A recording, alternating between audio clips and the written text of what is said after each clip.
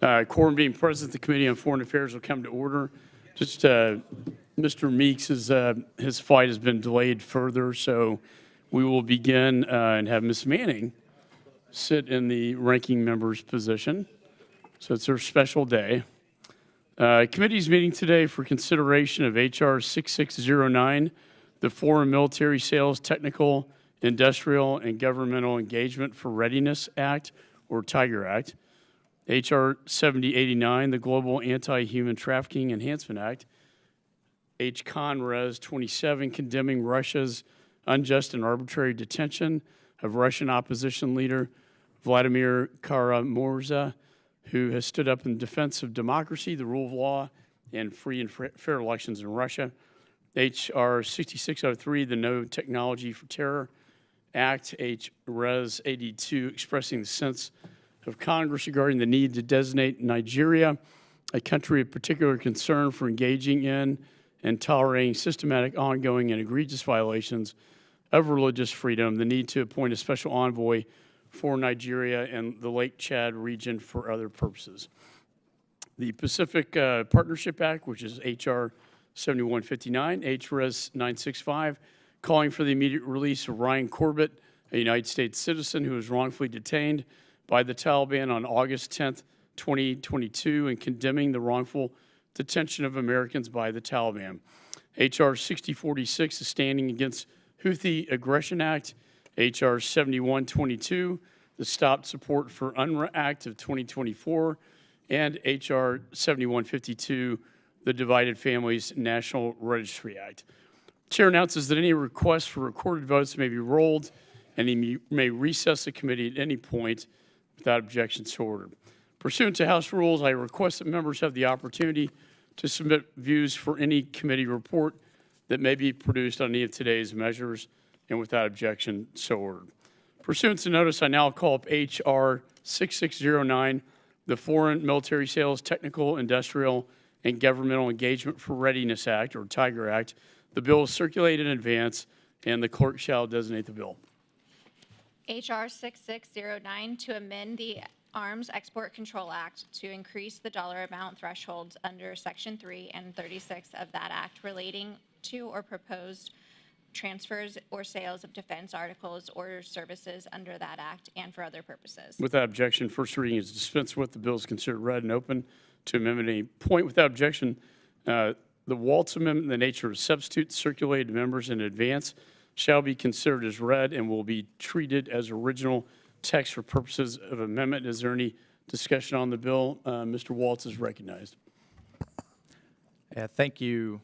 Thank you, Mr. Chairman. I am pleased to introduce with Representative Seth Moulton as the lead co-sponsor the first piece of our bipartisan legislative recommendations from the Tiger Task Force on foreign military sales. If it's okay with the chairman, I'd like to read a short statement from Mr. Moulton. This Tiger Task Force has taken a close look at our FMS process, and the bill before you today represents the first step towards legislative improvements in the process. I have co-sponsored the underlying bill as a sign of my support of the amendment in the nature of a substitute, which includes my inputs, and is a product of good faith negotiation over the past several months. Our FMS sales are a critical tool of foreign policy. Legislation supports greater senior level policy input into the process, and it will enhance our ability to stockpile high demand defense items to accelerate how quickly we can get these capabilities to our allies and partners. I support adjusting the congressional notifications for inflation, but also increasing congressional oversight by instituting cumulative threshold. Mr. Chairman, I'd like to enter that into the record. I also want to thank Mr. Hill, Mr. Crow, Mr. Garcia, Mr. Self, Mr. McCormick, and Mr. James for their participation from the committee, as well as Chairwoman Kim, especially on the Taiwan piece of this. And without objection, so ordered. Thank you, Mr. Chairman. We've received support from outside groups like the Aerospace International Association, the National Defense Industrial Association, which I enter in the record now. And without objection, so ordered. The issues revealed in our 6-month process of reviewing FMS data fell into 3 buckets. First are the thresholds themselves. For the first time since Korea, The world is witness to a prolonged, conventional, high-intensity modern war being fought in Ukraine. This bill requires our arms sales process to grow. Along with that, the thresholds we are raising in this bill simply reflect the 20-year gap, 2 decades, since congressional notification thresholds were adjusted. And it's indexed to DoD total inflation of nearly 70%. I say again, these threshold levels have not been adjusted in 2 decades, and we all know how bad inflation has been. I am also grateful to my colleague, Mr. Moulton, for further expanding congressional oversight in this bill and helping to design a cumulative threshold limit. Countries should not be able to game the system and structure their purchases to avoid congressional oversight. I am pleased that Mr. Moulton's suggested language does this at a level of $5 billion over 3 years for NATO plus countries and $1 billion for non-NATO plus countries. And I'll state again, this cumulative threshold structure does not currently exist at all. So this is additional congressional oversight. There were also the issues regarding policy input into the acquisition community. One of the key takeaways from our task force was that the acquisitions community is a highly specialized, highly technical group of experts whose work is not easily accessible to others in the departments. Holding senior officials accountable for acquisitions decisions will force greater involvement, their involvement, and act as a forcing function to ensure the process reflects the policy. We all know, we've discussed on this committee many times, nowhere is this more needed than Taiwan foreign military sales. Chairman Xi said he intends to be prepared for an invasion by 2027, far sooner than the $22 billion in backlog sales will be ready. There are many pressing priorities for the United States in the world. We recognize, however, there should be a forcing function to ensure the priority of Taiwan's defense is not lost, especially for certain long-running, high-end demands.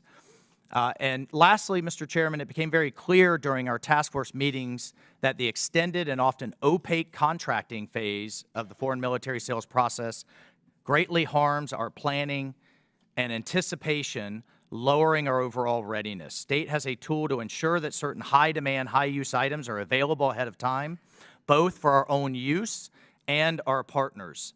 Instituting a funding swap for the Special Defense Acquisition Fund, exactly similar to the funding swap instituted for other centers in 2017, would allow state to better resource this critical fund. And finally, Mr. Chairman, there are our allies out there. We should learn from Ukraine. We should arm our allies and simplify this bureaucracy so that they can do the fighting for their interest and less involve the United States. And right now, because this is such a bureaucratic process, we literally have allies buying from other people and other countries rather than us. This is about jobs. This is about empowering our allies to fight for themselves, and I encourage support for this bill.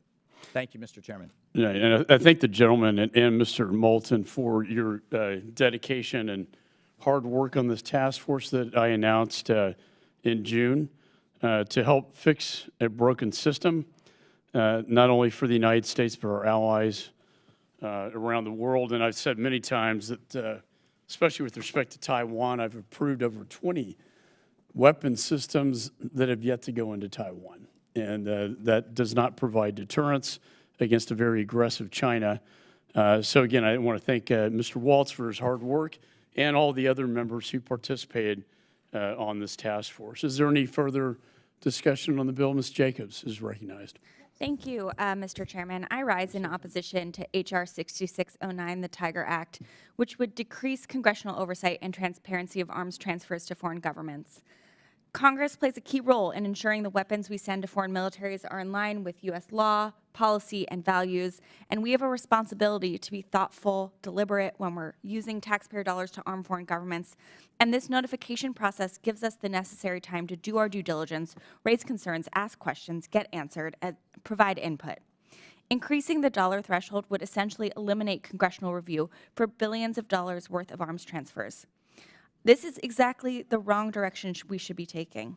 We need to do more to increase congressional oversight, to prioritize human rights in arms sales, and to require end-use monitoring mechanisms to track violations of human rights. All reforms I've been proud to partner with Ranking Member Meeks on in the Safeguard Act. And to my colleagues on the other side of the aisle who say this bill is aimed at decreasing processing time, the State Department is already approving 95% of foreign military sales cases within 48 hours. As Chairman McCaul said, he has approved of these sales that haven't gone through. Congressional notification is not the holdup. This isn't an unnecessary burden. It's a necessary check on arms sales to ensure they're advancing our foreign policy goals and our values. Thank you. I yield back. Julie yields. Any further discussion? Mr. Mills, recognized. Thank you, Mr. Chairman. I'd like to address what my colleague just talked about because this is not lessen the actual DSP-5, DSP-83, and the necessary process which has to go forward with the Directorate of Defense Trade Controls, something I'm very knowledgeable on. And so I would ask if, and I'm happy to yield my time, can you tell me how this bill would decrease DSP-5, DSP-83 approval times?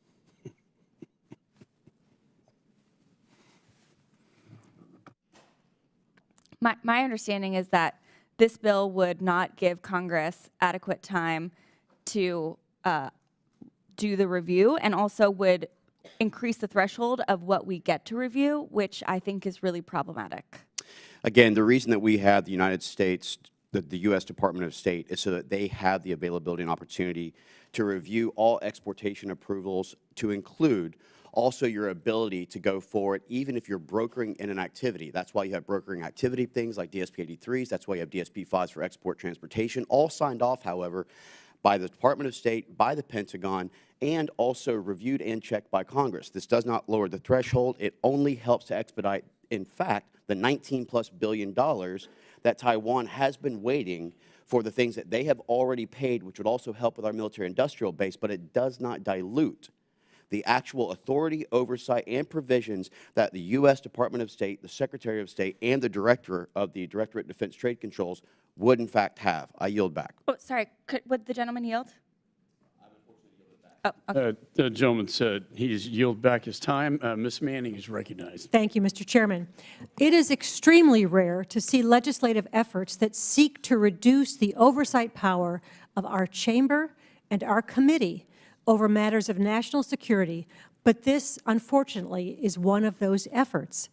This bill is based on the work of a Republican-led task force which aimed to reform the U.S. arms transfers process.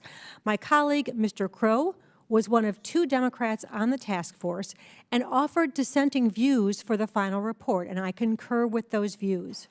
While the task force and bill it produced consulted with many defense industrial firms and military officials, it did not take into account the views of civil society, human rights groups, legal scholars, government transparency groups, or others, nor was it inclusive of a broader set of Democratic members from this very committee, which is charged with debating and voting on its conclusions after just a few days of review.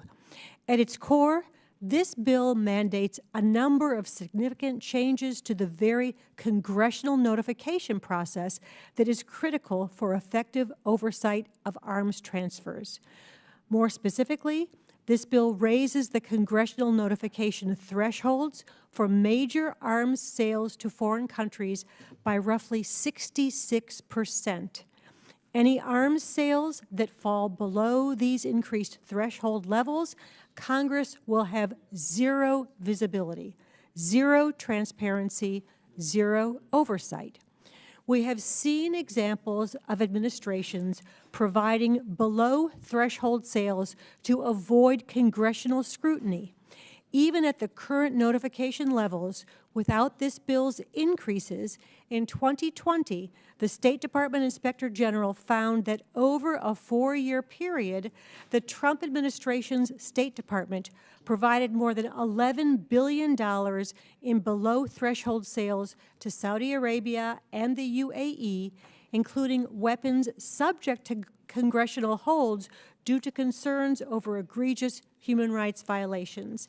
I do not want to further enable that kind of action. And while I'm aware that the point related to inflation my majority colleagues are making, the simple fact is The real impact of the bill is to diminish our constitutional oversight duty and our responsibility as legislators with the prospect of less oversight. This is not simply an inflation fix. I'm of the mind that the more transparency, the more information we have, the better. Finally, Mr. Walz's ANS includes a provision which provides a complicated and unnecessarily convoluted mechanism via which certain countries, NATO members and certain other significant purchasers, would not be covered under the raised threshold levels, but instead would be subject to the existing notification thresholds. While I recognize and understand the intent, this does not address my more fundamental concerns. By raising the threshold amounts as the bill proposes, Congress will have even less knowledge of what arms are being transferred to what countries and less ability to ensure that transfers are consistent with U.S. law, policy, and interests. Furthermore, any such approach must be holistic in nature and include inputs from all relevant stakeholders, as well as provisions that concurrently strengthen Congress's oversight of violations, misuse, and harm resulting from U.S. arms transferred. This bill does none of those things. In sum, I object to the core of this bill and its objectives, especially as they relate to the very oversight functions of our committee and Congress. If we want to improve the arms transfer process for U.S. allies and partners, many of the most significant hurdles lie within the defense industry's production constraints and inefficiencies and with the executive branch. The congressional review process is not the problem, so I must oppose this bill and encourage my colleagues to do the same. Thank you, and I yield back. Gentlelady yields back. Any further discussion on the bill? Mr. Castro is recognized. Thank you, Chairman. I speak in opposition to H.R. 6609, the Tiger Act, which would undermine transparency on arms sales and congressional oversight. Whether it is to allies like Australia, countries facing an ongoing invasion like Ukraine, or countries with serious human rights concerns like Saudi Arabia, the Congress and this committee has an important role to play in conducting oversights over the export of arms. This bill would raise the thresholds for when arms sales would need to be notified to Congress, denying this committee crucial information. It's an unnecessary attempt to undermine the power of this committee and the United States Congress. We know that delays in arms sales are not the fault of the notification process. The vast majority of sales are approved quickly, and those that take some time are usually due to serious concerns like human rights or end use. This bill would also normalize the use of emergency and drawdown authorities, which would be another attempt to undermine congressional authority. We should not unilaterally cede these powers to the executive branch. I support a revision of the Arms Export Control Act to add provisions supporting human rights, like the Safeguard Act, introduced by Ranking Member Meeks, of which I'm a co-sponsor. I also believe that any revision of the Arms Export Control Act should include provisions that prevent the executive branch from going around Congress by splitting up arms sales into smaller packages that fall under the threshold requiring reporting to Congress. This loophole can easily be abused. For example, a 2020 report by the State Department's Inspector General showed how between January 2017 and late 2019, the previous administration made $11.2 billion in arms sales to Saudi Arabia and the UAE without reporting it to Congress by splitting them up into 4,221 separate arms sales. A revision of the reporting thresholds of the Arms Export Control Act must address this loophole. With that, Chairman, I yield back. Gentleman yields. Mr. James is recognized. Thank you, Mr. Chairman. I yield my time to the gentleman from Florida, Mr. Walz. Thank you, Mr. James. Just a few additional points for clarity for the record and for my colleagues. And absolutely, adjusting the threshold issue, which has not been adjusted in 20 years, is by no means a silver bullet for the entire backlogged and often bureaucratic FMS process. This is a first step in the bipartisan task force to do that. But I do want to address a few points that have been made. Number one, given these current threshold levels, which again really is no change, it's an adjustment for inflation, in terms of where Congress, the executive branch and the legislative branch have decided to draw the line for notification, the vast majority are for parts. The vast majority are for sustainment items of major weapon systems that have gone through an extensive oversight process. Number one. Number two, the vast majority of the recipients are our NATO allies. And to the extent it's not NATO, which we have discussed extensively in this committee, we want NATO contributing to its own defense. We want NATO interoperable with the United States. We want NATO to step up to fight authoritarian states like the Russian aggression that we're seeing through Putin. But we can't make it so sclerotic and bureaucratic that they can't get the parts they need for the systems they've already bought. And further, just in a broader issue, we are not selling U.S. arms in a vacuum. If we care about human rights, as Ms. Jacobson and myself and so many others absolutely do, we want them buying from the United States. We don't want countries buying from China. We don't want countries buying from Russia. We don't want even countries buying from, well, we'll just leave it at that. We want them buying from the United States where we do have appropriate oversight, but we cannot make it so bureaucratic, so slow, so difficult to even get a part that eventually they buy, and we see this on the international market where countries say, you know what, I'm going to buy a lesser system, and the Chinese, the Russians, they're not going to bother me about it at all. So I would appreciate if any of my colleagues want to make adjustments. We are working with the other side of the aisle on this cumulative threshold and where that is so that countries, I don't think the executive branch is necessarily gaming the system per se, but that can't happen. This is a new introduction of a new system into our FMS process. And if we need to adjust that over time, then I'm absolutely happy to work with my colleagues on that. Thank you, Mr. Chairman. Gentleman yields. Ms. Titus is recognized. Thank you, Mr. Chairman. At a time when U.S. weapons sales are reaching record levels, for some reason, the Republicans on this committee have decided that instead of needing more oversight of arms sales, Congress should surrender its already emaciated role and conduct even less oversight. We in Congress, and particularly on this committee, have a critical role to play in matters of war and peace, and yet this bill is another example of the steady erosion of legislative oversight. This time, however, it's self-inflicted. The genesis of this misguided policy is rooted in a task force that the bill's sponsor led that produced a report with recommendations parroting the criticism of the defense industry that U.S. sales processes take too long, they're too slow. Well, in reality, 95% of FMS cases are approved within 48 hours. 48 hours, that's not very slow.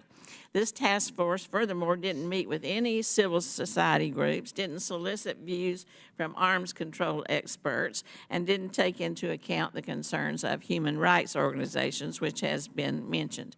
Instead, it just focused its efforts on undermining congressional oversight mechanism, simply for the sake of expediency.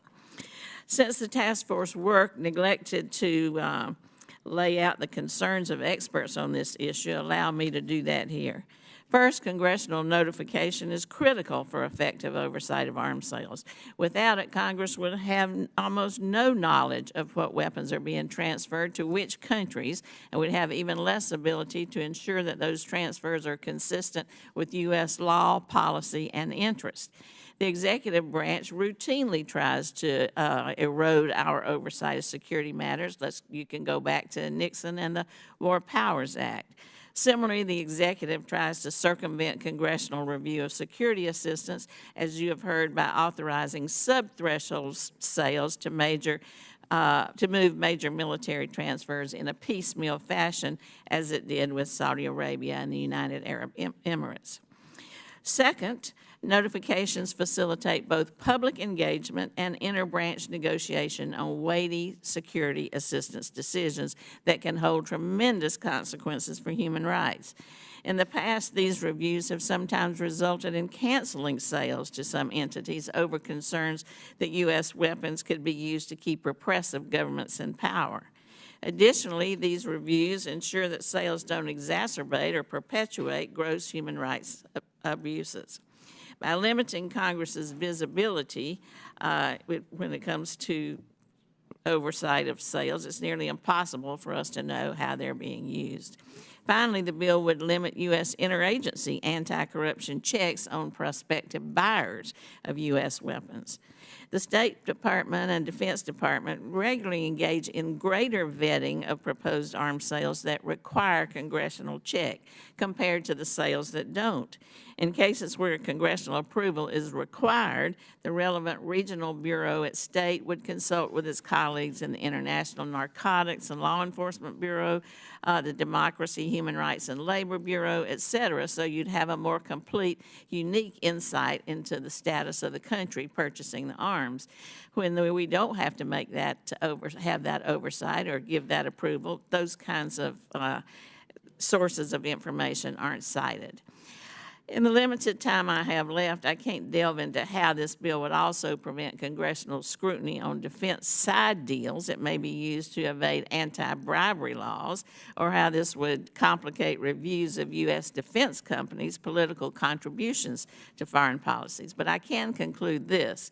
For the Republicans on this committee to hold a hearing this past September entitled Reclaiming Congress's Article I Powers to now surrender those powers in this markup seems to me totally contradictory and hypocritical and a bit on the nose. I thank you and yield back. Generally yields back. Is there any further discussion on the bill? There being no further discussion of the bill, the committee will move to consideration of amendments. Does any member wish to offer an amendment? Mr. Davidson's recognized. Mr. Chairman, I have an amendment at the desk. The clerk shall distribute the amendment.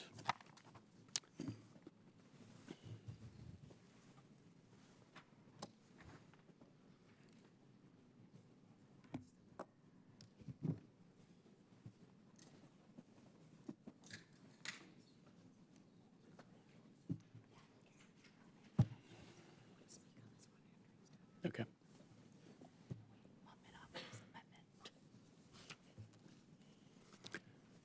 Okay, the clerk shall report the amendment. Amendment to the amendment in the nature of a substitute to H.R. 6609 offered by Mr. Davidson of Ohio.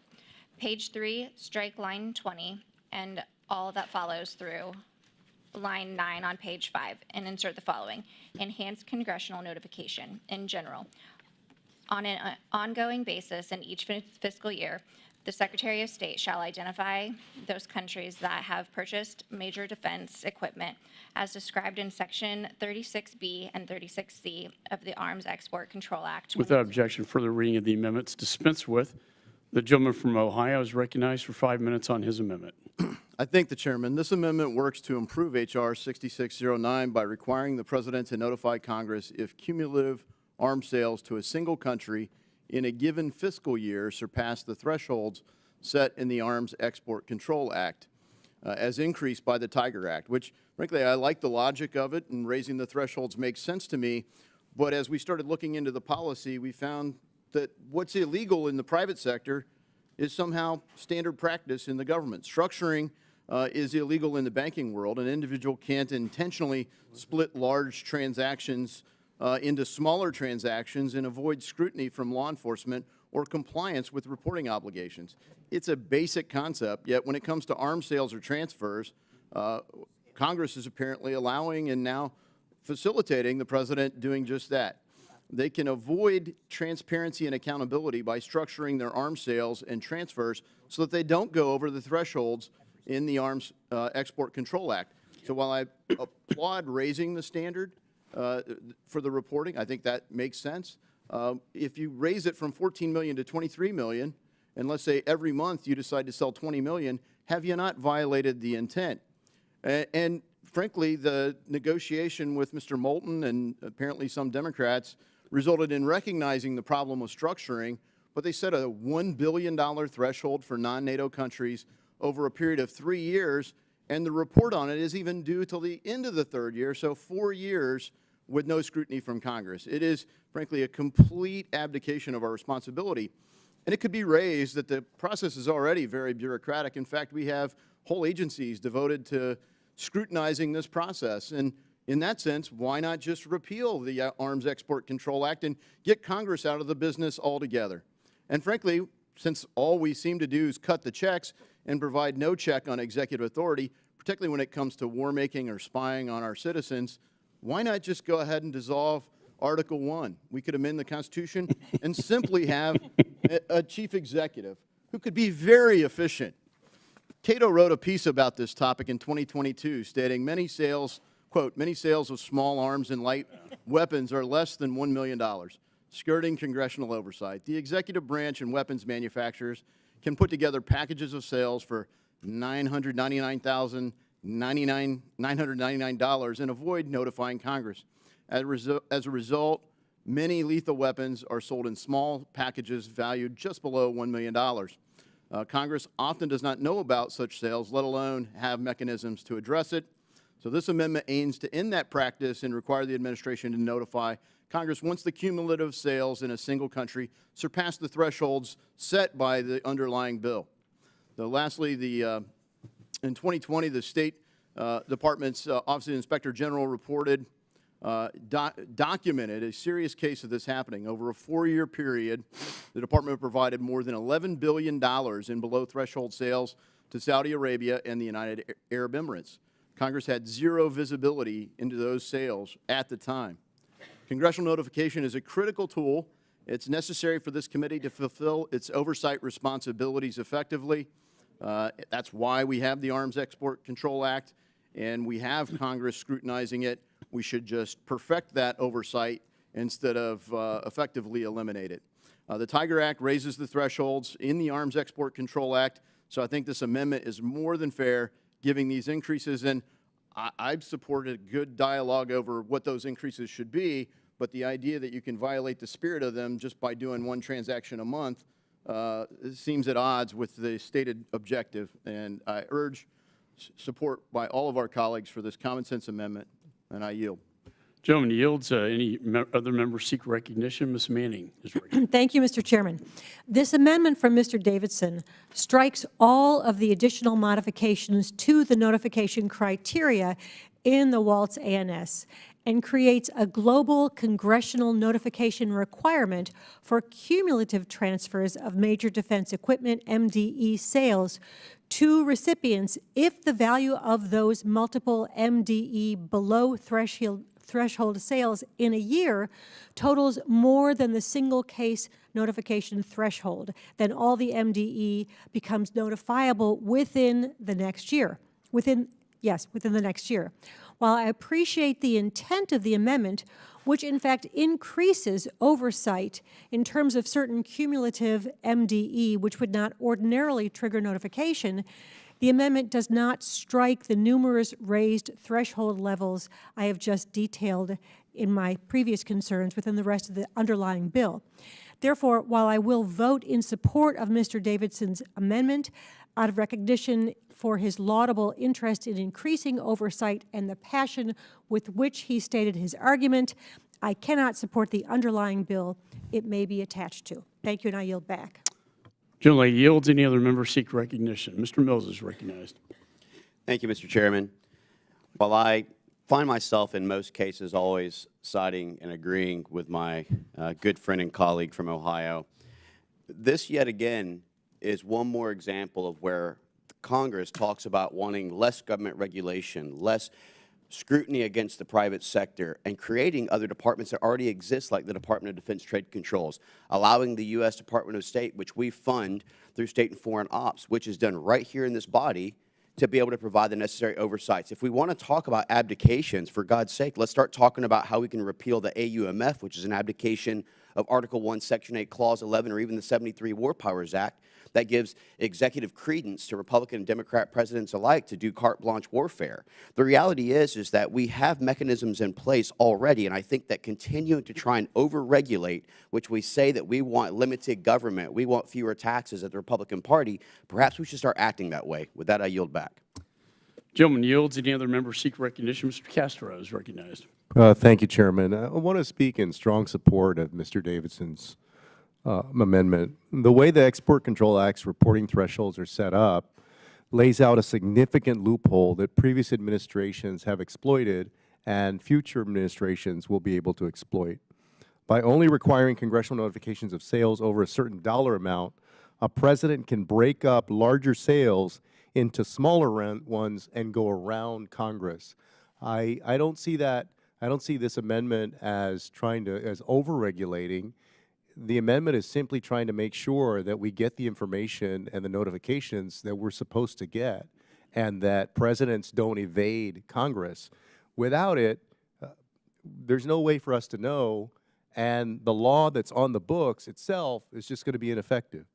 In fact, we know that this has been abused. A 2020 State Department Inspector General report showed how a few years ago the previous administration made $11.2 billion in sales to Saudi Arabia without reporting them to Congress by splitting up those sales into 4,221 smaller sales, each below the threshold that requires a report. That kind of conduct really makes a mockery of the law. At that point, you really don't have any law at all. So any member of this committee, whether Democrat or Republican, should be concerned about any president, Republican or Democrat's ability to do the same thing. Now, I support this amendment by Mr. Davidson, which would require the administration to not notify all arms sales to Congress if the total amount of sales in any fiscal year exceed the reporting thresholds. With that, I yield back, Chairman. Gentleman yields. Any other member seek recognition? Mr. Waltz is recognized. Thank you, Mr. Chairman. I have to say I find it incredibly rich to hear the Democrats on the other side of the aisle continually raising selling American arms to the UAE and the Saudis that they were using to fight the terrorist group, the Houthis. But now instead, the Biden administration is using American equipment to bomb the Houthis. But here nor there, Mr. Chairman, I also, in support of my colleague, Mr. Mills, on our side of the aisle, we hate government over-regulation in the private sector until it's a regulation that some of my colleagues seem to like. Here nor there, the point of the FMS task force, and I hope that in a bipartisan way we could agree that we want our allies, the South Koreans, the Japanese, the Taiwans, we could go down the list, our NATO allies, we want them buying American goods with appropriate oversight. What this is seeking to do is the vast majority of these lower threshold notifications are for the sustainment of those systems, for the parts, for the ammunition for them, what have you. No one is suggesting that we remove Congress's role from the oversight of those main weapon systems. But I'll state again, and I must speak against my good friend Mr. Davidson's amendment, this will make the bureaucratic process far worse. This will go from bad to worse. This will drive our allies into the arms of the Chinese arms market, which continues to grow, and into the Russian arms market. Even though their equipment is horrible, they can get it far more easily and without any oversight. So we're trying to strike an appropriate balance. Unfortunately, this amendment does not. We've worked with the other side of the aisle on this cumulative issue, which I agree we should address. But unfortunately, I must speak in opposition to this amendment. Gentleman yields. Any further discussion? There being no further discussion, the question now occurs on the amendment offered by Representative Davidson, number 104. All those in favor signify by saying aye. Aye. All those opposed signify by saying no. No. In the opinion of the chair, the noes have it, and the amendment is not agreed to. The yeas, roll call vote has been requested pursuant to the chair's previous announcement. This vote will be postponed. Are there any further amendments? Mr. Waltz is recognized. Mr. Chairman, I have an amendment at the desk. Clerk shall distribute the amendment.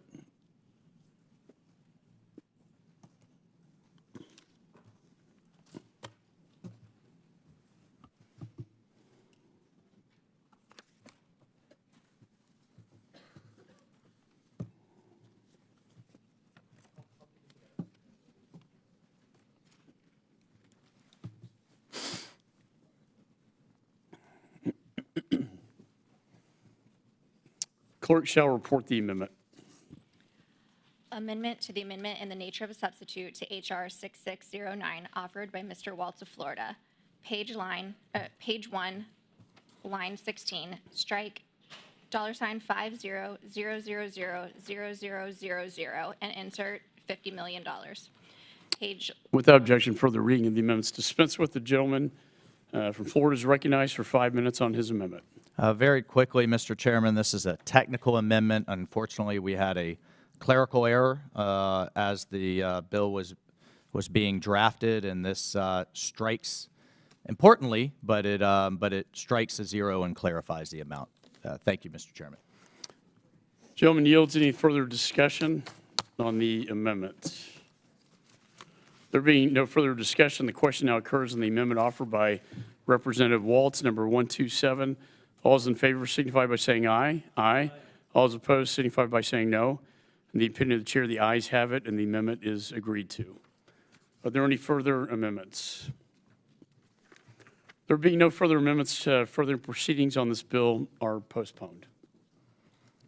Pursuant to notice, I now call up H.R. 7089, the Global Anti-Human Trafficking Enhancement Act. The bill was circulated in advance, and the clerk shall designate the bill. H.R. 7089, to authorize the diplomatic security services of the Department of State to investigate allegations of violations of conduct constituting offenses under Chapter 77 of Title 18, United States Code, and for other purposes. Without objection, the first reading is dispensed with. The bill is considered read and open to amendment. At any point, without objection, the James Amendment in the nature of a substitute circulated to members in advance shall be considered as read and will be treated as text and original text for purposes of amendment. Is there any discussion on the bill? Mr. James is recognized. Thank you, Mr. Chairman. We've been talking a lot about export and sales. I'm a businessman, I'm a capitalist, but there are certain things that are not for sale. To quote The Sound of Freedom, God's children are not for sale. And I want to speak in support of my bill, H.R. 7089, the Global Anti-Human Trafficking Enhancement Act. Mr. Chairman, first I want to say thank you for your staff helping me out put this bill together, and getting it to markup is of critical importance to not only our duty as Americans, but our duty as humans and children of God. My bill is simple.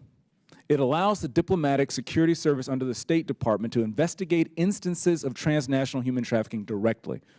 Currently, diplomatic security must account for document fraud to be the reason, the proximate cause, it can initiate any investigation.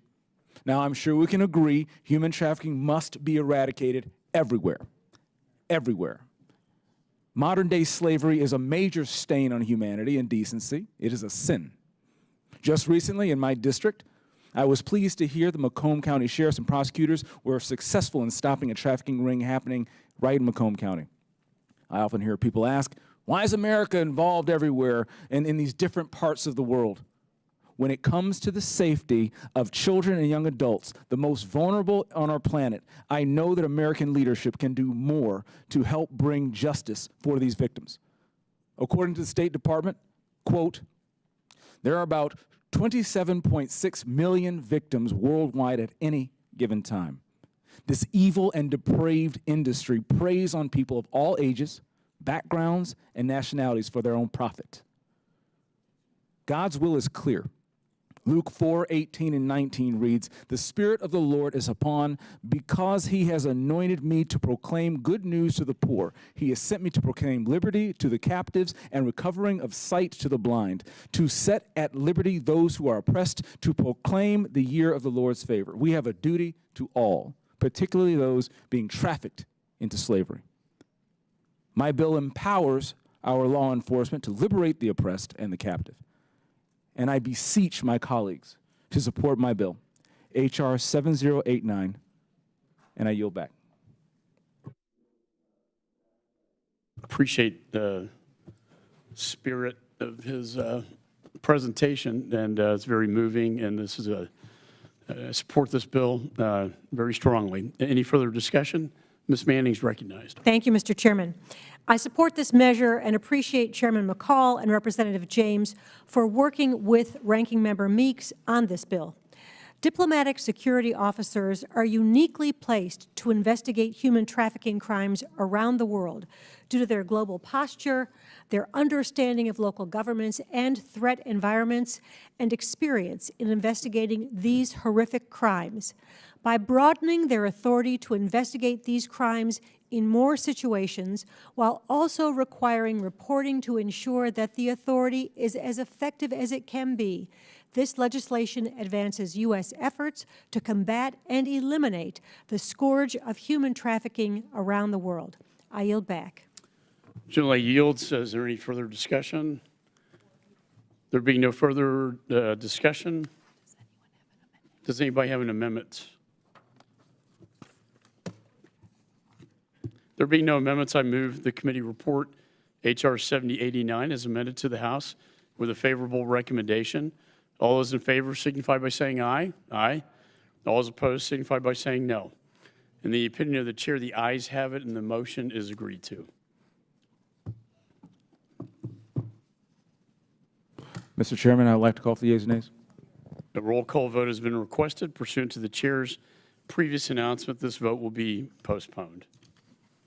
Pursuant to notice, I now call up H.Con.Res 27, condemning Russia's unjust and arbitrary detention of Russian opposition leader Vladimir Kara-Murza, who has stood up in defense of democracy, rule of law, and free and fair elections in Russia. The resolution was circulated in advance. The clerk shall designate the resolution.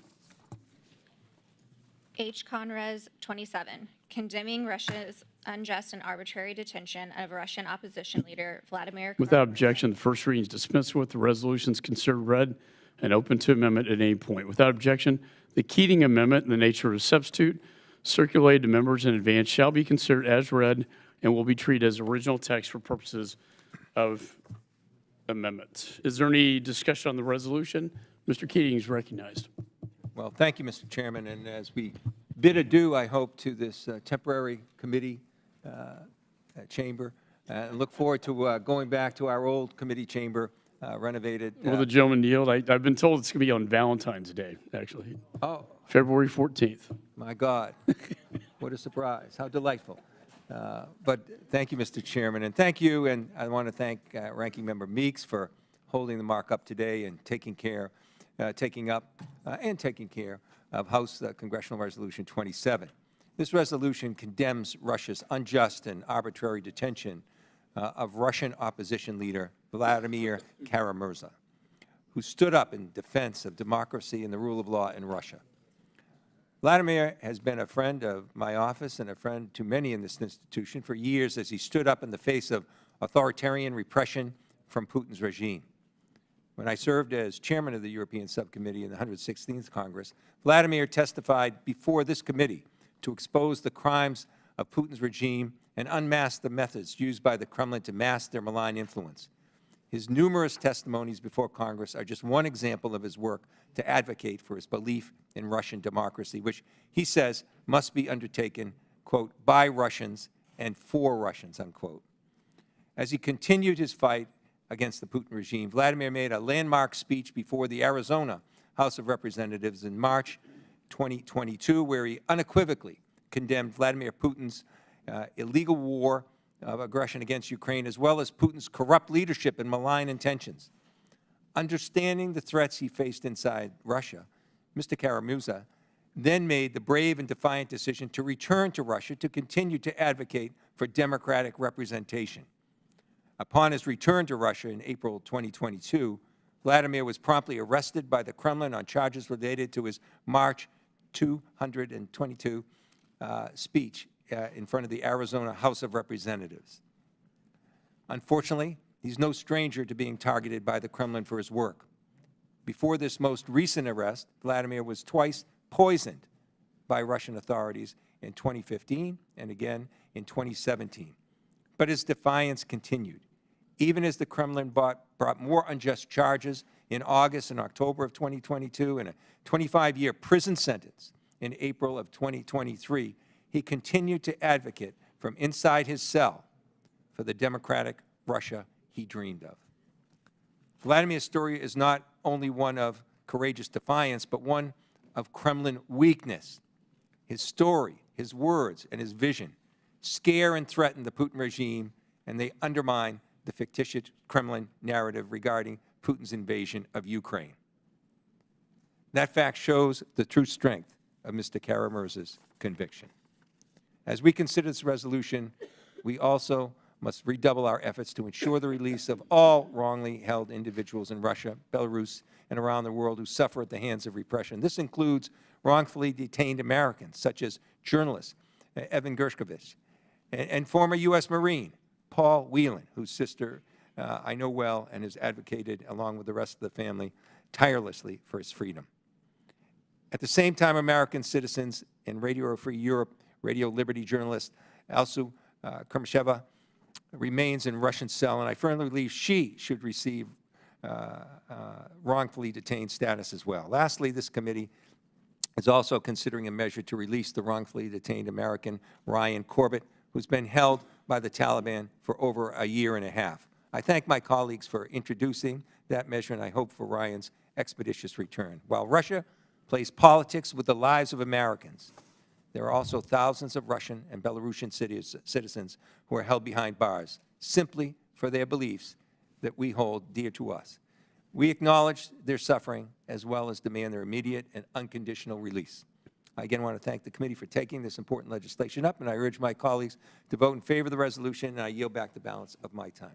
Gentleman yields. Is there any further discussion on the resolution? Ms. Manning is recognized. Thank you, Mr. Chairman. I am proud to support this measure authored by my colleague, Representative Keating, the ranking member of the Subcommittee on Europe.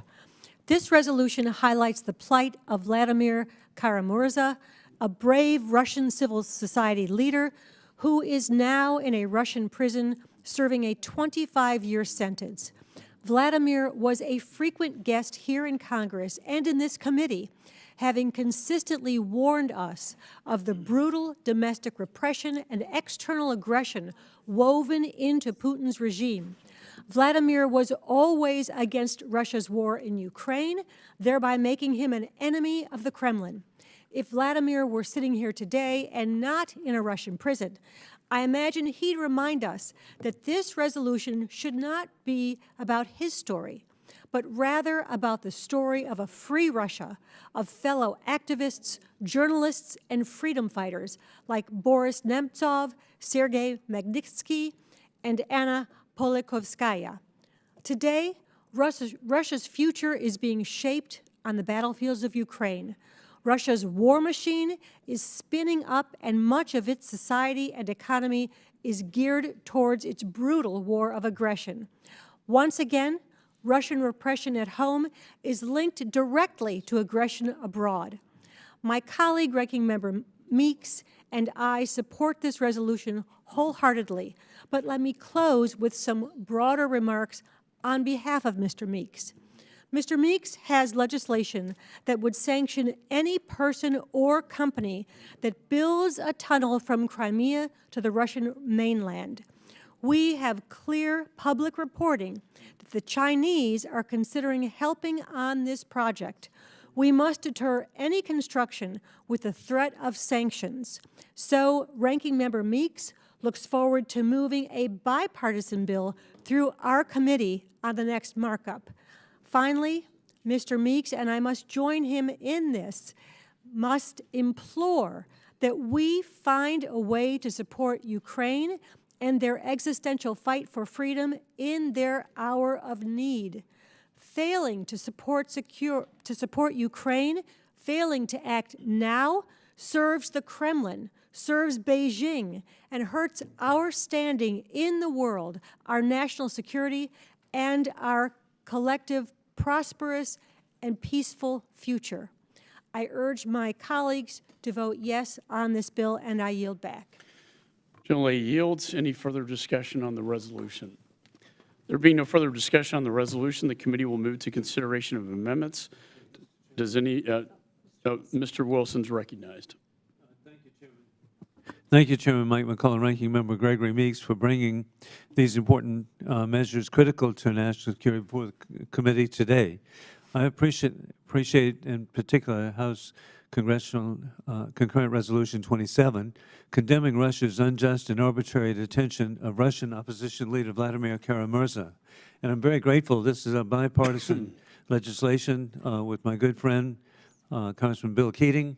We together have a bill that recognizes it's been nearly 2 years since war criminal Putin thugs arrested pro-democracy activist and journalist Vladimir Kara-Murza hours after he correctly referred to the Kremlin as, quote, the regime of murderers, end of quote. I was grateful to be an original co-sponsor of H.Con.Res 27 to condemn war criminal Putin unjust and pathetic detention of anyone who dares to call him what he is, a mass murderer, victimizing the people of Russia. On my visits to Russia, I was so impressed with the dynamic leaders that I met, from Chelyabinsk to St. Petersburg to Novosibirsk to Moscow. War criminal Putin is oppressing the people of Russia and conducting mass murder in Ukraine, as illegally occupying additionally parts of Moldova and Georgia. Furthermore, I was grateful to co-sponsor a bipartisan bill to require a report on why Vladimir Putin has yet to be designated, or Vladimir Kara-Murza has been not recognized as a wrongfully detained individual under the Levinson Act. The patriot Vladimir Kara-Murza has made such a difference. The world is fortunate to have Evgenia Kara-Murza, the courageous wife of Vladimir Kara-Murza, to tirelessly work with her incredible children to call attention to war criminal Putin oppressing the people of Russia. Additionally, author Bill Browder has been so clear for freedom with his book, The Freezing Order, which provides that it exposes the corruption and money laundering by war criminal Putin. I urge support for this resolution, and I yield back. Gentleman yields back. Any further discussion on the resolution? There being no further discussion of the resolution, the committee will move to consideration of amendments. Does any member wish to offer an amendment? There being no amendments, I move that the committee report H.Con.Res 27 as amended to the House with a favorable recommendation. All those in favor signify by saying aye. Aye. All those opposed signify by saying no. In the opinion of the chair, the ayes have it, and the motion is agreed to. Mr. Chairman. Mr. Keating. Roll call vote has been requested. Pursuant to the chair's previous announcement, this vote will be postponed. Pursuant to notice, I now call up H.R.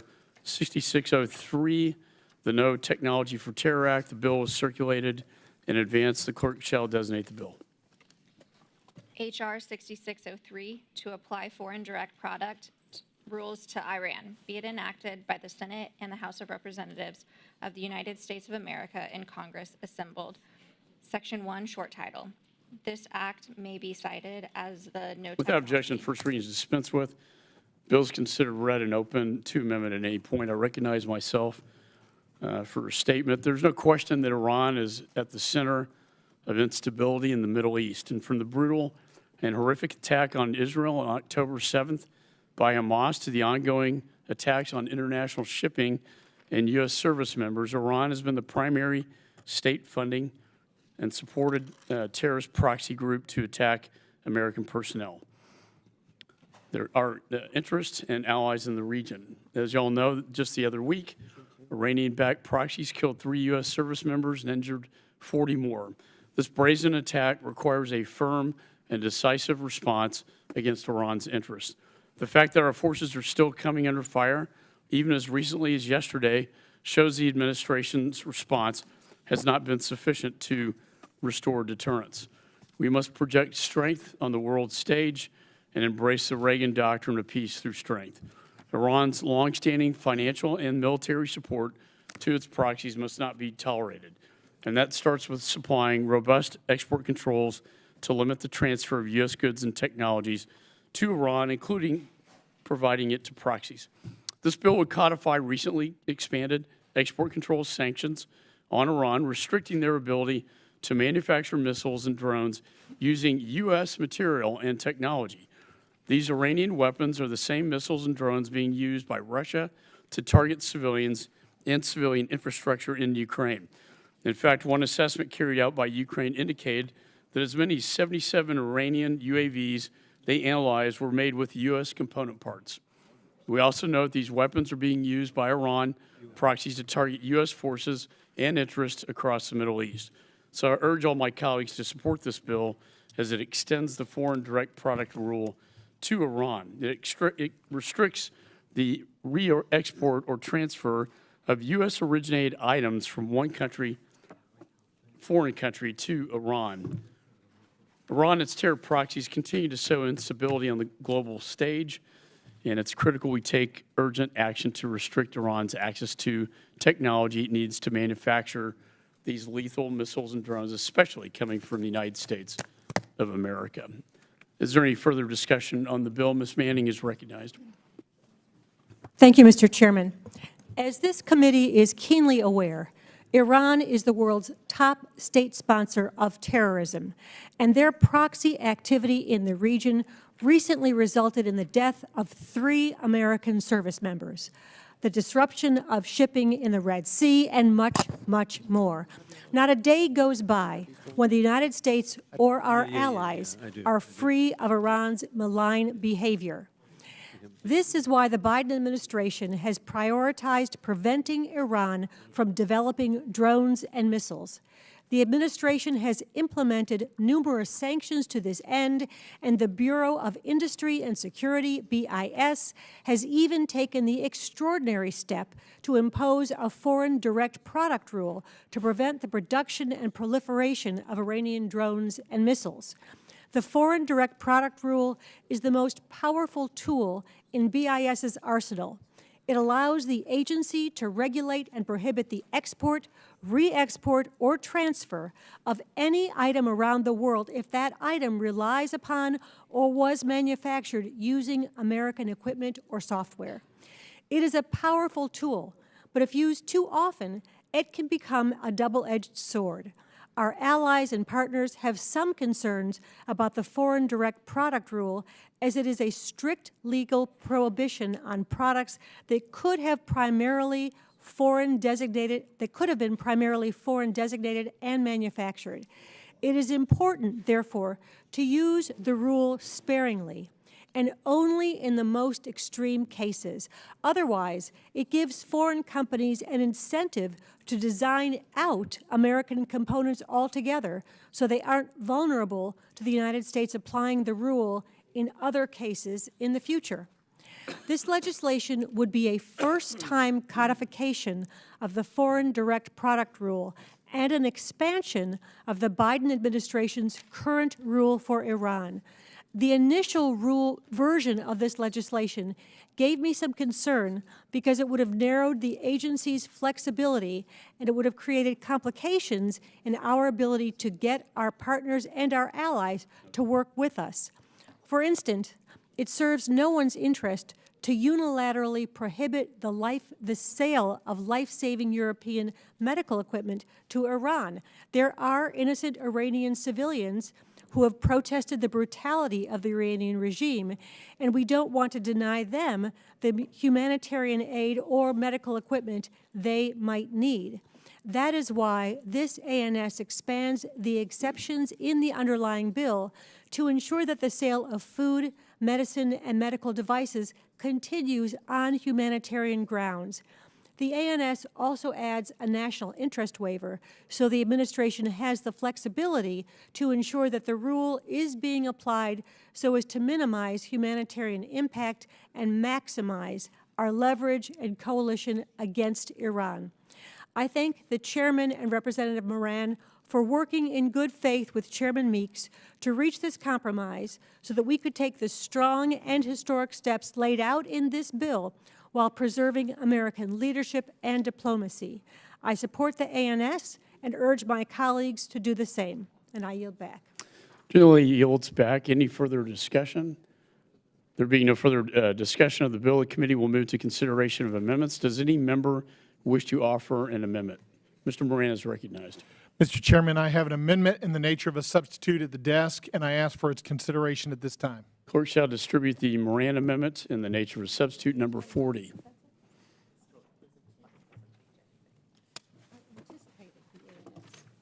You did. It was good teamwork.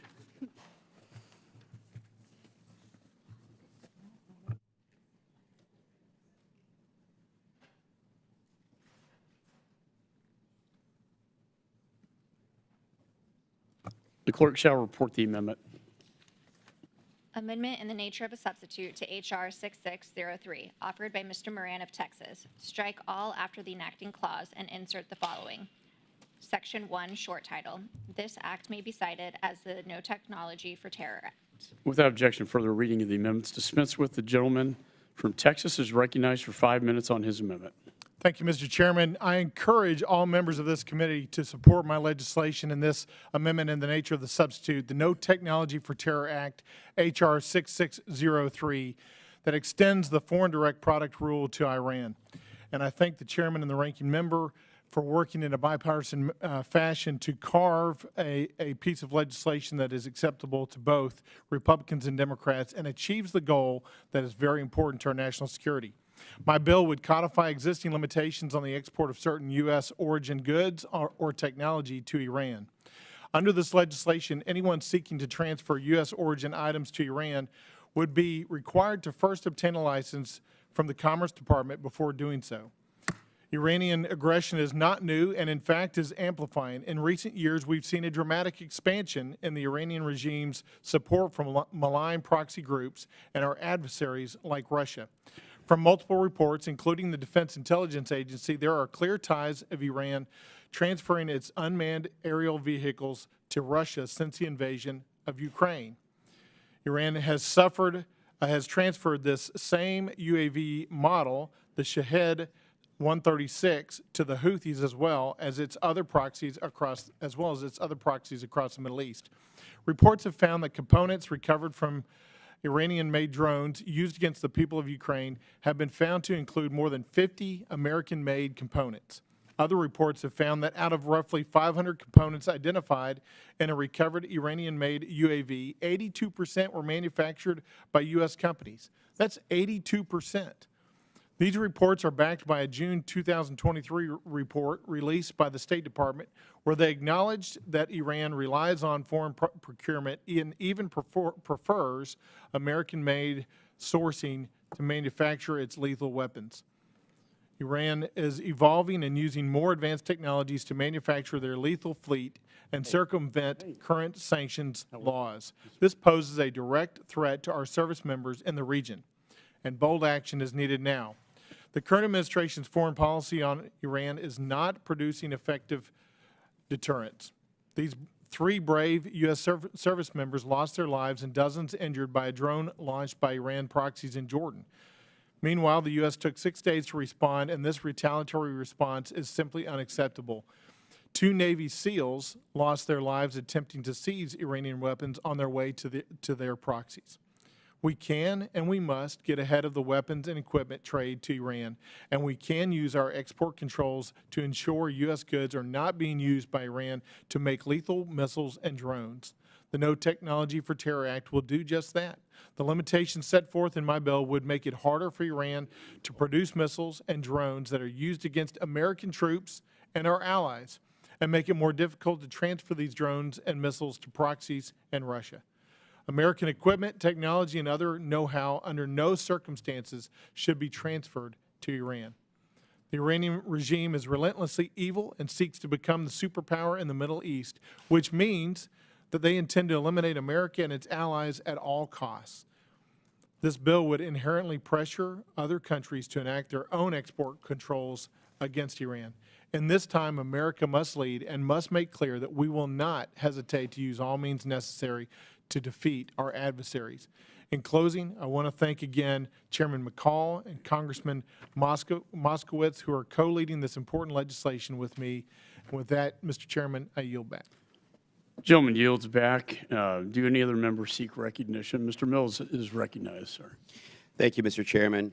I wanted to speak up in support of my colleague from Texas, Representative Moran's H.H. 6603, No Technology for Terror Act.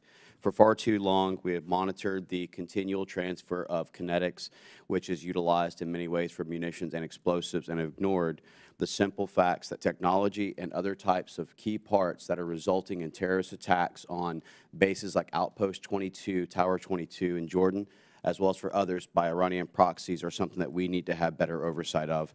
Stronger sanctions has proven to not only cripple the Ayatollah and his regime, but has also proven to reduce the number of attacks that are being led by proxy militias, that by the Houthis, that by Hezbollah, that by Hamas, and that by Kataib Hezbollah and those in Iraq. The simple fact is that Representative Moran's H.R. 6603 will help us to limit the access and abilities of U.S. goods and technologies to manufacture the very missiles and long-range drones that are responsible for the death of service members. I stand in strong support of this bill, and I hope that my colleagues will join us in that. With that, I yield back. Gentleman yields. Any other members seek recognition? Ms. Manning is recognized. Thank you, Mr. Chairman. Let me just say again, I appreciate Mr. Moran's work with Mr. Meeks on the ANS, and I urge my colleagues to support the ANS. I yield back. Gentleman yields. Any other members seek recognition? There being no further discussion, do any members wish to offer an amendment to the amendment in the nature of a substitute? There being no further amendments, the question now occurs on the amendment in the nature of a substitute offered by Representative Moran, number 40. All those in favor signify by saying aye. Aye. All those opposed signify by saying no. In the opinion of the chair, the ayes have it, and the amendment is agreed to. Mr. Chairman, I'd ask for a recorded vote. No, sorry. There being no further amendments, I move the committee report H.R. 6603 as amended to the House with a favorable recommendation. All those in favor signify by saying aye. Aye. All those opposed signify by saying no. In the opinion of the chair, the ayes have it, and the motion is agreed to. Mr. Moran is recognized. On this vote, Mr. Chairman, I'd ask for a recorded vote. Roll call vote has been requested pursuant to the chair's previous announcement. This vote will be postponed. Pursuant to notice, I now call up H.Res. 82, expressing the sense of Congress regarding the need to designate Nigeria a country of particular concern for engaging in and tolerating systematic, ongoing, and egregious violations of religious freedom, the need to appoint a special envoy for Nigeria and the Lake Chad region. And I also would like to recognize the Nigerian religious leaders who are in the audience today at this markup. They serve populations that have been devastated by these attacks. Bishop Wilfred Onagbi in the Diocese of Makurdi and Pastor Akali Youssef represent a network of 200 pastors and leaders. I know I've met with you in my office personally, and I want to thank all of you for being here today and encourage you to stay strong, and as Congress will stay strong with you. The resolution was circulated in advance, and the clerk shall designate the resolution. H.Res. 82, expressing the sense of Congress regarding the need to designate Nigeria a country of particular concern for engaging in. Without objection, first reading is dispensed with. The resolution is considered read and open to amendment at any point. Is there any discussion on the resolution? Mr. Smith is recognized. Mr. Chairman, I do have an amendment in the nature of a substitute. I'll speak to it then. Okay. Just expedite. Do any members seek recognition? Mr. Self is recognized. Mr. Chairman, I have an amendment at the desk. We're not at amendments right now. We're just on discussion on the resolution. There being no further discussion on the resolution, are there any amendments to the resolution? Mr. Chairman, I have an amendment in the nature of a substitute at the desk and ask for its consideration. Okay, the clerk shall circulate the amendment in the nature of a substitute. Thank you.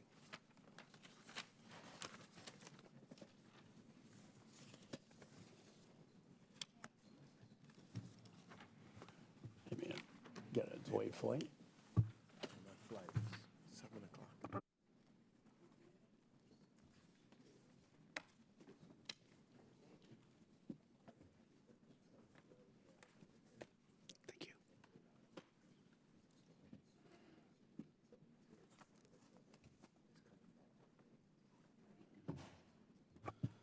Clerk shall report the amendment. Amendment in the nature of a substitute to H.Res 82, offered by Mr. Smith of New Jersey. Strike the preamble and insert the following. Whereas in 2020, the Department of State designated Without objection, further reading of the amendments dispensed with. The gentleman from New Jersey is recognized for 5 minutes on his amendment. Thank you very much, Mr. Chairman. Mr. Chairman, on Christmas Eve, approximately 300 Christians died in targeted attacks, and none of the perpetrators of this set of coordinated attacks in Nigeria's Plateau State have been held to account. It is unconscionable that President Tinubu, sworn in May of 2023, has not acknowledged the religious motivations for these attacks and for attacks that have been ongoing and escalating. Secretary of State Blinken has not either, even in his joint press conference remarks, and I watched it, with the Nigerian foreign minister. He did express our condolences, and we're grateful for that, but that's it. More needs to be done, and we need to do far more than we've done to date. Earlier this year, the Secretary once again refused to redesignate Nigeria as a country of particular concern, or CPC, prompting the chair and the vice chair of the U.S. Commission on International Religious Freedom to say, quote, there is no justification as to why the State Department did not designate Nigeria as a country of particular concern, despite its own reporting and statements. Mr. Chairman, Genocide Watch has called Nigeria, quote, a killing field of defenseless Christians. Open Doors reported that there were 5,014 Christians murdered in 2022, nearly 90% of the total number of Christians killed worldwide. And Vatican News reported that over 52,250 Christians were slaughtered in Nigeria since 2009. I am convinced there's more the U.S. can do to protect these believers, and that goes for Muslims as well, and promote freedom of religion. That is why I authored the Frank Wolf International Religious Freedom Act, which was enacted in 2016, and strengthened our government's hand against authorities and non-state actors who violate religious freedom. That's why I strongly supported and chaired all the hearings backing Congressman Frank Wolf's heroic efforts to enact the International Religious Freedom Act back in 1998. Unfortunately, the U.S. Department of State is not using all the tools provided to hold guilty parties accountable. And that's why I've introduced this resolution.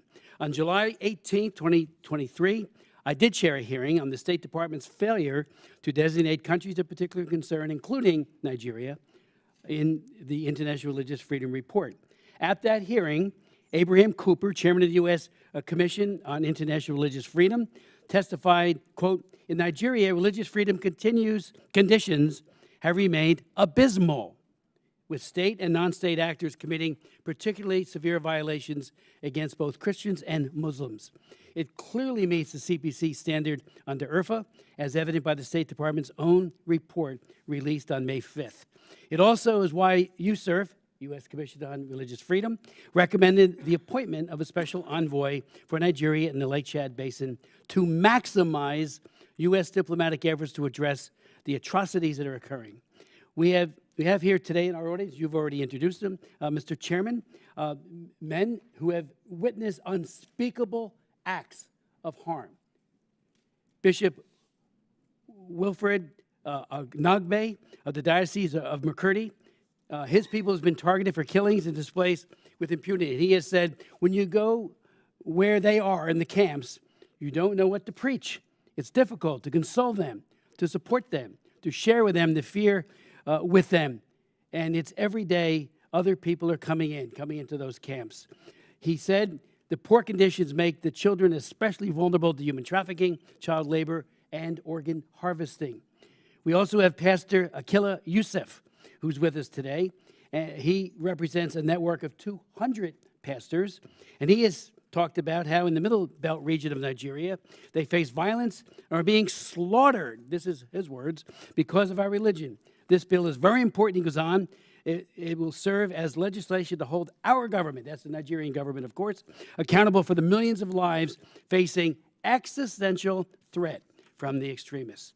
Bishop Matthew Kuka has also said traumatized persons are tortured by the bandits.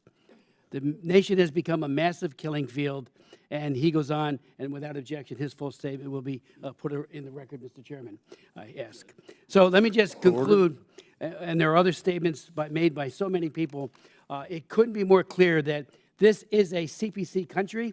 I would point out to my colleagues that we also call for pushing back against Nigeria's blasphemy laws.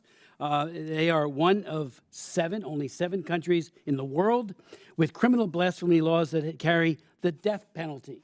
So we name some of those who have been so incited, or put into jail, I should say, and ask for their release, and ask that we double down on just trying to stand with the oppressed and not with the oppressor. Yield back. Gentleman yields back. Any other member seek recognition? Mr. Meeks is recognized. Thank you, Mr. Chairman. Nigerians continue to suffer under the threat of violence for how they practice their faith. Religious and intercommunal violence remains a true impediment to peace and prosperity for the people of Nigeria. While I thank Representative Smith for his years of work on advancing religious freedom, unfortunately, I must oppose the amendment and resolution before us today.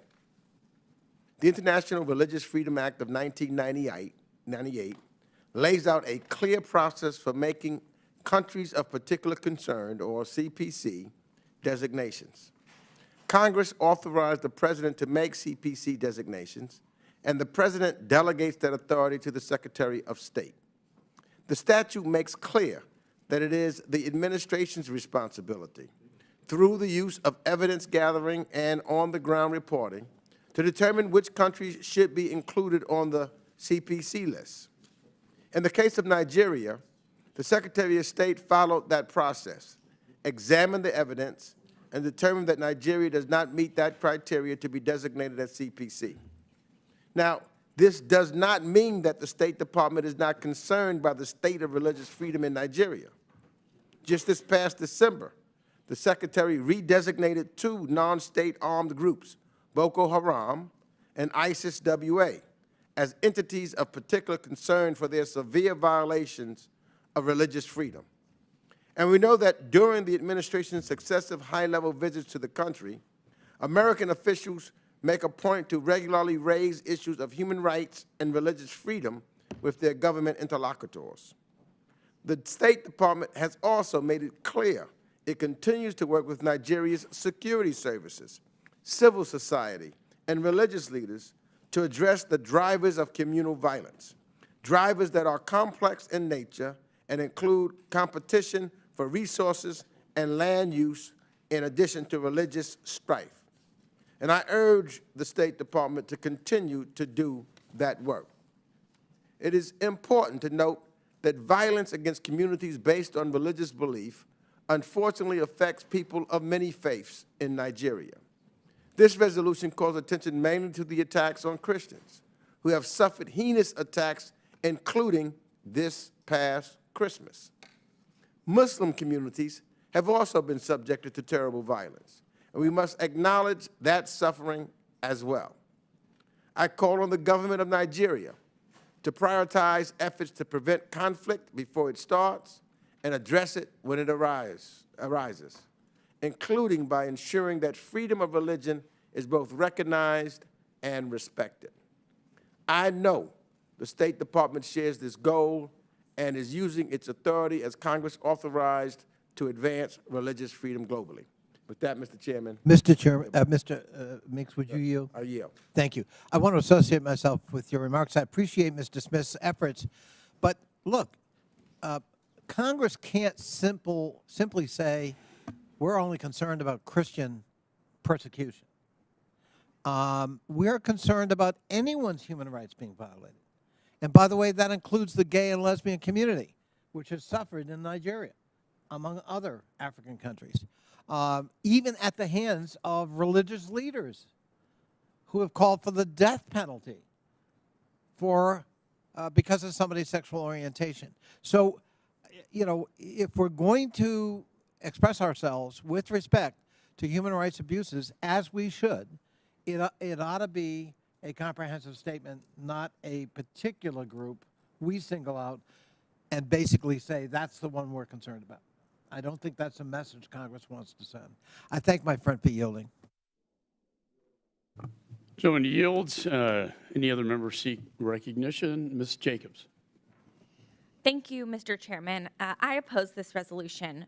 While I am concerned about the state of religious freedom in Nigeria and the horrific violence we've seen in the country, we also need to recognize that the role of religion in conflict in Nigeria is complex, and it affects both Christians and Muslims. Yet, this resolution suggests that Muslims do not also share a significant burden of the violence.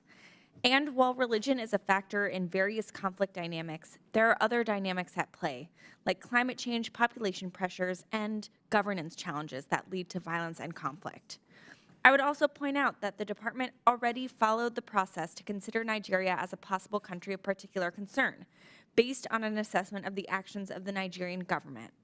And they determined that they did not meet the criteria, because much of the violence referenced in this resolution was perpetrated by non-state actors, like Boko Haram and ISIS West Africa, not the Nigerian government. So I disagree with directing the department to designate Nigeria as a country of particular concern, and I oppose this resolution. I yield back. Any other members seek recognition? There being no further discussion, does any member wish to offer an amendment to the amendment in the nature of a substitute? Mr. Self is recognized.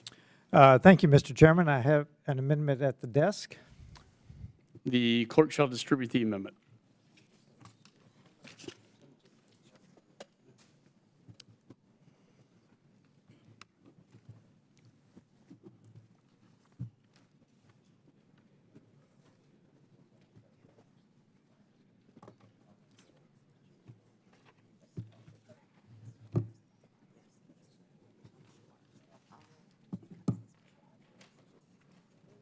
The clerk shall report the amendment. Amendment to the amendment in the nature of a substitute to H.Res 82, offered by Mr. Self of Texas, page 6, line 6. Without objection, further reading of the amendments dispensed with. The gentleman from Texas is recognized for 5 minutes on his amendment. Thank you, Mr. Chairman. Let me be clear. I support my colleague, Mr. Smith, in House Res 82. My amendment simply strikes the second paragraph of the resolved text. I do not believe that the Department of State needs another special envoy with the rank of ambassador. I'll note that there is an ambassador pending in the Senate, and frankly, that would be sufficient in this case. It also indicates that the administration is not that interested in Nigeria, unlike my colleagues across the aisle suggesting, or he would push for that ambassador to be confirmed. As of May, the State Department maintained 23 special envoys, 13 special representatives, 11 coordinators, 8 advisors, 8 ambassadors at large, and 7 similar officials with like titles. That's 70 with the rank of ambassador, similar rank of ambassador, including a confirmed ambassador at large for international religious freedom. Our federal government needs to shrink, not expand. I'm not interested in giving the State Department another ambassadorial position. It needs to become more efficient, not more unwieldy. I'm concerned that this proliferation of special envoys leads to more bureaucracy, more duplication, and less efficient government. I fully agree with the substance of this resolution. As I say, more Christians are killed, abducted, or attacked in their home or business than any other country in Nigeria. I signed the Huizenga letter on this issue a month or so ago. But I agree that the administration has turned a blind eye to the crisis. The State Department inexplicably removed Nigeria from its special watch list as a country of particular concern in 2021. Specifically removed. Nigeria receives over $1 billion in U.S. aid, and the State Department needs to reverse their course and begin pressuring the government of Nigeria to end the persecution of Christians, regardless of who is doing the persecution. But this doesn't require a special envoy. It requires a confirmed ambassador in Nigeria and a change of focus and priority in Washington. I ask that my amendment be adopted, and with that I yield back.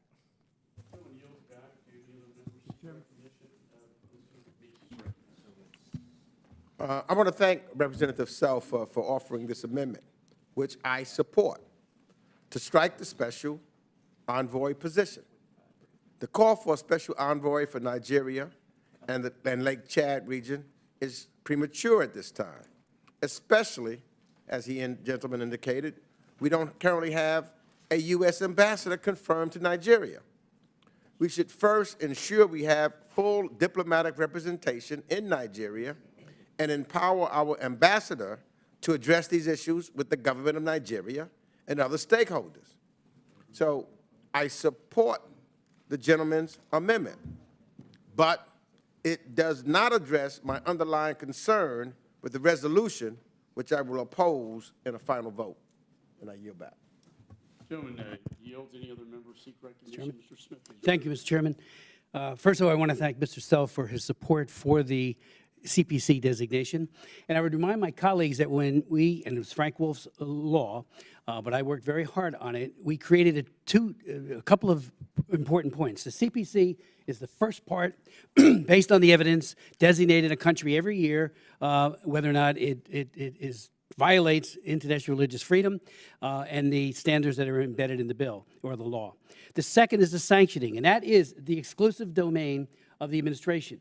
Once they put a country on it, they now have about 18 or so different action items that they could implement, starting with a simple démarche, but also some very significant penalties. And that does get the attention of a country and helps them to prioritize, are they going to do something or not? The idea, and with all due respect to my good friend from New York, that we have no ambassador, and that's unfortunate, but all the more reason why we need a special envoy. We do not. We have a DCM. We got a number 2, but we do not have a person walking point in Abuja on this or any other issue because there is no ambassador. Whatever the fault is, that's not what we're talking about. We need a special envoy to really take this issue and focus on it, bring all the disparate elements together, and, you know, I've worked with special envoys over the years in many places around the world. In Sudan and South Sudan, we worked with Princeton Lyman, who did an outstanding job in bringing all those warring efforts and personages together. Booth, Donald Booth also did an amazing job as well. And that becomes someone who, that's all they do. One of the problems with our State Department, and you could understand why, is that they have a huge portfolio that they have to deal with. Huge. Religious freedom, maybe on page 2 or 3 or 4. We saw that with trafficking. I wrote the trafficking laws for the United States of America, Trafficking Victims Protection Act, because we were not, I say again, not focusing on that in our embassies and as a government. And now, similar to the Religious Freedom Act, we have actionable items. We put people on tier 1, 2, and 3, 3 being the worst. And boy, does that sharpen the mind when a country is put on tier 3. And to get off it, yeah, they got to make changes. They have to do reforms, initiate prosecutions, do protection and prevention efforts. Same here. CPC is very similar. And again, when we created the U.S. Commission on Religious Freedom, it was precisely because other issues might interfere with the U.S. Department of State calling balls and strikes correctly. And that is what we've seen here. Other things take advantage of it. You know, the U.S. Commission on Religious Freedom is an independent, bipartisan watchdog that does an amazing job in pointing out what is going on, state of religious freedom in country X, Y, and Z, including Nigeria, and then making recommendations. We should hear their recommendations and listen to them. In terms of telling the administration, we're admonishing the administration to do this. We have every right, I would say every duty, knowing that Christians and Muslims are being slaughtered and put into prison for blasphemy to do just that. I visited churches that were firebombed in Jos, Nigeria, along with Archbishop Kegama some years ago. I met with the Islamic leaders. They're amazing people. They get along. They're friends, like so many other moderate Muslims in Nigeria with the bishops and the clergy that are here today and others. It is this radicalized group, whether it be ISIS, West Africa, whether it be Boko Haram, or the Fulani. You know, the Fulani have now become a major, in the Middle Belt area, a major killer of Christians. You know, 200 to 300. 300 is probably the best estimate, murdered on Christmas Eve, and then who died thereafter. And we're not outraged. I am. And I'm tired of us saying, oh, you know, let's just allow normal diplomacy to take its course. The president of Nigeria will not do, if he's told no CPC. And I would say to the Secretary of State, when he went to Abuja, because they had CPC designation, they being Nigeria, when he went there, he shocked everyone when he just unilaterally said, you don't have it anymore. The church leaders issued strong statements of protest, as did I, as did USERF and so many others. So we need to be very clear. We really want to make a difference here. Special envoys, I do believe, you don't want 1,000 of them. You want ones that are really, really focused. This could help bring religious freedom to a better place and to stop the killing fields, as Genocide Watch has talked about in Nigeria. I yield back. Gentleman yields back. Any other members seek recognition? Mr. Connolly. Thank you, Mr. Chairman. I have a question for my friend from New Jersey. I certainly have always admired his passion, and I hear his outrage. So does that outrage extend to the rights of gay and lesbian individuals in the country we're talking about? In Nigeria, we're talking about people being slaughtered by at least 3 or more radical Islamist organizations. We're talking about Muslims being put into prison. We are dealing with those issues here right now.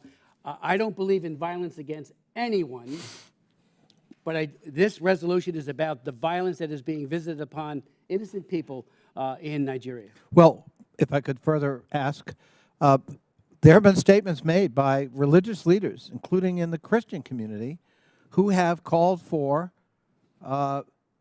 the death penalty for people. I'm not for it. What's that? I'm not for it, the death penalty. So- I'm not so- for the death penalty in this country Right. or anything. either. You're a consistent Catholic. Thank you. However, I just want to make the point that if we have to be consistent. If we are concerned about the violation of human rights and the right of human autonomy and freedom, and we should be, that has to be consistent. It can't simply be one group but not another. And I thank my friend, and I hope his outrage will extend to other groups that need our consideration and protection. I yield back. Gentleman yields. Any other members seek recognition? Mr. Perry is recognized. Thank you, Mr. Chairman. I'm considering the self-amendment because I think it's the State Department's job to do this work. And while I applaud my friend from New Jersey on his efforts here to draw attention to what's happening in Nigeria, rightly so, the fact of the matter is what's been unsaid around here, what's being unsaid in this markup is the fact that my friends on the other side of the aisle aren't acknowledging the Christian slaughter that is happening in Nigeria and trying to water it down and elevate other things that have nothing to do with religious freedom and trying to bring them into this conversation. This is about religious freedom. That's what the markup, that's what the bill is about. Now, we might disagree. I might disagree on whether we need a special envoy because I don't want to pay for one because the State Department should be doing this job.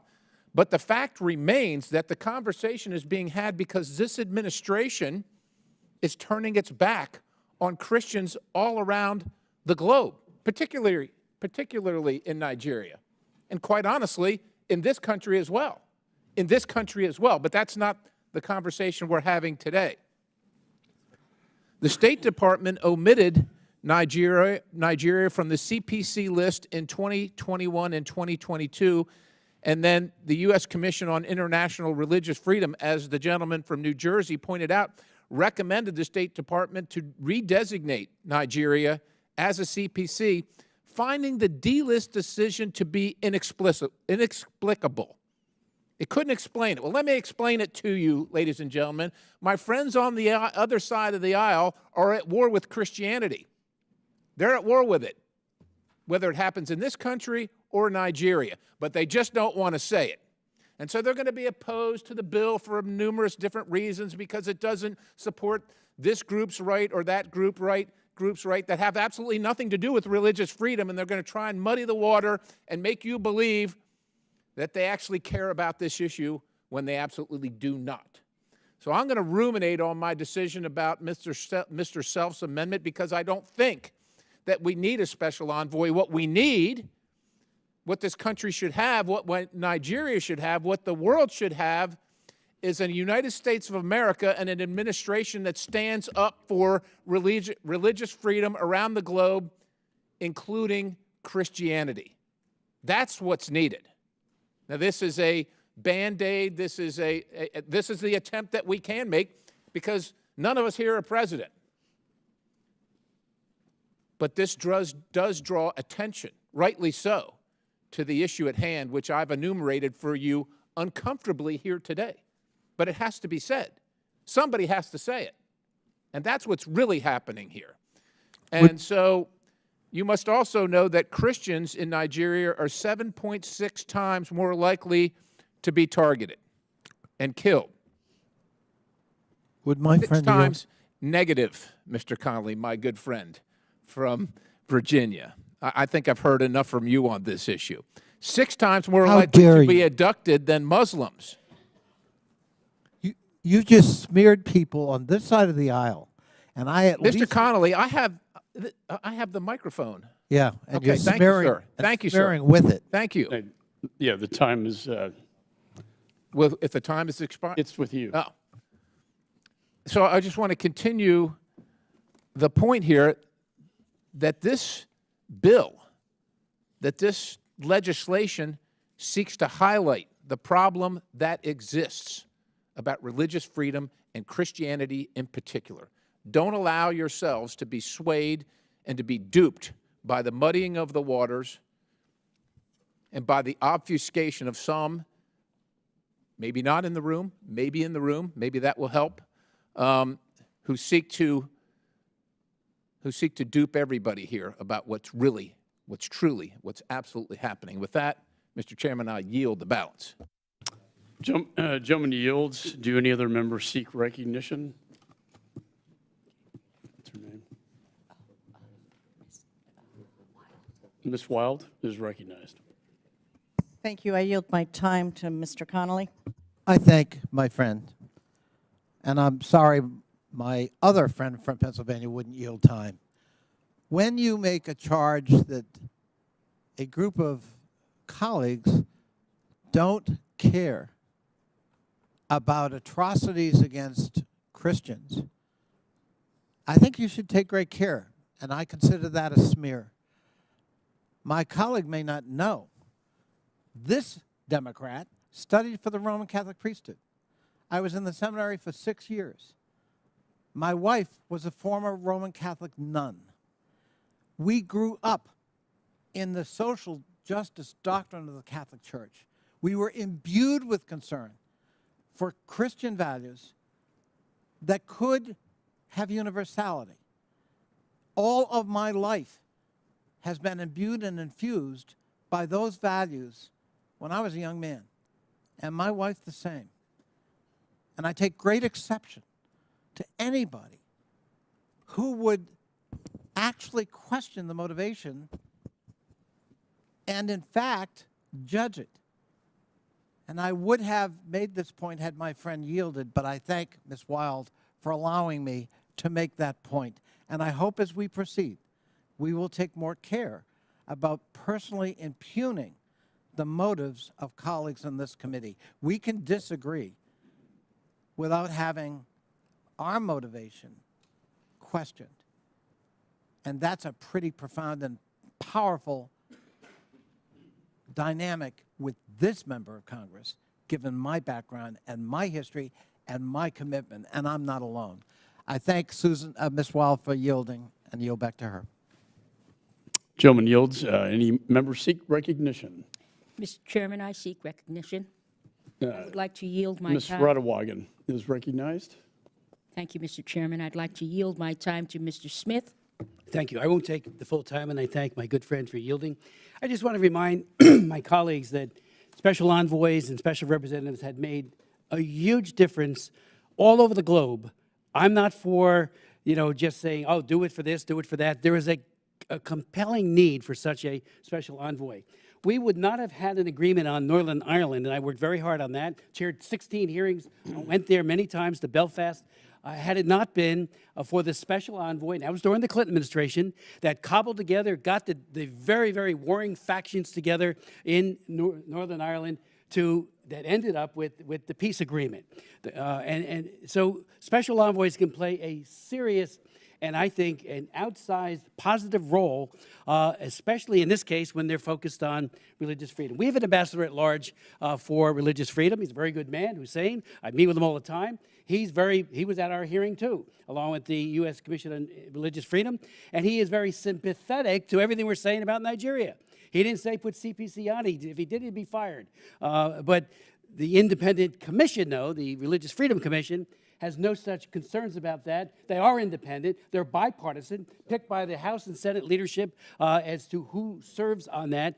And they are unequivocal in their support for CPC, for Nigeria, unequivocal that there needs to be a special envoy to really work this issue. And again, to my good friend, Mr. Meeks, not having an ambassador in Abuja, a U.S. ambassador, really makes it so that we need it more than ever, you know, to really get that focus 24/7, 7 days a week, working with all these factions. You know, I'm the one who wrote the law in 2016 that finally put entities of particular concern, like Boko Haram, on that list. But the government is responsible. The buck stops there. And they're not doing what they can be doing, and their indifference is numbing. And so I do hope that this amendment would be rejected. I do think we need a special envoy. Again, look at Northern Ireland, look at all these other issues, look at South Sudan and Sudan. Yes, it's acting up again. There are problems there once again. But the only reason we get peace agreements or cessation of hostilities and murder and terrorism to some degree, they are a major reason why that does happen. So I thank my good friend for yielding and yield. Gentleman yields. Any other member seek recognition? Mr. Moran is recognized. Mr. Chairman, I seek recognition to yield my time to the gentleman from Pennsylvania, Mr. Perry. Well, I thank the gentleman for yielding the time, and I want to address my good friend from Virginia. My intent is not to, and was not to, impugn your character. But I would say this. The Secretary of State, the current Secretary of State, under the Biden administration, stated in his first few months that this administration does not plan to prioritize religious freedom.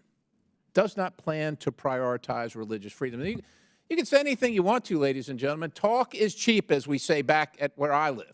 Now, there's something else that follows that. We'll leave that out. But talk is cheap. It's your actions that matter. It's your actions. And for goodness sake, this administration has found a way, has seen fit to have a special envoy for climate change. For climate change. Now, you would think, like I said, I got a problem with all these special envoys. Just let the State Department do what it's supposed to do. Let the administration lead where it's supposed to lead.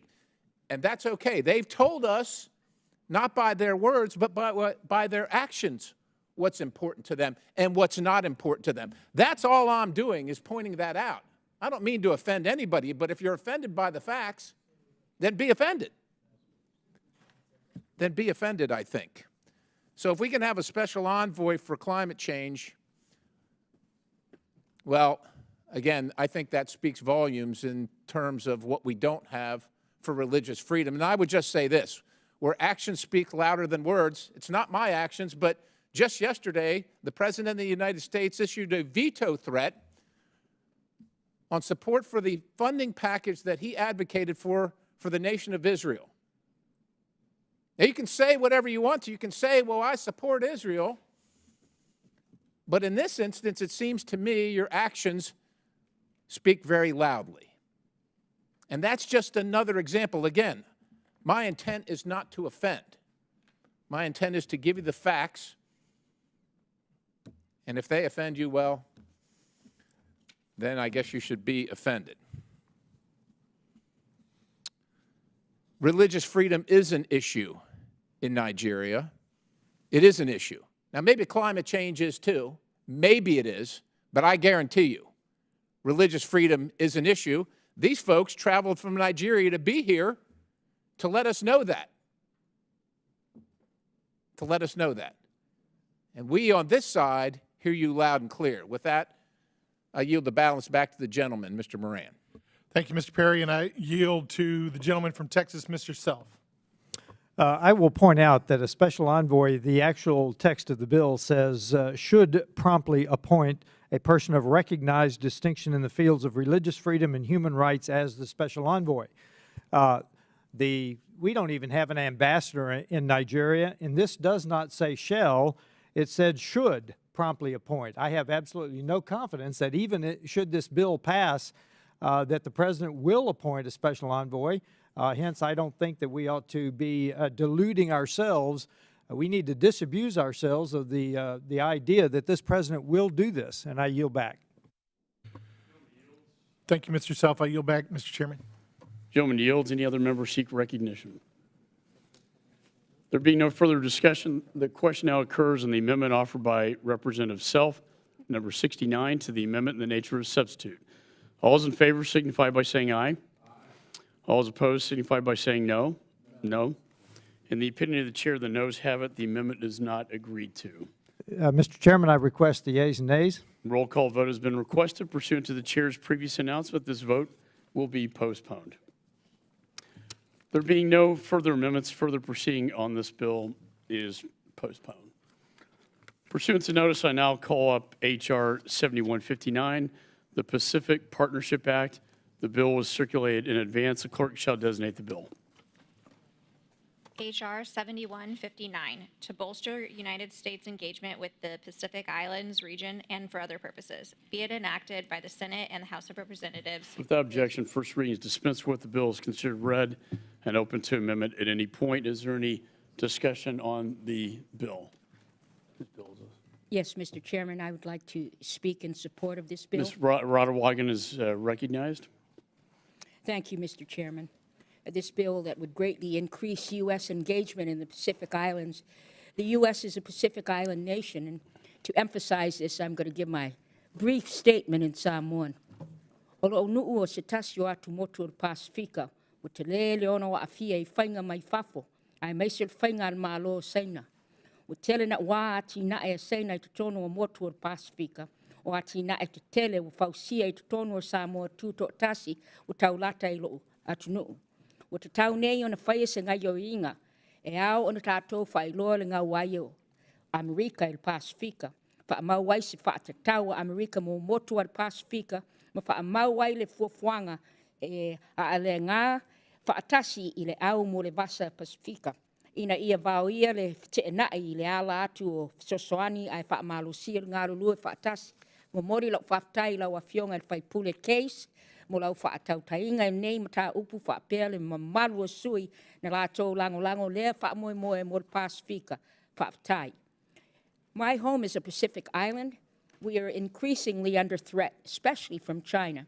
China is increasingly investing in the Pacific Islands, building infrastructure projects in just 70 miles from my home in independent Samoa. Now is the time to act. We have to show an American commitment to the Pacific. It codifies an American strategy for the Pacific Islands and codifies the partners in the Blue Pacific Initiative to deconflict aid to the region and encourage cooperation. I want to thank Representative Case for his leadership on this bill and for all the members who have showed their support for the Pacific Islands. Thank you and God bless. I yield back, Mr. Chairman. Thank you, Mr. Chairman. The United States is an integral part of the Pacific Island region, and we have a responsibility to remain engaged and to strengthen the partnerships that have underpinned the Pacific's security and prosperity for decades. The Biden administration has strengthened our diplomatic footprint in the Pacific Islands and participated in high-level engagement with the Pacific Islands, both on a bilateral basis and multilaterally. Through the Pacific Island Forum, we have concluded negotiations on amended compacts of free association, which will secure our unique relationship with the Federated States of Micronesia, Palau, and the Republic of the Marshall Islands for the next 20 years. I've attended some of those forums and have seen the significance and the importance and the impact that the United States has on our diplomatic footprint in and on the Pacific Islands.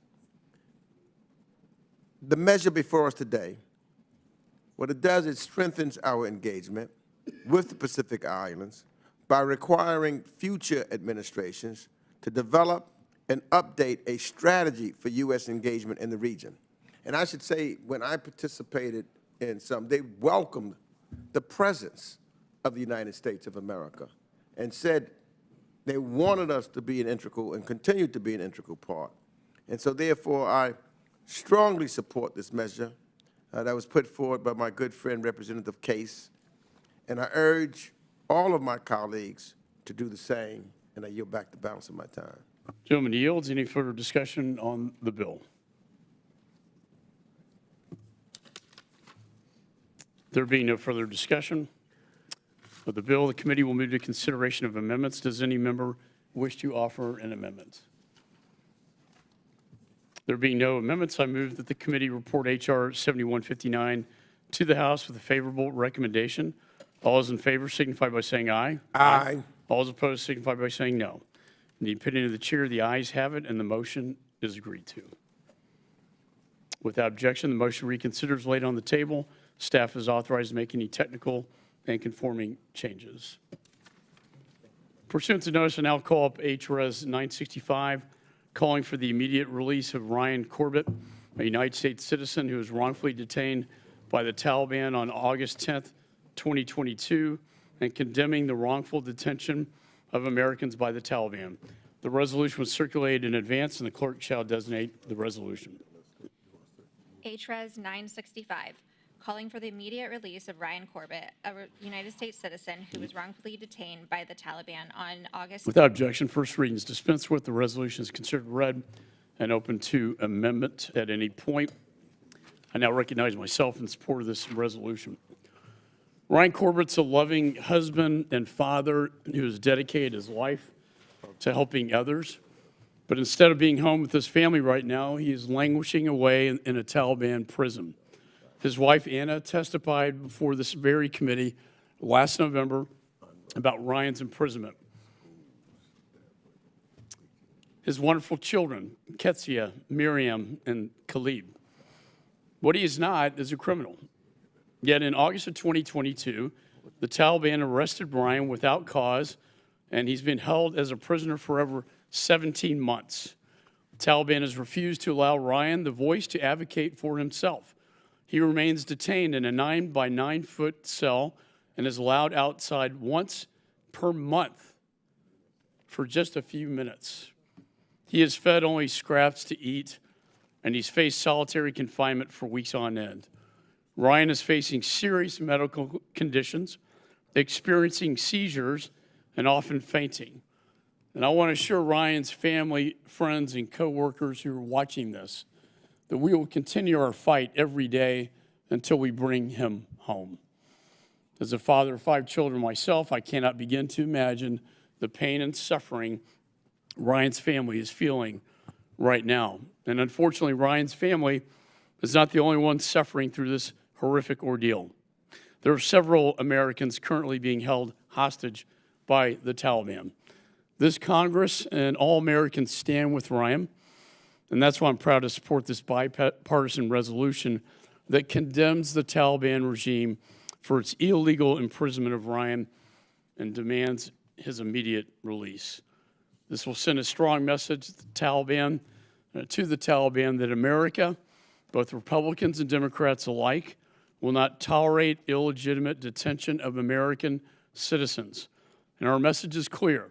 Congress will not rest until Ryan and every American citizen wrongfully detained is brought home.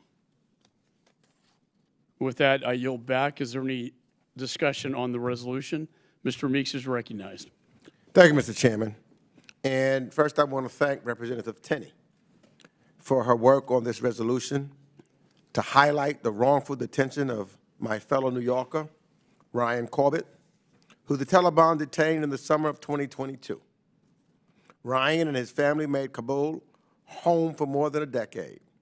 And in 2017, he founded a business consultancy focused on strengthening Afghanistan's private sector. When Anna Corbett spoke in front of our committee this past November, She shared the harrowing experiences she and her family have been through. Some of the insights she gained into Ryan's conditions in the Taliban prison and pleaded with her government to continue to do all it can to bring him home. And I know that the Biden administration has made Ryan's case a priority at the highest levels, particularly Special Presidential Envoy for Hostage Affairs Roger Carstens and Special Representative for Afghanistan Tom West. I thank them for their focus on bringing American citizens wrongfully detained abroad home, and pledge to continue to work with them, to work with also Representative Tenney and any others to bring Ryan home also. Finally, I want to also thank our Qatari partners who serve both as our protecting power in Afghanistan and who have been key partners in helping to secure the release of American citizens in Afghanistan. And while we are grateful for the Qataris' ability to conduct occasional health and safety visits to Mr. Ryan, it is my hope that the Taliban will release Mr. Ryan and allow him to safely return home to his family. So I ask all of my colleagues, let us all join hands in supporting this very important measure, and I yield back. Gentleman yields. Is there any further discussion on the resolution? There being no further discussion of the resolution, the committee will move to consideration of amendments. Does any member wish to offer an amendment? There being no further or no amendments, I move that the committee report H.Res. 965 to the House with a favorable recommendation. All those in favor signify by saying aye. Aye. All those opposed signify by saying no. In the opinion of the chair, the ayes have it, and the motion is agreed to. Without objection, the motion to reconsider is laid on the table. Staff is authorized to make any technical and conforming changes.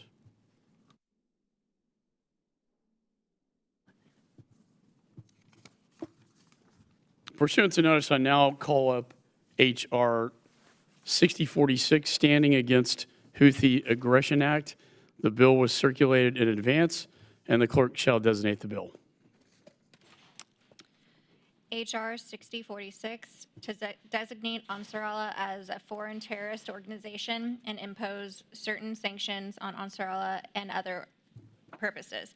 Be it enacted by the Senate and the House of Representatives of the United States. Without objection, first reading is dispensed with. The bill is considered read and open to amendment at any point.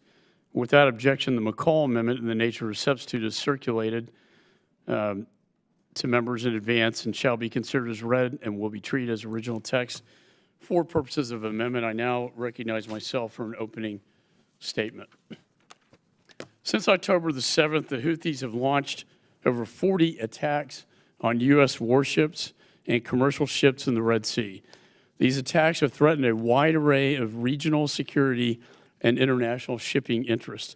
Crews have been taken hostage, ships have faced near misses, and our American sailors have been working overtime to protect and defend America's interest in the Red Sea. International shipping companies have been forced to reroute their ships, disrupting the global supply chain and driving up shipping costs by 450%. This is negatively impacting supply chains and the global economy. For almost 10 years, the Houthis have also waged a devastating civil war in Yemen, while also attacking our partners in the Middle East and destabilizing the region. Iran is providing the Houthis an arsenal of weapons. And while Iran was building a Houthi proxy army, this administration sat idly by, pursuing a policy of appeasement. With Iran's help, the Houthis are now able to manufacture their own weapons, building up lethal stockpiles and arming non-state actors who seek to spread terror across the globe. Despite Iran and its proxies building this war machine, in 2021, the Biden administration removed the Houthis' designation as a foreign terrorist organization, or FTO. This bill will fix that deadly mistake. With this designation, it is unlawful for any person in the U.S. or subject to U.S. jurisdiction to knowingly provide material or resources to the Houthis. Houthi representatives and members are no longer admissible to the United States. and U.S. financial institutions must take control of known Houthi funds within its possession and report them to the U.S. Department of Treasury. As a former federal prosecutor, I know the importance of addressing terrorist financing and giving law enforcement the tools they need to do it.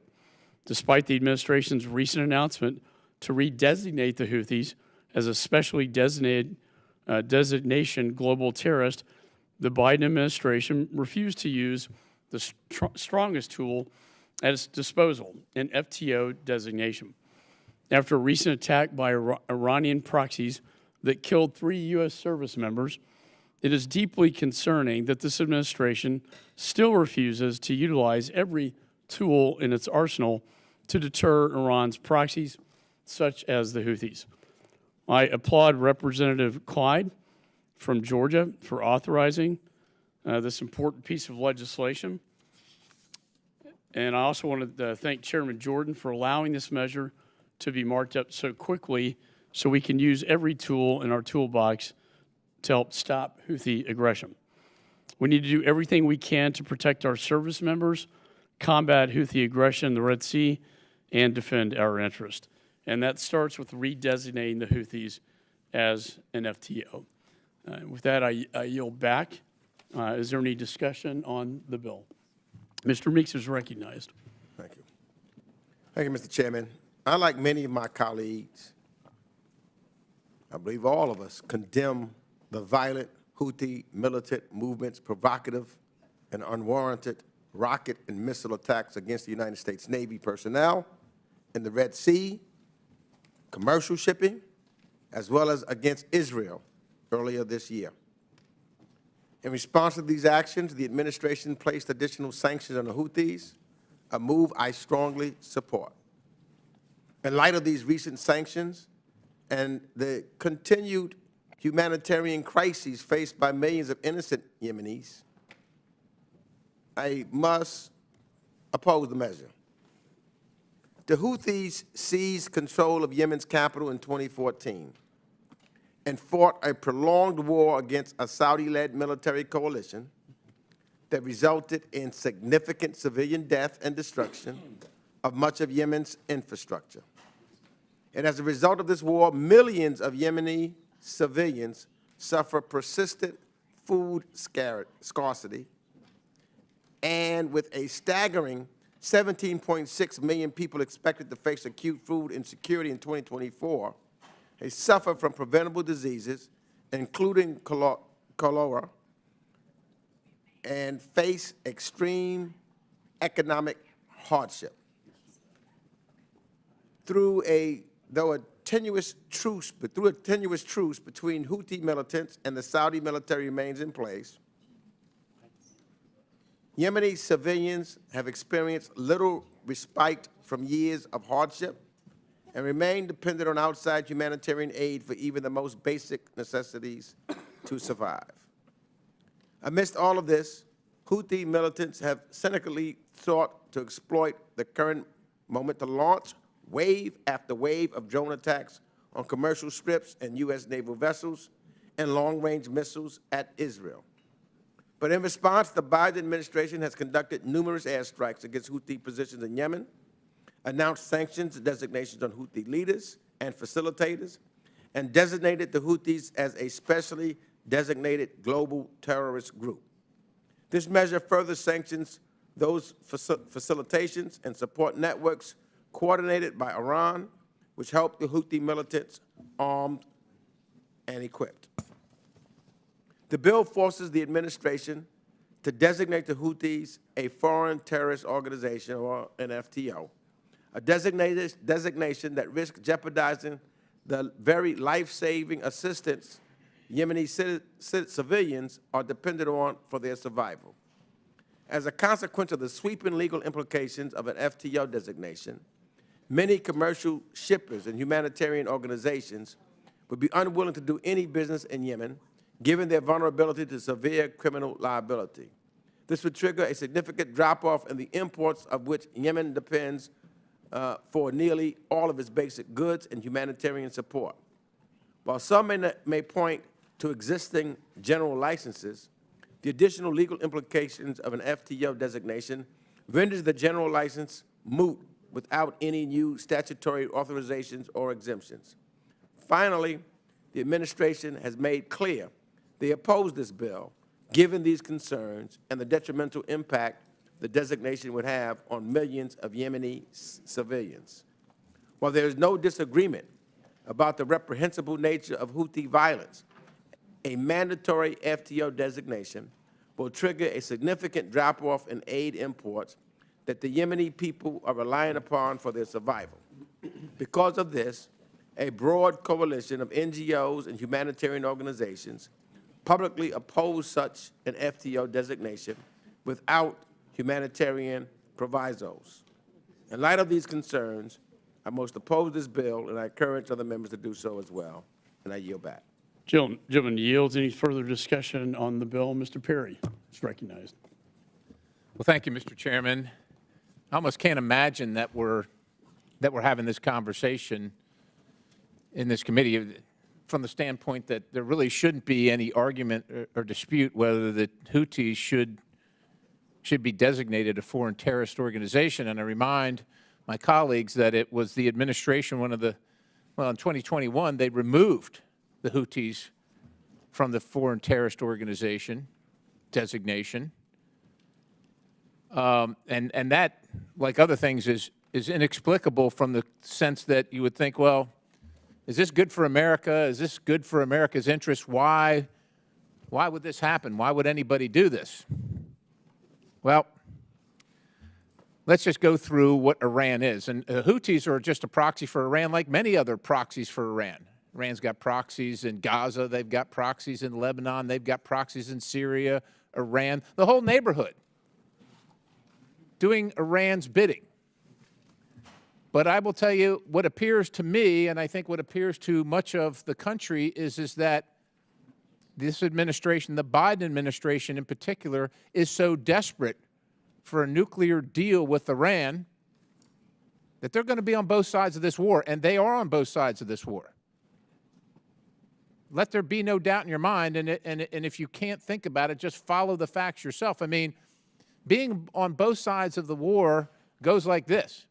We're going to prove aid to some of our allies in the Middle East to fight the Iranian proxies, because they need the aid. They need the military assistance. They need the munitions. They need to defend themselves. At the same time, at the very same time, we're going to allow Iran to receive billions, maybe hundreds of billions of dollars, either directly from the United States or from sanctioned money around the globe that has been unavailable to them because of their malign activities. And what do you think they do with it? Think they buy ambulances and construct schools and hospitals for all the wanting people in the countries that they have proxies, like Iraq or like Syria? No, they don't do that. Here's what they do. They supply missiles to Hezbollah. They supply all kinds of armament to Hamas.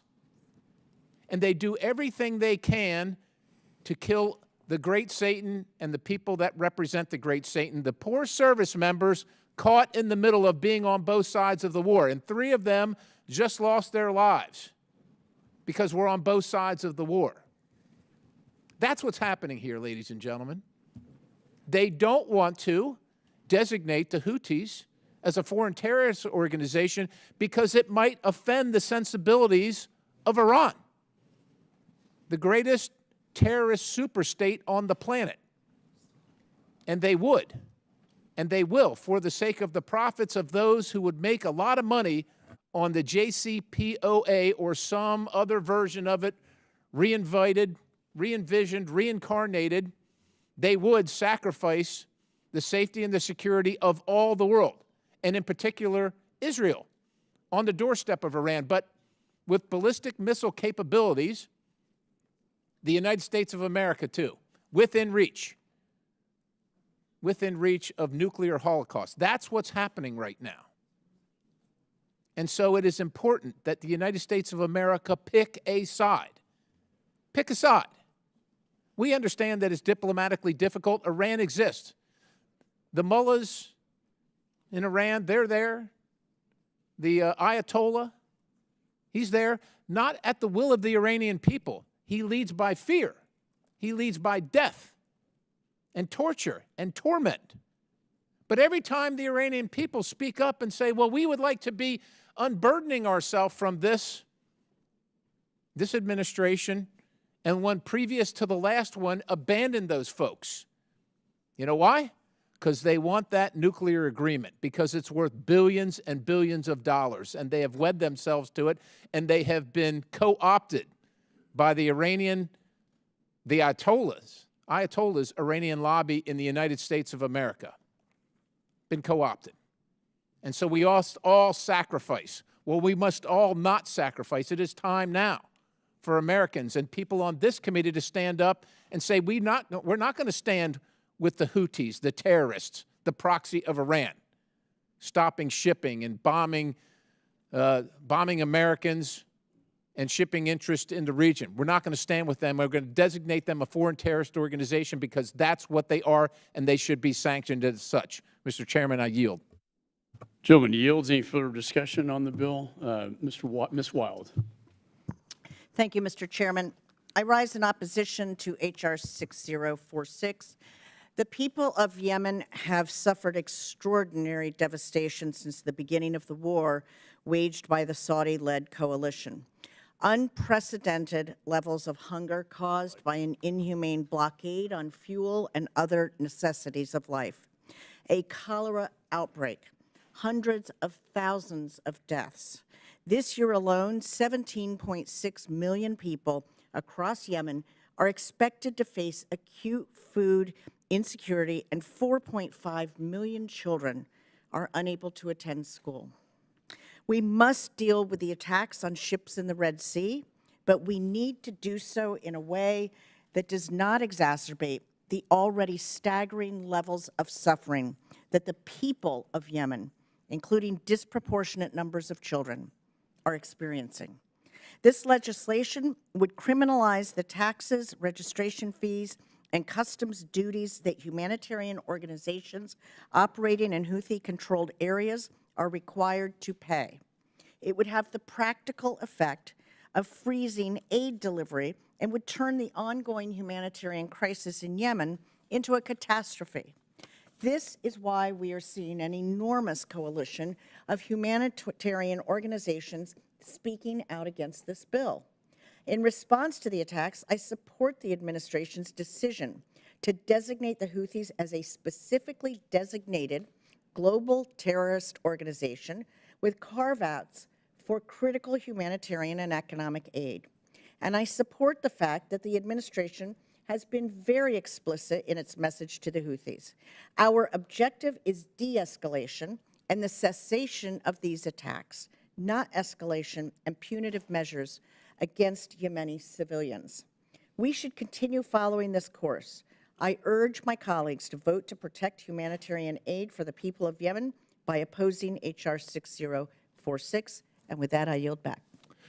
The gentlelady yields back. Are there any further members that would like to speak on this issue? The gentleman from Florida, Mr. Mast, is recognized for 5 minutes. Thank you, Mr. Chairman. Let's lay out very literally this line in the sand that is at stake right now for the American people. And it is very literally a Republican-Democrat line, as far as I'm seeing it. Republican-Democrat, because this is about redesignating the Houthis as a foreign terrorist organization, not designating them a watered-down version of the foreign terrorist organization designation, like what the Biden administration did after they took them off the foreign terrorist organization list. So let's just outline this again. President Trump puts them on the FTO list. Why? Because he doesn't want Americans that wake up on a daily basis and go to work and say, hey, let's take your tax dollars from America and let's put them through the State Department and send them over to Yemen, into a country that wants to attack and destroy Americans and our interests. He did that. And then President Biden came in and he said, I'm going to take them off the FTO list that President Trump put them on. And in the time since President Biden took them off the list, Yemen has received somewhere between $3 to $3.5 billion of the monies of the American people.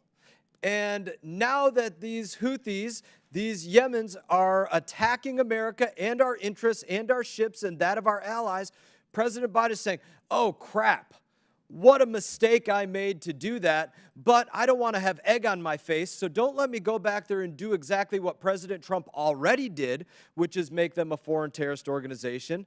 Let me go out there and do something watered down and know that the party will support it and designate them something less than a foreign terrorist organization list. Why? And it was laid out very specifically here by my Democrat colleagues, one after another, and I suspect we'll hear more of them lay it out because they want to continue to send American monies to the very country and people that are attacking Americans, our interests, our ships, that of our allies, those things coming through the Suez Canal, you name it. Go back to this Biden policy of paying those that are attacking America instead of the Trump policy that says, no, we're not going to be a part of that whatsoever. It's moronic, and it is, in my opinion, the exact line in the sand, defining issue between Republicans and Democrats as you could ever pick one, because from what I've heard, very specific differences on the directions that both sides want. One, sending American dollars to the Yemens, one not, and one designating them foreign terrorist organization, one not. So that's the issue that we have going on here. The American people are going to see this play out in vote on this committee and probably even see this play out in vote on the floor of the House of Representatives, and it will let you know exactly the differences that exist here in the House. And in that, Mr. Chairman, I yield back the remainder of my time. The gentleman yields back. Is there any further discussion? The gentlelady from California, Ms. Jacobs, is recognized for 5 minutes. Thank you, Mr. Chairman. I oppose H.R. 6046, the Standing Against Houthi Aggression Act. Houthi attacks in the Red Sea should be condemned and require a response, but we cannot forget the innocent lives impacted by the decisions made in this chamber. The FTO designation is not just about Houthi actions. It has limited actual benefits and significant humanitarian drawbacks. Yemen has a population of over 18 million people, half of them children in desperate need of humanitarian assistance. These children are not the ones sending these missiles. Yemen also relies on imports for 85% of its food, fuel supplies, and almost all medical supplies. Yemen is already experiencing some of the highest malnutrition rates ever recorded.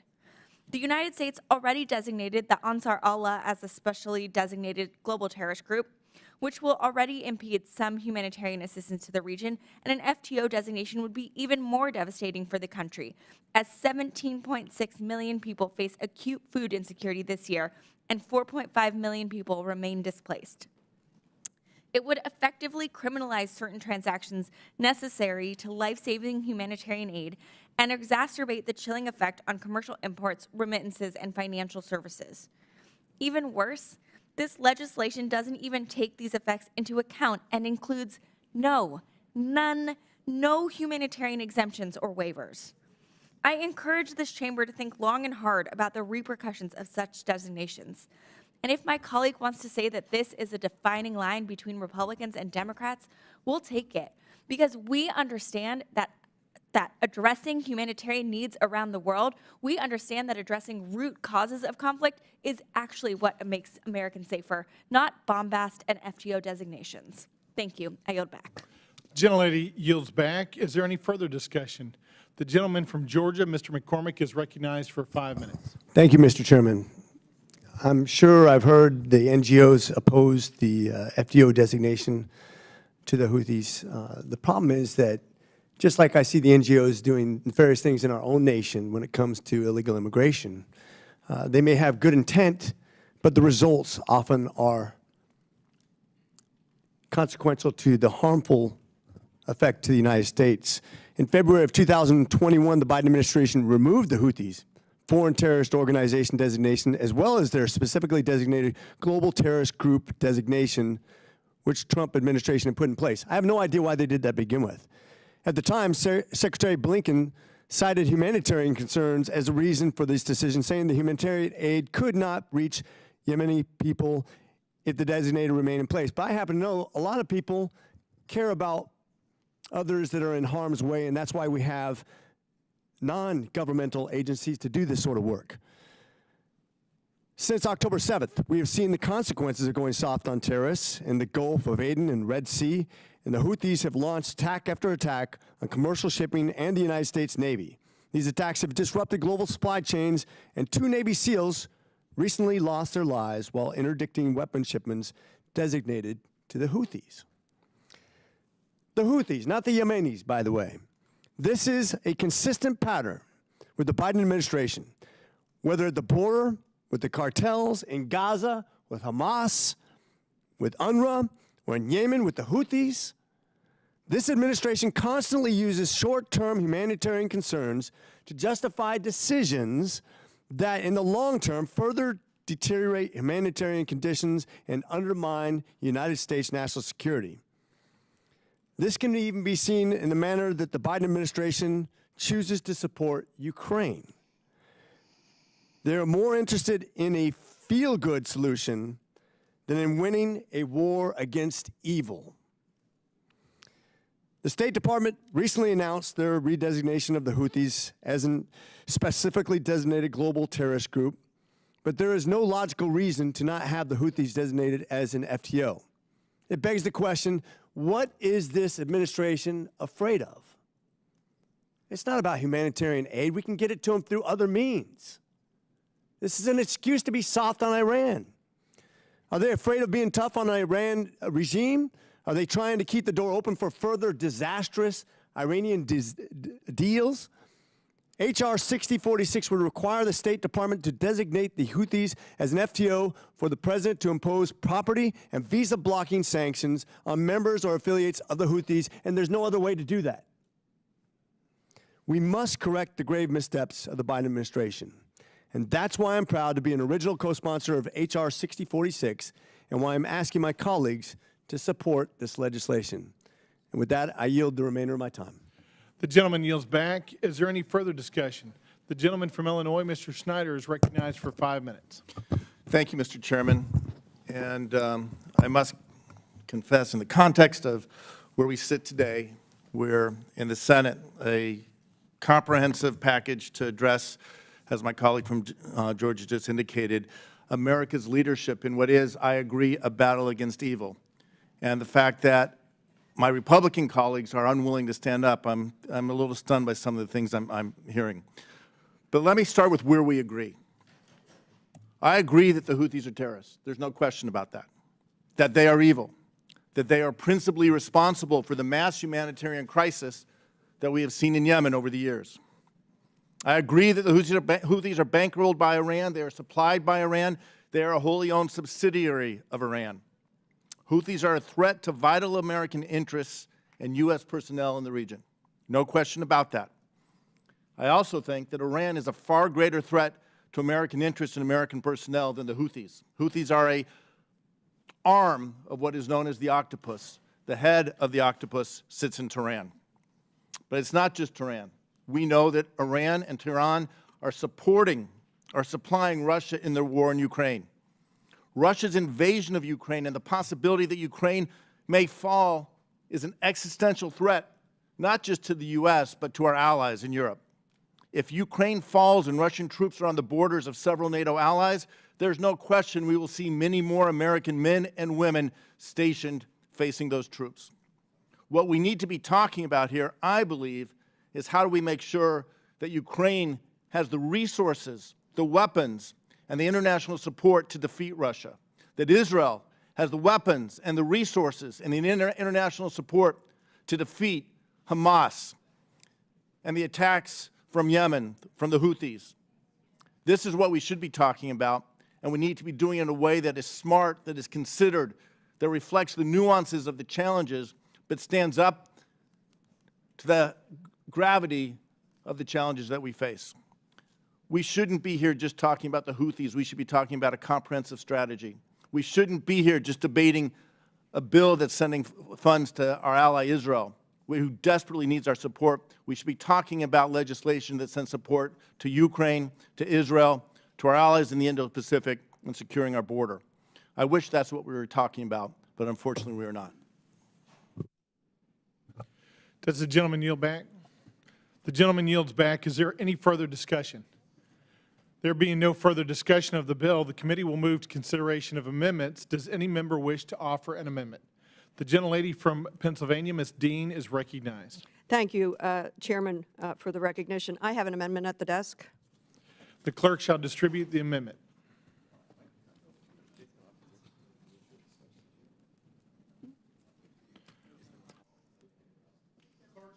The amendment.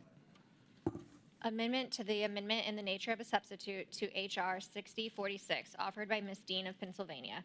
At the end of Section 3, add the following new paragraph. Without further objection, without objection, further reading of the amendment is dispensed with. The gentlelady is recognized for 5 minutes on the amendment.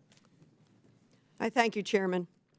I offer this amendment, and it echoes the concerns of many of my colleagues on this side of the aisle, as were begun by the ranking member so eloquently.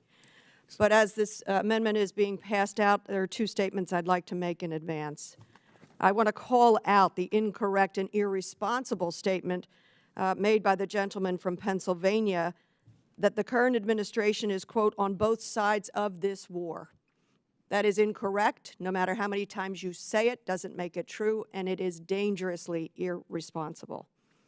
Second, I want to point out the fact that former President Trump felt so strongly about designating the Houthis as an FTO that he waited until January 19th, 2021, his last day in office, to do it. It took him 4 years, but on his way out the door, he decided he would call them an FTO. So let's know what political things are going on here. In terms of my amendment, I join my colleagues in condemning the Houthis' malign actions, including the recent direct attacks on United States ships. We cannot forget the dire humanitarian situation in Yemen. From CRS, according to the United Nations, 21.6 million people in Yemen, 2 out of every 3 Yemenis, need humanitarian assistance. 4.5 million are internally displaced, and more than half the population is food insecure. They're hungry. Over 90% of food is imported, making the food supply particularly susceptible to international shocks. UN appeals remain underfunded. The UN Humanitarian Response Plan appeal for Yemen sought $4.3 billion for 2023. By January of 2024, it was almost 40% funded. Humanitarian access continues to be impaired by bureaucratic impediments and movement restrictions, largely Houthi-controlled areas. In response to the recent attacks, the Biden administration has already designated the Houthis as specially designated global terrorist group and imposed sanctions on the Houthi leaders. The designation notably was accompanied by general licenses for the provision of humanitarian aid. This bill, as written, provides no exceptions or waivers for the provision of humanitarian aid at a time when the area is in crisis. Numerous human rights organizations oppose this bill because of the concerns over their ability to continue to provide humanitarian aid. As some of the groups said in a statement, quote, the addition of a further FTO designation could be devastating. It would effectively criminalize certain transactions necessary to facilitate life-saving humanitarian aid and almost certainly exacerbate the chilling effect on commercial imports, remittances, and financial services. This amendment, my amendment, would provide necessary exceptions to allow further humanitarian aid to the people of Yemen. Further, it includes a national interest waiver to allow the President to waive these requirements, but requires reporting to both House and Senate committees if it is in the national interest of the United States. The amendment also uses language similar to that which was included with bipartisan support in the Senate bill to designate the Wagner Group as an FTO. I urge my colleagues to consider these grave concerns for the citizens, the Yemeni citizens, who are hungry, who are without. But it's not lost on me or anybody else that humanitarian assistance is not considered in this bill, because take a look at what we will be considering later in terms of aid to Israel, with an absolute absence of any humanitarian aid to Israel or to the people suffering in Gaza. So I ask my colleagues to please consider these concerns, reconsider, and focus on humanitarian aid while holding Houthis accountable for their terrorist behavior. And at this time, Mr. Chairman, I will withdraw my amendment. Without objection, the amendment is withdrawn. The gentlelady yields back. Do any other members wish to offer an amendment?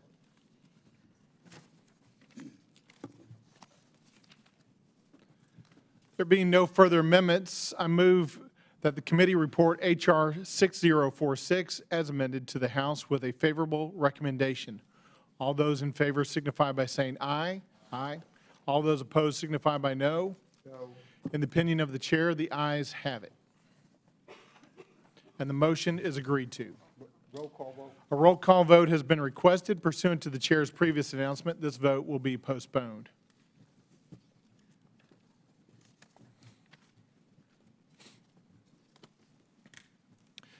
Pursuant to notice, I now call up H.R. 7122, Stop Support for UNRWA Act of 2024. The bill was circulated in advance. The clerk shall designate the bill. H.R. 7122, to prohibit aid that will benefit Hamas and for other purposes, being enacted by the Senate and the House of Representatives. Without objection, the first reading is dispensed with, and the bill is considered read and open to amendment at any point.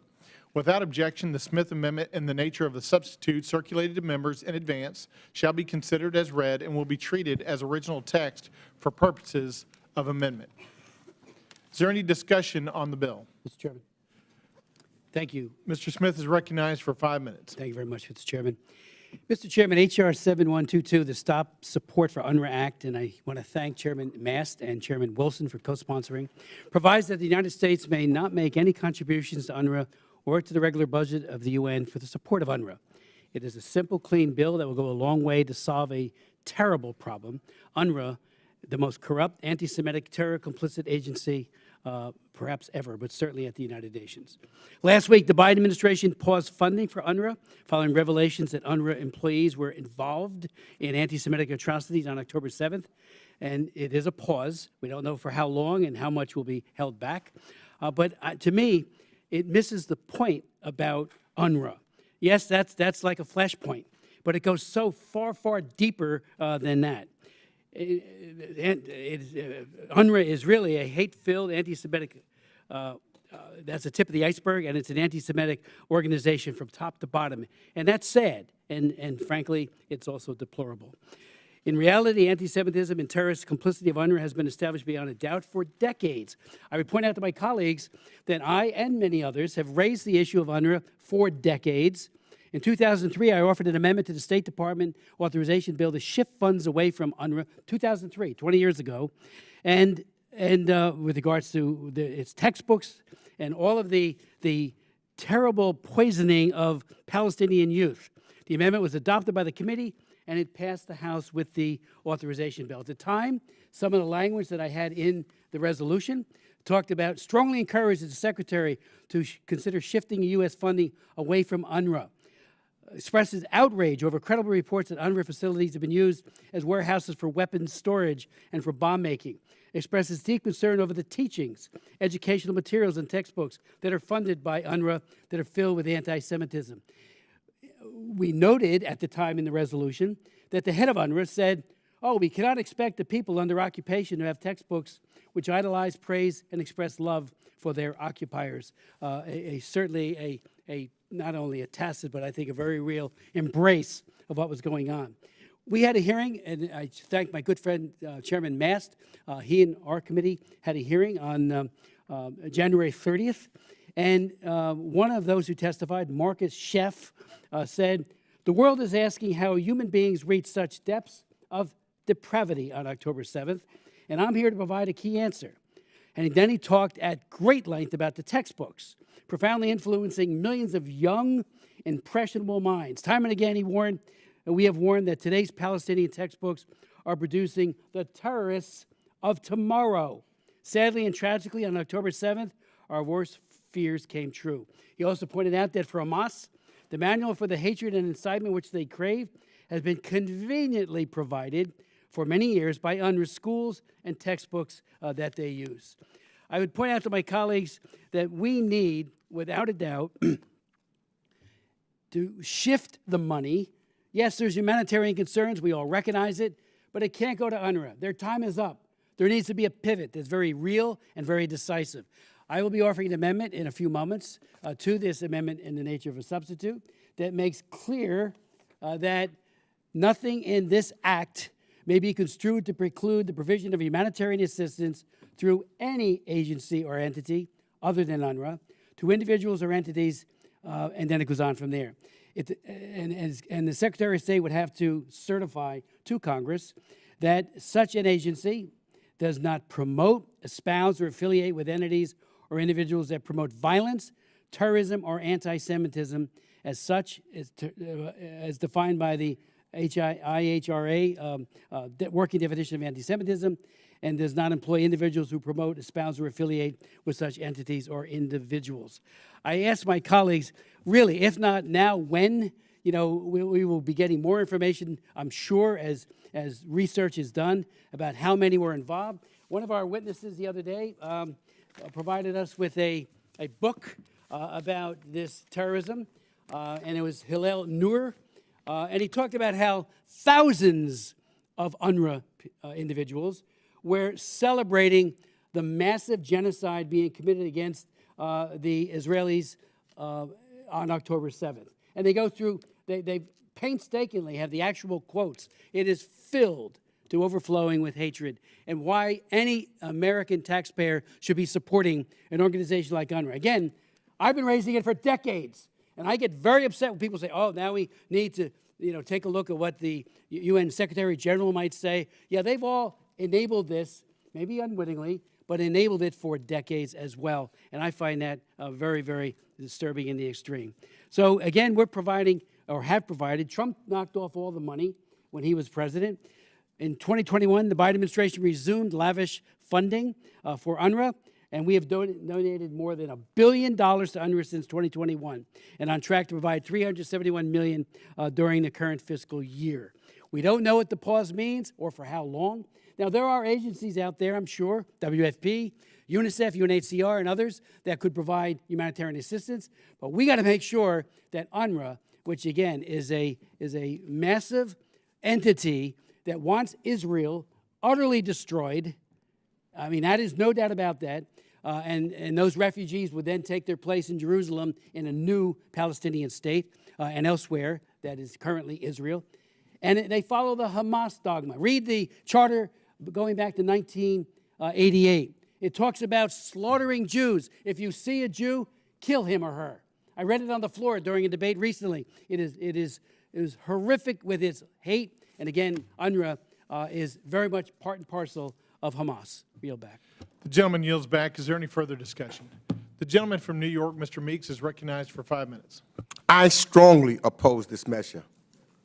UNRWA is flawed, but prohibiting U.S. funding of UNRWA while the people of Gaza are suffering an acute humanitarian disaster undermines the United States and Israel's interests, erodes the United States' moral authority, and further endangers the lives of more than 2 million Palestinians residing in Gaza.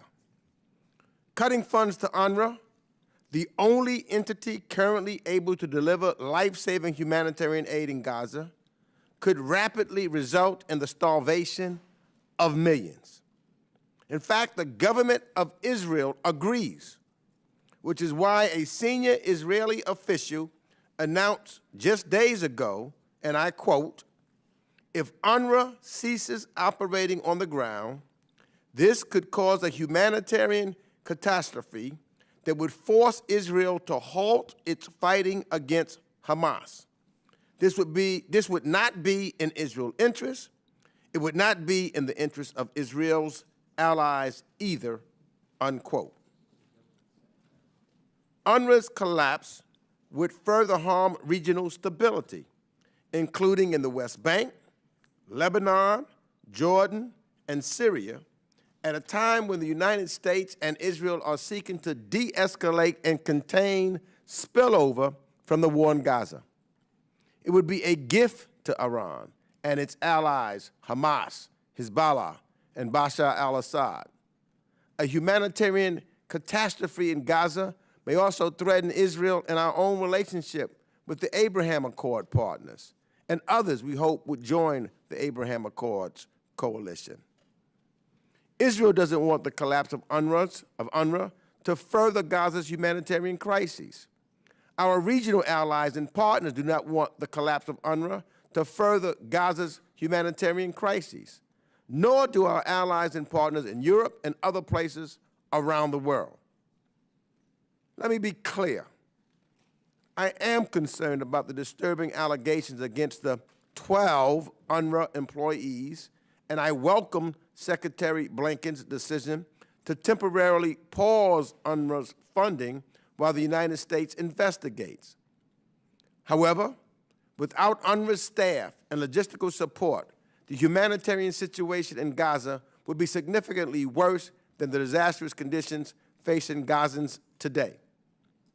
This legislative effort is irresponsible. Despite UNRWA's major flaws, calling for its immediate elimination and attempting to jettison UNRWA's funding with no realistic plan to replace it would have dire consequences for the Palestinian people, the State of Israel, and the United States and our allies. My friends on the other side of the aisle, we must listen to our partners in Israel. We must listen to our own intelligence community, our own defense community, and our diplomatic community, who know how harmful this cynical initiative really is. There are 2 million lives at stake. Israel's future is at stake, and this bill abruptly increases the risk to all. This committee must support all efforts to advance U.S. interests in the broader Middle East region, including peace and stability in Gaza. This bill undermines our interests as well as the interests of our allies, which is why I encourage all of my colleagues to reject this measure, and I yield back the balance of my time. The ranking member yields back. Is there any further discussion? The gentleman from Pennsylvania, Mr. Perry, is recognized for 5 minutes. Thank you, Mr. Chairman. And of course, as you might expect, I support this effort. I think that UNRWA absolutely needs to be defunded by the United States. I mean, I had an amendment on the floor less than a month before the horrific October 7th attack. I had an amendment to defund UNRWA. It failed. It failed. We all saw what happened on October 7th. Those are the consequences of failure. The Biden administration has given UNRWA $730 million during its term here. $730 million hard-earned tax dollars of good Americans who wake up in the morning, oftentimes leave their homes in the dark, lunchbox in hand, don't get to see their kids off on the school bus. And we're sending the money.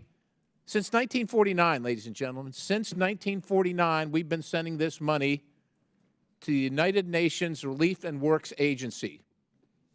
Here's what they're doing. They're relieving Israel of their sovereignty, and they're working on destroying Israel and the United States of America. That's what they're doing. I mean, it's not just 12 people that were in Hamas that work for UNRWA.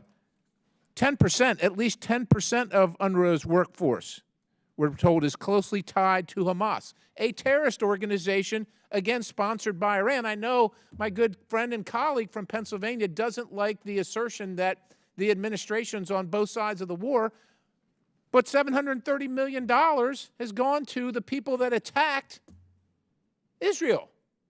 We're going to give Israel billions of dollars to defend themselves. We're going to give billions of dollars to Israel to attack Gaza and essentially level most of it. And then they're going to ask for more money to fix Gaza.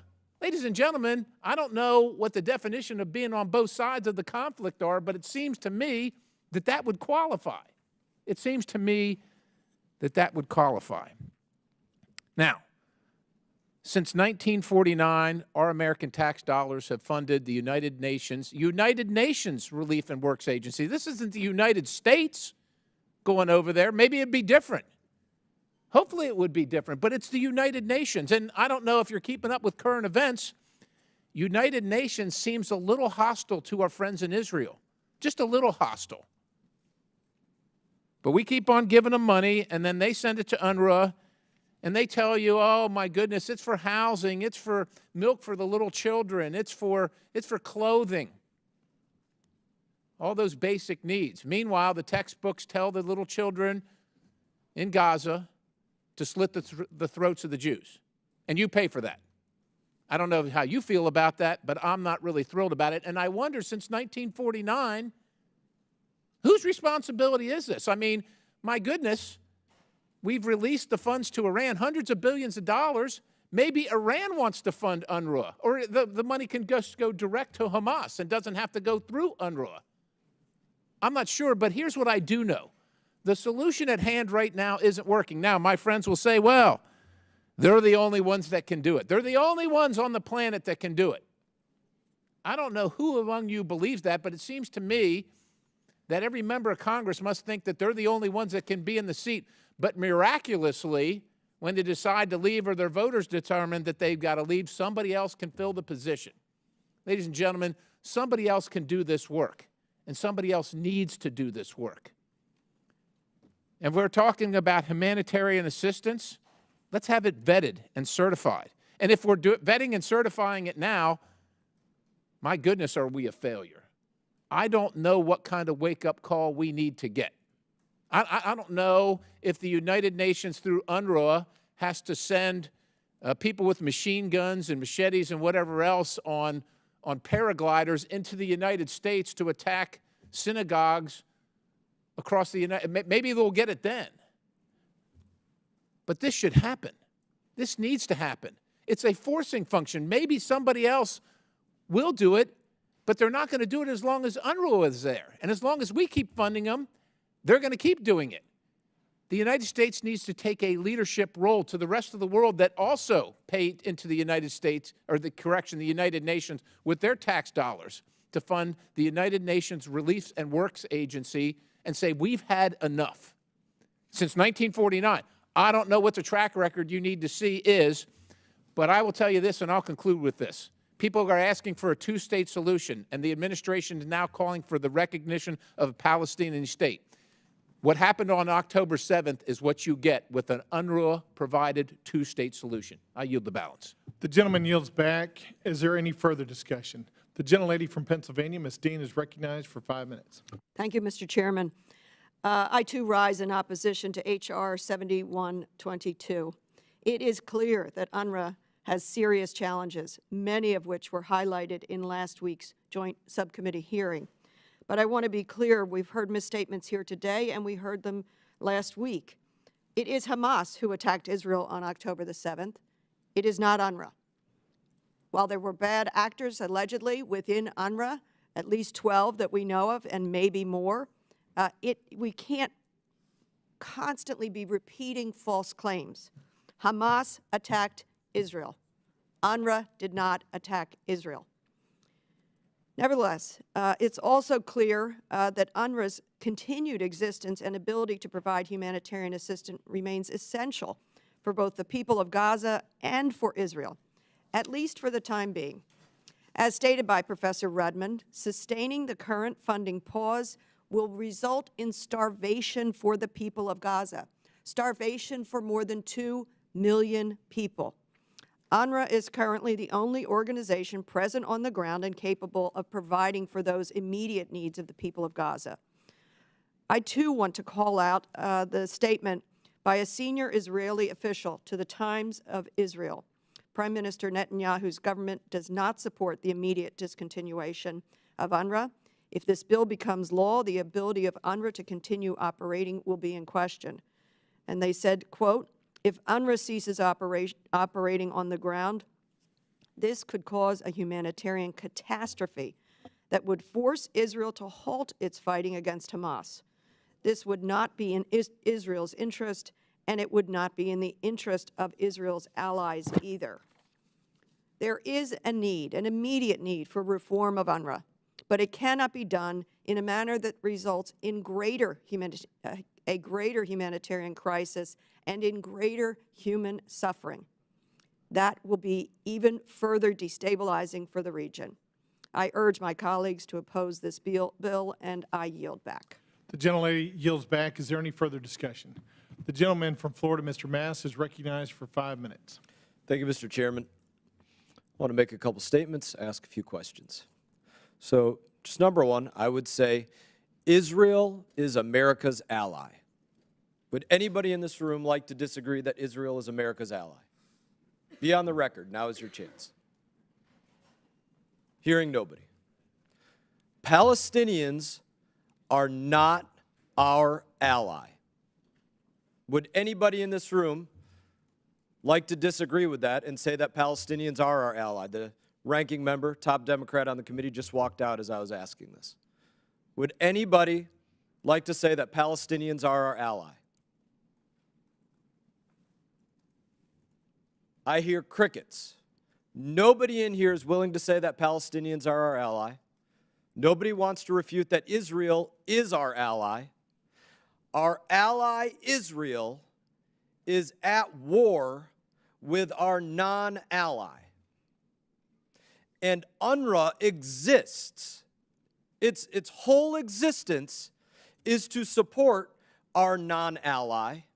And 99.9% of their employees are Palestinians who are our non-ally. So if we support UNRWA, number one, we are paying literally the salaries of our non-ally that is at war with our ally. Let that sink in. We're paying the salaries, if we support UNRWA, of our non-ally who is at war with our ally. Does that make sense to anybody? I don't think so. It doesn't make sense. It doesn't make any sense to me. So I find it amazing that there is disagreement about this in this committee. That there are people in this Congress, and apparently this is very party line, Democrat versus Republican on this issue. Democrats want to fund an entity that is made up of and exists to support our non-ally at war with our ally. Can't make sense of it. I want to take the remaining couple minutes that I have here and just ask one other question. And this is an important question because we asked this in a hearing last week. Asked this question of somebody that was referenced by one of my Democrat colleagues, a Miss Rudman, Professor Rudman, and she was parroting the talking point for the Democrats. And the talking point for the Democrats was, we can't defend what UNRWA did, but we want to make sure that they still get funding. Let that sink in. That was the talking point, the point of what they're saying. Can't defend what they did. Can't defend the 12 individuals alleged to be in direct support of Hamas. Can't defend that an estimate by them, 10 to 15% of at least of UNRWA employees are probably in support of Hamas if they are representative of the rest of the Palestinian population. Can't defend what they did, but want to continue supporting them. So the question that I would pose here for my Democrat colleagues, or my Republicans if they want to answer this, but we know that we have thresholds on the Republican side, is there any threshold for my Democrat colleagues for which they would say that is a bridge too far? If UNRWA did that, then that would be too far and we wouldn't support funding UNRWA.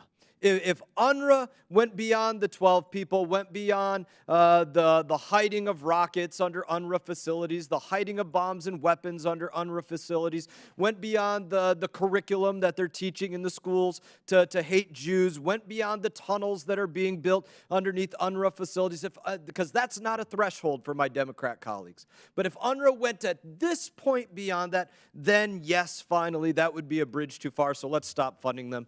And I'll just sit here and wait for the remaining 40 seconds of my time to see if any of my Democrat colleagues want to rejoin the room and answer any of those questions. And if my time runs out, then I'll yield back.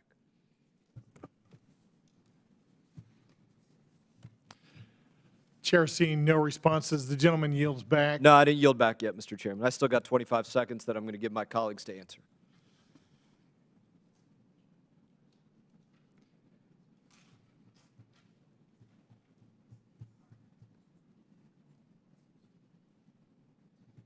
I would say, Mr. Chairman, let the record show nobody disagreed that Israel is our ally. Nobody disagreed that Palestinians are not our ally. And no Democrats placed a threshold on eliminating support for UNRWA. The gentleman's time has expired. The gentleman yields back. Is there any further discussion? The gentleman from Kentucky, Mr. Barr, is recognized for 5 minutes. Mr. Chairman, I move to strike the last word. Thank you, Mr. Chairman. And I enjoyed my colleague from Florida, Mr. Mast's very persuasive commentary there. But I want to address another issue and thank the chairman for including my bill, a bipartisan bill that I introduced with Representative Ed Case, the Pacific Partnership Act, in this markup. And I want to thank my colleagues for passing this bill out of the markup with a voice vote. This legislation builds off of successive administrations' actions to strengthen the United States engagement in the Indo-Pacific. The 2017 National Security Strategy and the 2019 Indo-Pacific Strategy Report both recognize the region's critical role in the broader Indo-Pacific. During the Trump administration, through the leadership of Secretary Pompeo, the United States invested hundreds of millions of new dollars into the Pacific Islands through the Pacific Pledge of the Indo-Pacific Strategy. I'm grateful that the current administration continued this important work through the Pacific Partnership Strategy. While these executive actions are welcome, it's essential that Congress assert its authority in showing that we are not just interested, but invested in an enduring relationship with our Pacific Island partners. This important legislation codifies the Pacific Partnership Act and ensures that it is updated every 4 years. The Pacific Partnership Strategy points out that the Pacific region covers 15% of the globe. While this territory is vast, it is comprised of many small communities across countless islands. These are the same islands that Americans gave their lives liberating in the Second World War. While our relationship with these islands has developed over these past 80 years, it's essential that the United States continues to look to the future and establishes ever deeper ties with these islands. This is personal to me. My grandfather fought in New Guinea and the Philippines in World War II. My other grandfather was on a destroyer in the South Pacific. This legislation ensures that we are taking a whole-of-government approach to efficiently and effectively engage with our partners in the Pacific. We know these islands are facing an ever more aggressive China, which is all too happy to tempt these communities with offers of infrastructure or bribery, and when that does not stick, resort to intimidation or other tactics. Instead, this legislation helps to ensure that the United States remains a partner of choice. Legislation like this shows that these communities are very important and that we're interested in a relationship with the Pacific Islands because we see mutual benefit built upon decades of trust, not just because a competitor like China is on the prowl.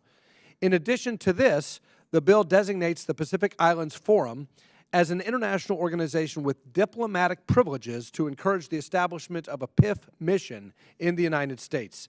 It requires the President to report to Congress on the implementation timeline for the Pacific Partnership Strategy, along with any staffing or funding required to implement the strategy.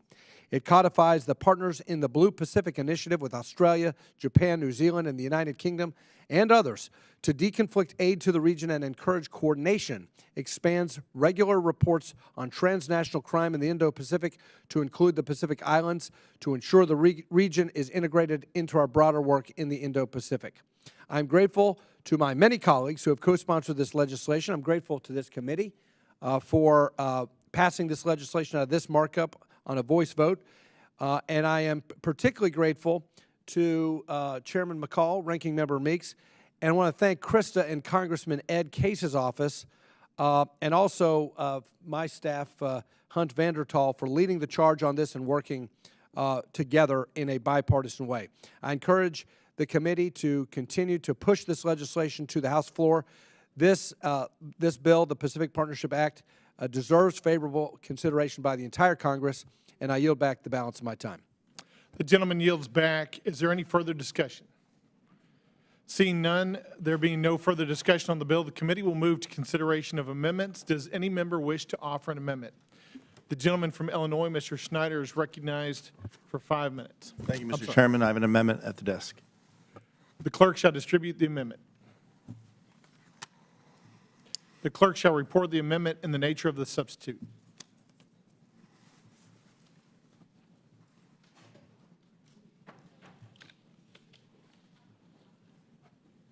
Substitute for the amendment in the nature of a substitute to H.R. 7122, offered by Mr. Schneider of Illinois. Without objection, further reading of the amendment is dispensed with. The gentleman is recognized for 5 minutes. I reserve a point of order against the amendment. The gentleman from New Jersey reserves a point of order. The gentleman from Illinois, Mr. Schneider, is recognized for 5 minutes. Thank you, and I want to thank the chairman for holding this markup. I'd also like to thank the staffs of the minority and the majority for working to find compromise where they could. Unfortunately, this bill is not one of the measures where we were able to achieve a compromise text. There's no question that UNRWA is a big problem, and I've said that time and time again, not just in this committee, but in public. And I'm grateful to Mr. Smith for taking the issue seriously, taking it seriously for years and raising it repeatedly in hearings on his subcommittee, and we share a view that UNRWA must be replaced. We know that at least a dozen members of UNRWA were involved in the horrific attacks of October 7th.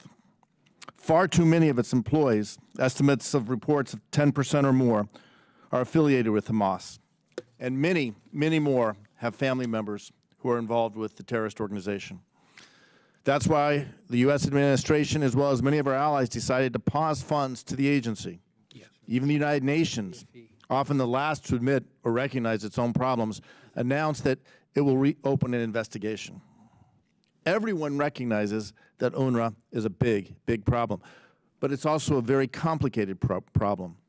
And that's why we should look askance at a bill that uses but 5 lines of operational language to address what is a 75-year challenge. The government of Israel has been clear that it does not want UNRWA to implode, as it was noted in the Wall Street Journal just yesterday. There is a fear that if the critical services provided by UNRWA are no longer provided by the organization, it will be left to Israel to step in, or as noted earlier in the conversation today, that Israel would have to pause its operations to defeat Hamas. Likewise, the pro-Israel community, including AIPAC, is not coming out in support of this legislation. Why have UNRWA's harshest critics, including myself, not gotten on board with this bill? We can get rid of UNRWA. The World Health Organization spokesperson Christian Lindmeier said clearly that the WHO could scale up if needed, as have many NGOs, at least in private. But UNRWA provides essential services, including aid distribution, management of desalination of water, and the like. Ending these overnight, ending these immediately, would cause a humanitarian catastrophe far greater than what we've already seen, and would only serve Hamas's goal of getting as many civilians killed on both sides of the conflict as possible. Again, UNRWA must be replaced, and that's hard and complex work. We can't just wish the complications away, and that's why I'm proud to author legislation that would introduce a hard deadline of a year to cut off funding permanently and create a congressional commission and interagency process that will get the replacement part of the challenge correct, as well as instruct our mission to the UN to fight for lowering assessed dues to the agency. But as with so many initiatives regarding the sacrosanct U.S.-Israel bilateral relationship, often driven by Republican leadership, the bill under consideration today puts politics first and doesn't do the hard work of addressing the extremely complicated nature of the problem at hand. The U.S.-Israel relationship is not a game, and it must not be about politics. We need a supplemental that can get 400 votes in the House, not one that plays games with the IRS or goes against the Senate's hard-fought bipartisan compromise. I'm begging my colleagues across the aisle to take this issue seriously and to work with Democrats, to work with me and the long-standing pro-Israel community on this bill so they can get rid of UNRWA once and for all in a way that is effective, permanent, centers the role of Congress, and doesn't produce severe unintended consequences that nobody wants. Recognizing that the chair is likely to rule that this bill is non-germane, I'm willing to withdraw the amendment. All I ask is that we continue to try to work together to replace UNRWA with agencies that can provide humanitarian services while also contributing to the prospects to a better future, to better lives for both Israelis and Palestinians. If we do this right, if we do this in a thoughtful way, we have a far greater chance of success. And with that, I yield back. Without objection, the amendment in the nature of a substitute offered by Mr. Schneider is withdrawn. Does any member wish to offer an amendment?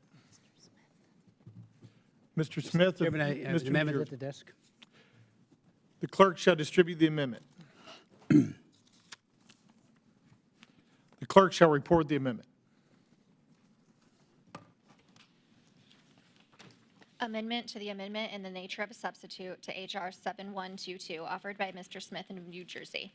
Add at the end of the following. Without objection, further reading of the amendment is dispensed with. The gentleman is recognized for 5 minutes on his amendment. Thank you so very much, Mr. Chairman. Mr. Chairman, this amendment makes very clear that nothing in the underlying bill may be construed to preclude the provision of humanitarian assistance to any agency or entity other than UNRWA.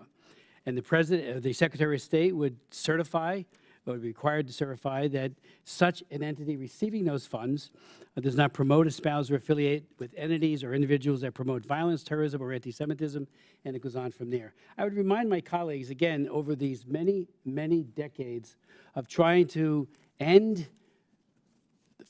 U.S. taxpayer funding for UNRWA and to give it to other agencies that are not trying to create young people who quickly become terrorists. And I did read a moment ago from Marcus Schiff from Impact SC, and he makes the point again that for Hamas, the manual for the hatred and incitement which they crave has been provided for many years by UNRWA schools.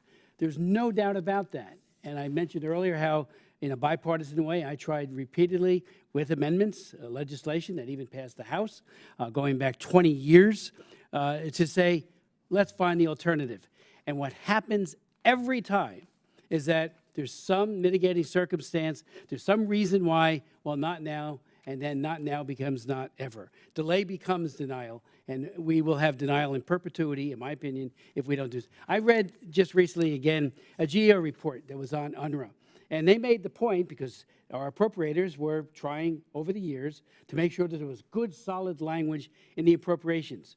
Well, they found, GAO, that state requires UNRWA, this is 2003, to certify that in accepting each contribution from the U.S., UNRWA is taking all possible measures to assure that the U.S. funds do not benefit terrorists or refugees receiving military training from guerrilla groups.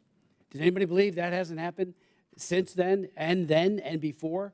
So again, we need to find an alternative. There are alternatives out there. You know, if we put a very long time period on that, that will quickly morph into waivers in perpetuity, and that's the last thing we need. So let's stand up now for certain agencies to step up and say, we'll take it from here. And there are others out there, WFP, UNICEF, the UN High Commissioner for Refugees. There are others out there, but UNRWA has proven itself to be not just a malign actor, but to causing unbelievable child abuse to these Palestinian children who are taught to hate. And they believe it. Why do we have young people, 13 and 14-year-olds, toting AK-47s and being willing, really trying to think someday I'll be a martyr for Hamas and for a radical Islamic view? That's absurd. Teach them to want to coexist, to respect other people, including Jewish men, women, and children. Said they're taught to kill them and to hate them. That's why there's almost no end to the number of volunteers and people that go into Hamas, because they've been taught from the earliest stages to do so. So this says, let's get the humanitarian aid there. I hope the administration would work with us if we were to get this enacted into law, although the president probably would veto it. I say that sadly.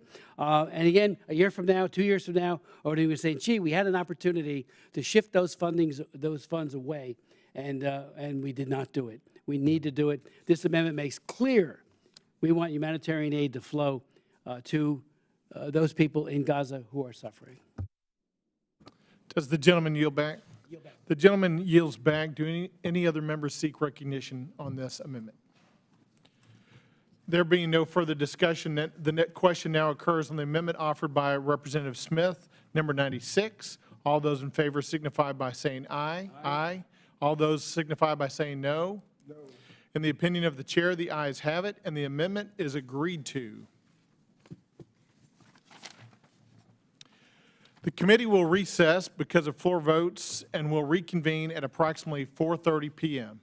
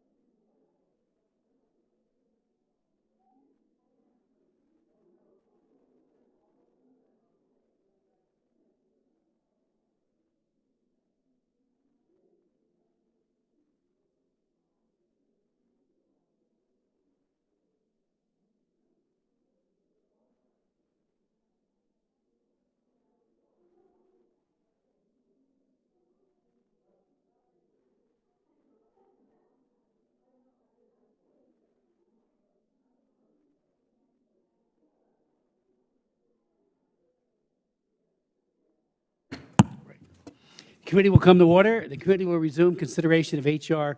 7122. Are there any further amendments?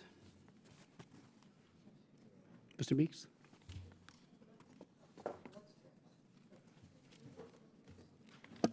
Have an amendment at the desk. The clerk will distribute the amendment. No, it's in here somewhere. Who closed the deal?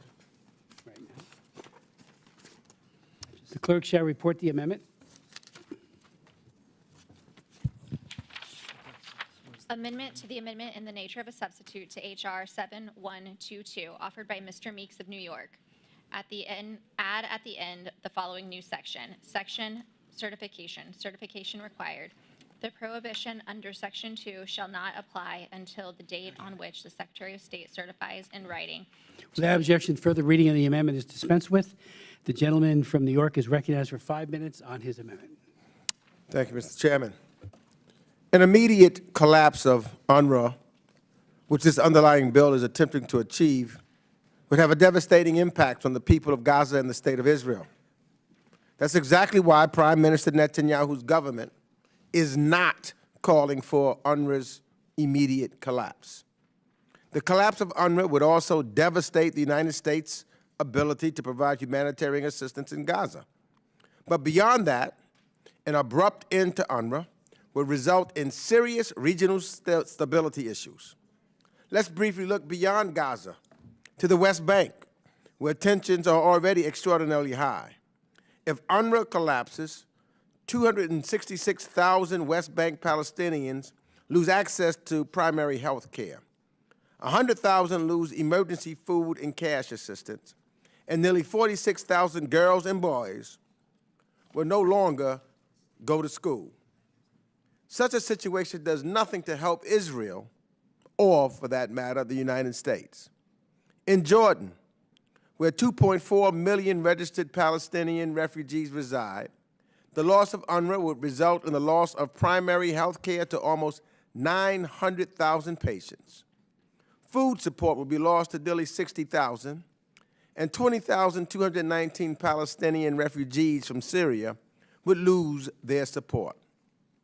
108,000 girls and boys would be out of school. This potential chaos in Jordan does not help Israel or the United States. In Lebanon, where we would hope to avoid a full-blown Israel-Hezbollah war, the loss of UNRWA would create a humanitarian, catastrophic, and civil unrest. 200,000 primarily health care patients will lose access to services. 50,000 will lose access to hospitals. 170,000 children, elderly, and disabled persons will lose their sole source of income. And 38,000 school children will lose access to schools. None of this is in the interest of Israel or the United States. In Syria, the termination of funding will affect some 438,000 refugees, 90% of whom live below the poverty line. Implications will include immigration from Syria to Europe. There will be a halt to emergency food assistance programs that supplement food and medicine needs and rent.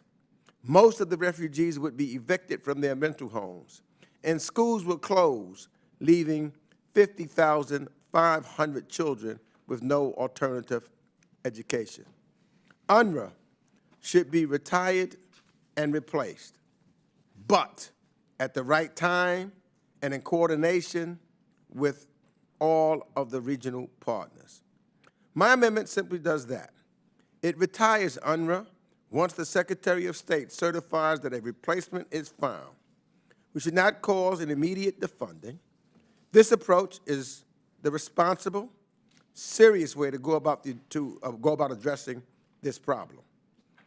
I encourage everyone to support this amendment because it makes sense and it saves lives. It is for the benefit also of the people in the state of Israel and the United States, and for the basic humanitarian needs of the Palestinian people. This, I think, is consistent with our values and who we are and how we can move forward so that we can change the paradigm of what's happening in the Middle East, and then one day have peace in a two-state solution that will make it better for Israel, for the states, for the countries, and the Gulf states, and the United States of America. And with that, I yield back. Thank you. Gentleman yields back his time, and I rise in, opposition to the amendment, and I yield myself 5 minutes. I would say to my colleagues that this amendment would nullify our bill, the one that Mr. Mast and I, Chairman Mast and I have written. It would prevent further, our bill would prevent further funding to UNRWA, but the amendment says that the prohibition on funding would not apply until the Secretary decides it should.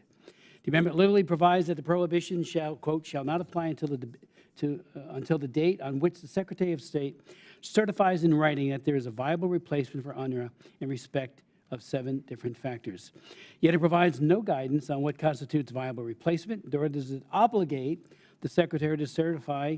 It is left entirely up to the discretion of the Secretary to do so. So a year from now, 6 months from now, 2 weeks from now, he could decide to do that. But there's nothing in the amendment that says he has to. Since the Biden administration resumed UNRWA funding in 2021, after it was cut off by the Trump administration, after its terroristic and anti-Semitic affiliations were notorious, it only paused funding following the most shocking revelations next week. We can assume that the administration intends to resume funding of UNRWA at some time. We don't know when, but it could be any time now. The amendment is written so as to permit the administration to resume unrestricted funding of UNRWA, and it provides no restraints. I would point out to my colleagues that the U.S. Department of State said in its current pause in UNRWA funding, we're looking at what options exist for supporting civilians in Gaza through partners like the World Food Program, UNICEF, and other NGOs. We believe we can continue to do important work through other NGOs and other partners. And I remind colleagues that the amendment that I added to the amendment in the nature of a substitute makes very clear that it's UNRWA that we are defunding, not humanitarian assistance. And those other partners, those other NGOs or government agencies or UN agencies at that, like World Food Program, are there, and we need to do everything we can to get that money which is needed to them. When my good friend Mr. Meeks talks about education, that is one of the worst parts of what UNRWA does each and every day to young people. They train them to be anti-Semitic. They talk, I mean, I've seen the textbooks. I have had briefings on the textbooks. As I mentioned earlier in this debate, in 2003, I offered an amendment on this. That's 20 years ago, that brought out all of these issues about the textbooks and the teaching of hatred, total intolerance towards Jewish people, and I might add, a close second, Americans as well. I mean, and then we're supposed to fund those teachers, those schools. We need to find a replacement. We need to find it fast. And delay, as I mentioned earlier today in the debate, absolutely is denial. So again, I ask members, with all due respect to my good friend and colleague, to vote no to Mr. Meeks' amendment. We've got to be serious. We have, for decades, not done what we should do, and that goes through different administrations. Trump did cut it off, but during the Bush administration and other administrations where this was a serious, serious problem, we would get talking points from UNRWA. We would get talking points from those who felt they were doing a great job. I would read those talking points, and I'd dissect them, and I'd raise issues. We've had 3 hearings, a joint hearing with Chairman Mast just last week. And, you know, you look at UNRWA's terrorgram. This was a book put out by UN Watch, Hillel Nur. It is filled to overflowing with hatred. Let me say again, hatred for Jews. Let me also point out that the Hamas Charter of 1988 couldn't be clearer about slaughtering Jewish men, women, and children, and for destroying the nation of Israel. It's right there in their charter. It couldn't be clearer. And Hamas, this is, as I said earlier during the debate, this is their way of getting, recruits that never end in perpetuity, because the young people are being told to hate Jewish men, women, and children. So, again, I ask members to vote no.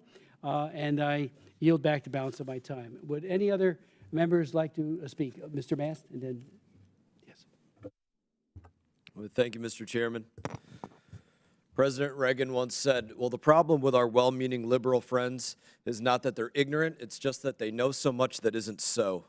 And I think this is something that really plays right into that idea. And I'm going to give the 101 that I thought we went through earlier about the math of supporting UNRWA, Palestinians, Hamas in general. You know, you look at this and you say, okay, I'll ask the question again. Is Israel our ally? I'll make the statement that yes, they are. Anybody care to disagree? No, everybody agrees Israel is our ally. Are Palestinians our ally? I would say no. Anybody care to disagree? Nobody in here, not the ranking member, not any of my Democrat colleagues right now, say that Gazans and Palestinians are our allies. So our ally is at war with our non-ally. UNRWA's sole existence is to support our non-ally.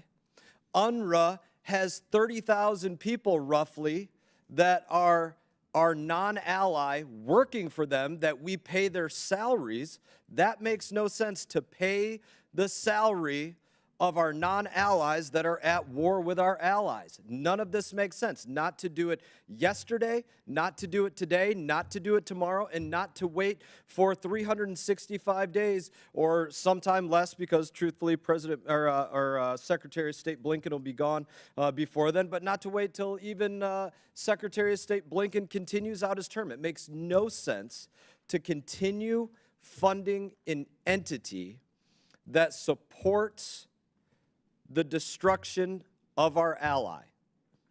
That is an entity that supports our non-ally. The math just doesn't simply add up. And so, you know, I'll just state one more time for the record that nobody in here disagreed that Israel is our ally, and nobody in here disagreed that Palestinians are not our ally. Still don't see anybody disagree on that. So there should be common ground on this. It's amazing to me that it's not. In that, will the gentleman yield? I didn't hear who asked, but I usually do. Absolutely, I will yield. I always enjoy a good.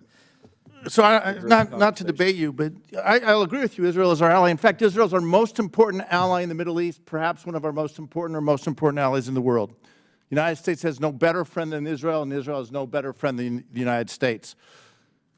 That's why I'm so frustrated, so angry that my colleagues on the other side are using Israel as a stunt, as a tool to advance their own partisan politics, rather than standing up and making sure we give Israel the support it needs and make sure we protect not just Israel, but work to help our Ukrainian allies. The Palestinians are neither an ally or an enemy. Palestinians are a population. They are a population that have been failed by their leadership for more than 100 years.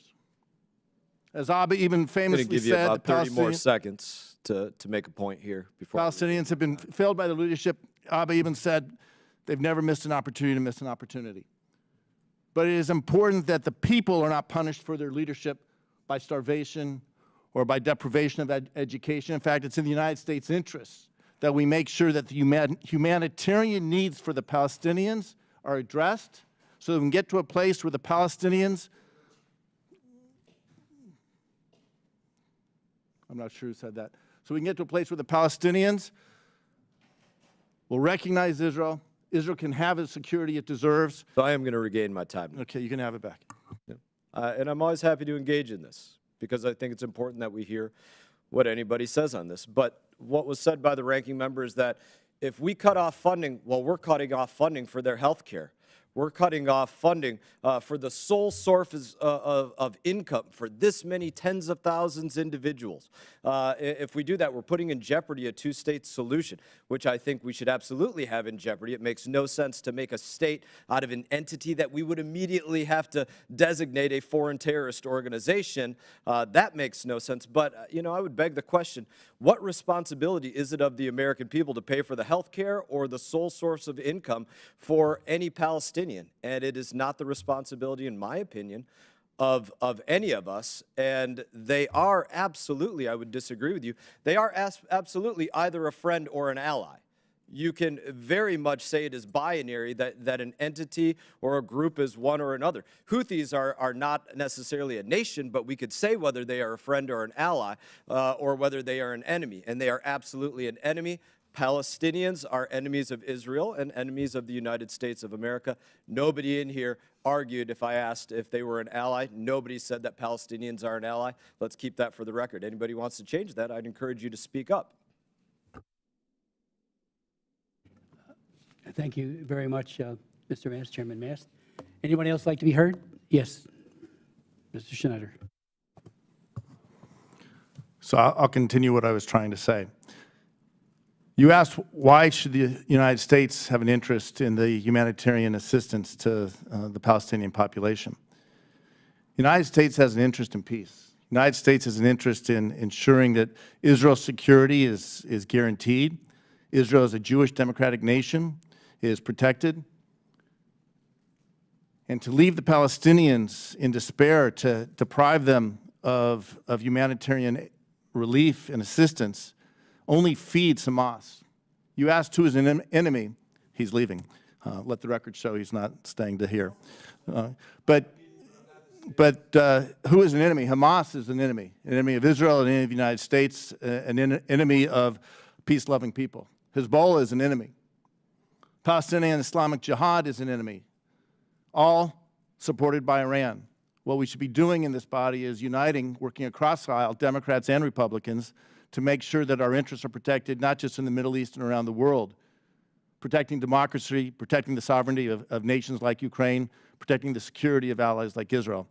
And we can't turn a blind eye to the humanity of Palestinians, and we can't turn a blind eye to the fact that Israel is fighting a war for its existence against Hamas. We can do both. I yield back. Happy to yield.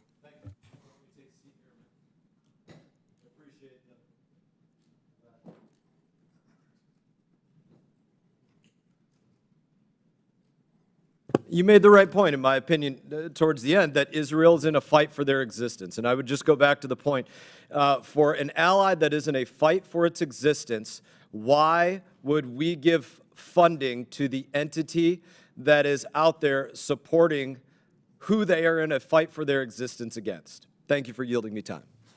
I'll reclaim the time, and I agree with you. I want to replace UNRWA. UNRWA has been a problem for 75 years.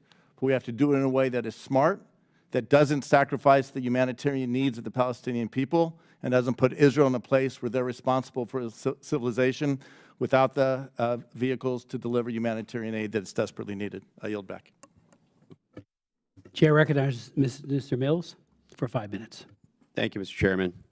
You know, a lot's been said, and I first just want to start by saying that I have a tremendous amount of respect for my colleague from New York, Ranking Member Meeks. He has been tremendous in his ability to work across the aisle on bipartisan agreements. But I would say that I stand in strong opposition to the Amendment 63. Many of the members who sit in this body, unlike myself, have been here multiple terms. And throughout those terms, we continue to talk about things like, well, we need to work on the replacement of the AUMF. We need to work on the replacement of UNRWA. And as the sitting chairman, Mr. Smith, has said multiple times, who's proposed this for 20 years, this is nothing more than kicking the can. And meanwhile, while we're kicking that can, as we did last year, we contributed another $363 million to fund UNRWA so that, as was recorded in the last hearing, 10 to 15% of the 13,000 employees were in support of Hamas. 12 members of UNRWA actually took part in the horrific attacks on October 7th.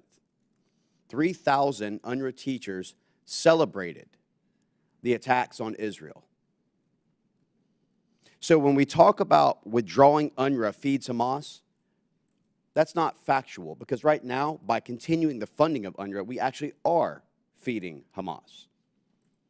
You know, this idea that we would deprive them of education, well, as the sitting chairman has talked about, as well as for the members of our recent committee, the radicalized education system is actually working to create hate. And if any of us remember former Congressman Wilson, one of the things that he used to talk about consistently after the defeat of Russia was that we must ensure that education is put in place so that we can make a guarantee that we won't have the rise of further radical extremists. I'm sorry, but there are things like UNHCR or UNHRC who can fill that gap if need be. World Food Program, implementing partners out of the United States Agency of International Development. So there's continuation and this desire to kick the can for those who've been in office here for 2 and 3 and 5 and 7 terms is unacceptable and just leads to the show that you're here to play politics and be a politician, not to be a statesman and a representative to actually get things done. And I happily welcome any member in this body to tell me about standing with our allies, because I didn't see a single face in this room with me on October 11th as I was pulling Americans out of Israel myself. Or on August 26th of 2021, when I was conducting the first overland rescue of Americans out of Afghanistan.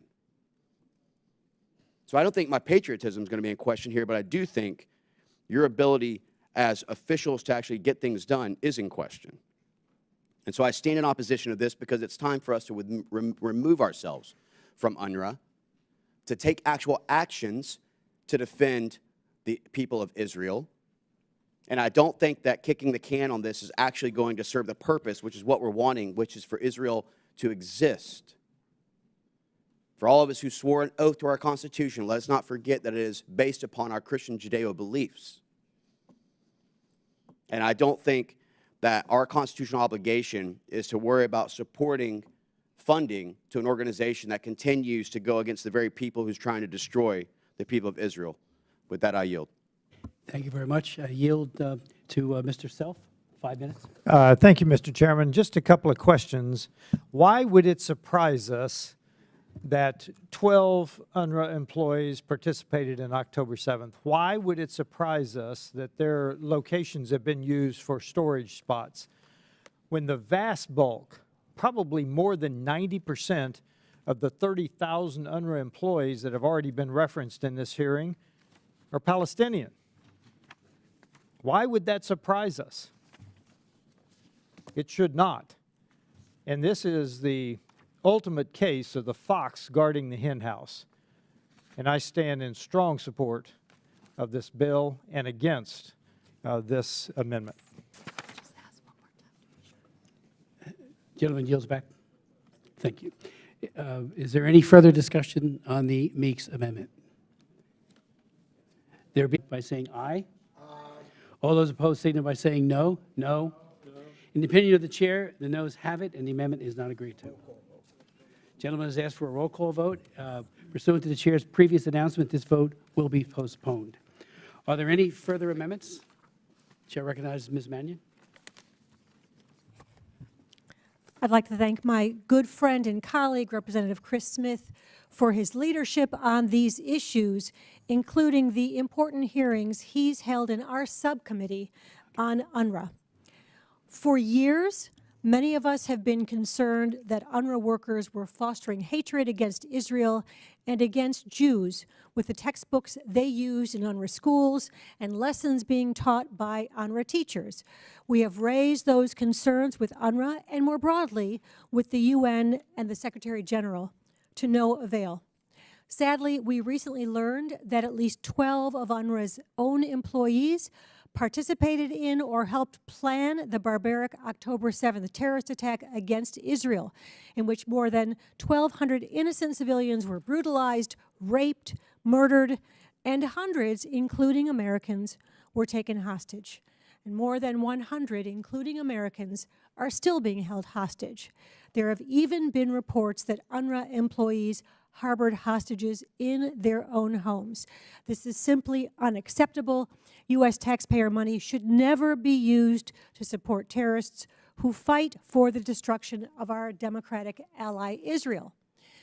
We are, however, sensitive to the plight of innocent Palestinians used by Hamas as human shields, and we know how critical it is to get humanitarian support to innocent Palestinians who are caught in Hamas's brutal war.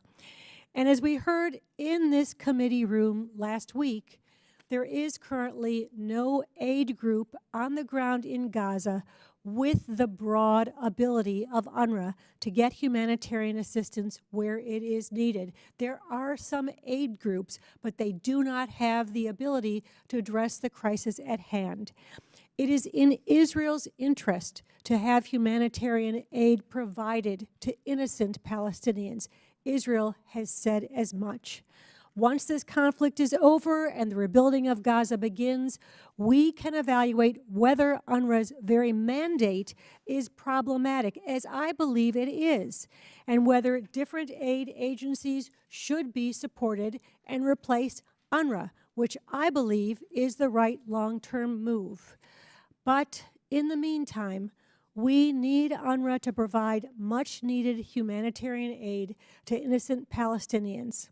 However, we must ensure that UNRWA does not continue to employ or use people who are members of Hamas or who provide material support to Hamas. That's why my amendment would require the Secretary of State to first certify to Congress that no current UNRWA employees participated in the brutal October 7th Hamas attacks on Israel, and that no UNRWA employees are knowingly providing material support to Hamas.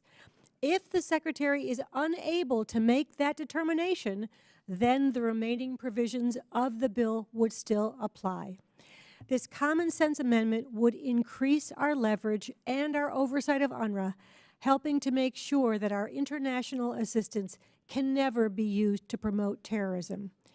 I believe this amendment would strengthen accountability and oversight of UNRWA and make crystal clear that we will not tolerate taxpayer dollars going to Hamas. Thank you, and I yield back the balance of my time. I would like to continue recognizing Ms. Manning to offer her amendment at this point, if you would.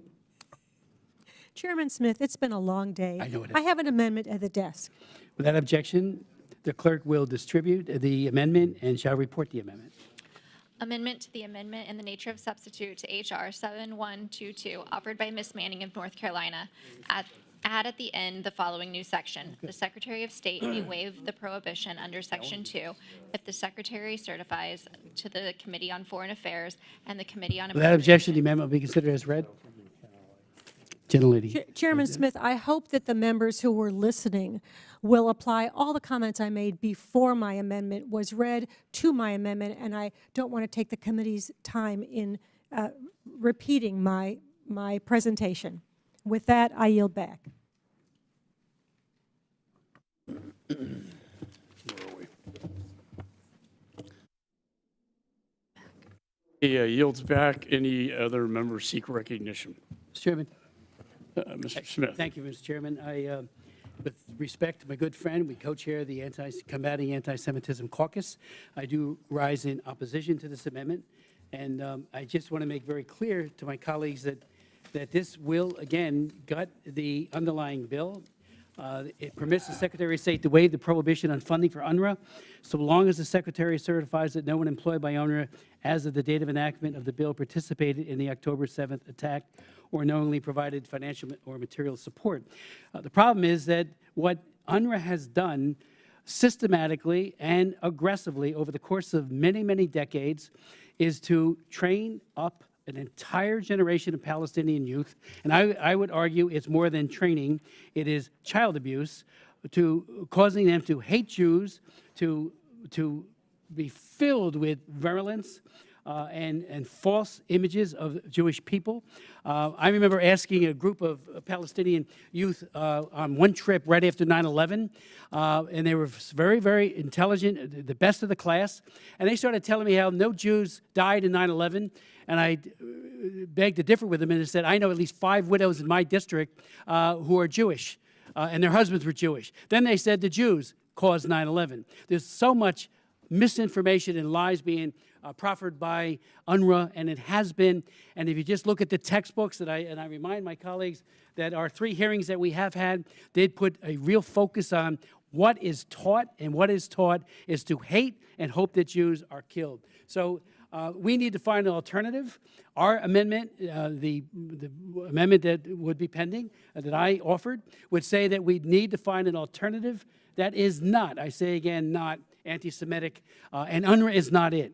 So we need to pivot now, and believe me, there are organizations. We have mustered and brought together forces in the past to ensure that humanitarian crises are met, and they're met effectively. UNRWA has proven itself, has disqualified itself over and over again in this regard, especially as it relates to what they've done to generation after generation of Palestinian youth. So I really, with all due respect, rise up against it and ask my colleagues to vote no. Any other members seek recognition? Mr. Meeks. Yes, I agree with my colleague, Representative Manning, that no U.S. funding should support any entity that supports terrorism or employs individuals who support terrorist organizations, including in UNRWA. That's why I support this amendment. I'll also say that basically I think in a bipartisan way we're united in that we want to help and support Israel. We all have seemed to have said that the lifespan of UNRWA, moving forward, has to be reviewed and changed, but we're in a particular moment of crises right now. And the deal is whether or not right now, today, if we defund UNRWA, what would happen to millions of people? Fact of the matter is, no one would be or should be more concerned about UNRWA than the Israeli government itself. And we should listen to what the Israeli government has said on this matter. The Israeli government. The Israeli government. And I quote again. This comes from a senior Israeli official. Quote, if UNRWA ceases operating on the ground, he's talking about right now, this could cause a humanitarian catastrophe that would force Israel to halt its fighting against Hamas. This would not be in Israel's interest, and it would not be in the interest of Israel's allies either, unquote. So at this moment of time of which we are in, what this bill does undercuts what Israel thinks is in its best interest as we move forward. And I yield back. Any other members seek recognition? Mr. Mast. Thank you, Mr. Chairman. I've heard this point made numerous times today, Mr. Ranking Member. Do you have a name? I've never heard you reference a name to this. I can get you a name. I don't have the name. Because I've heard it said in debate earlier and debate now. I would think that that would be pretty relevant. So I'm told that there was no name, but the Israeli government gave the quote to the Times of Israel directly. A janitor or somebody important? The Israeli government, a high official in the Israeli government, a senior Israeli official. How we know that? If, like I said, it's been... On the Israeli government. I would just say it's been referenced irresponsibly, I don't know how many times today, to say, oh, this person in the government said this, and we, as the U.S. House of Representatives, the American government, we should do what this unknown person in the Israeli government tells us to. Pretty much every American that I could think of back in my community would pretty much have my head for saying that that should be the way that we operate. But I appreciate you at least trying to get me an answer on that. And the answer is, we don't know who in the world the person is at this moment. I did have a question about the amendment, ma'am, if you would oblige me. Would that prohibition on financial or material support to Hamas, would that include anybody that writes the UNRWA school curriculum, distributes the UNRWA school curriculum, teaches the UNRWA school curriculum that all teaches Jew hate? I would consider that material support to Hamas. Thank you for answering that. And I think I've had all of my questions answered. Thank you. Gentleman yields. Any other members seek recognition? Mr. Sherman. Yes. Thank you. Having spared the committee my pontifications up until this point, I'll take 1 minute to address the Houthi bill, and then I'll come back to this one. There are those, we should designate the Houthi in the highest terms as a terrorist state. I know there's some in the aid community who say, well, that will make it a little bit more difficult for us to provide food to the Yemenis who live under Houthi control. What those aid agencies haven't focused on is the number of people dying because of what the Houthi are doing. First, huge grain exports come from the Black Sea. They come from Russia. They come from Ukraine. The only way, the fastest way, the best way for them to get to eat hungry people in Ethiopia and Sudan and in India is through the Suez Canal. The Houthi have stopped that. Now, that means that people who can barely afford food in some of the poorest parts of the world are now barely affording 2 meals instead of 3. Second, what the Houthi have done is lower the standard of living in Europe to some degree by preventing exports from coming from Asia to Europe. That will inevitably affect the generosity of Europeans and their willingness to keep funding the very aid agencies that are telling us don't mess with the Houthi. Now to this bill. I've had extensive conversations, as have some others of this committee, with Israeli officials focused on UNRWA and aid to the Palestinians. I have no doubts how evil some elements of UNRWA are. I want to thank this committee and the floor, finally, for passing a bill I've been working on for half a dozen years to at least require a report on UNRWA's schools. And as has been pointed out, you might be able to say, well, there are a dozen terrorists identified who are UNRWA employees. Don't blame the top management. The top management has known for decades what's being taught in those schools, and what is being taught is terrorism. I have no love for UNRWA. I would have supported this bill if it had been a bit more practical. But my discussions with Israeli officials have illuminated me a bit. First, Israel trusts the other agencies of the UN, UNICEF, World Food Program, etc., which surprised me, frankly, because I'm aware of the UN General Assembly, and as a Zionist, I'm not a fan. Second, Israel knows that the Palestinians have to be fed for the coming months. They are not calling for us to pull the plug immediately on UNRWA. So I think this bill would be a much better bill if it gave the State Department until the end of the year to pull the plug on UNRWA. I suggested that to the author. We were not able to reach an agreement. But if this bill became effective on December 31, I would be a yes vote. Instead, I have to reluctantly oppose this, and I feel a little odd because I am not a fan of UNRWA and worked for years on a bill that is regarded, that shines a light on how they educate for terrorism.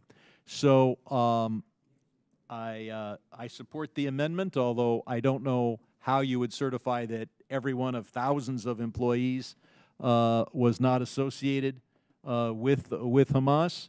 I support the objective of the bill, which is to see that aid to Palestinians in the future goes through organizations that are benign rather than through UNRWA. But I cannot support a bill that goes into effect immediately or even with a couple months delay because UNRWA is there on the ground, Palestinians are hungry, and it is not in Israel's interest to see that food does not get delivered. So let's have I hope that we in the future can deal with a practical bill that cuts off UNRWA after a reasonable period of time to start working with and staffing up these other agencies, including UN agencies, and I yield back. Gentleman yields. Let me just announce for the committee, we have votes called at 5:45. I certainly don't want to do anything to stop this debate that we're having, but in the interest of, if members would like to get the votes done before that vote on the floor, otherwise we'll be coming back after the votes on the floor to finish. But I just say that as a point of reference. I don't want to have any chilling effect. Well, Mr. Chairman, I was going to say something nice. Mr. Wilson's right. I was going to say something nice about Kathy Manning, but I won't. Thank you.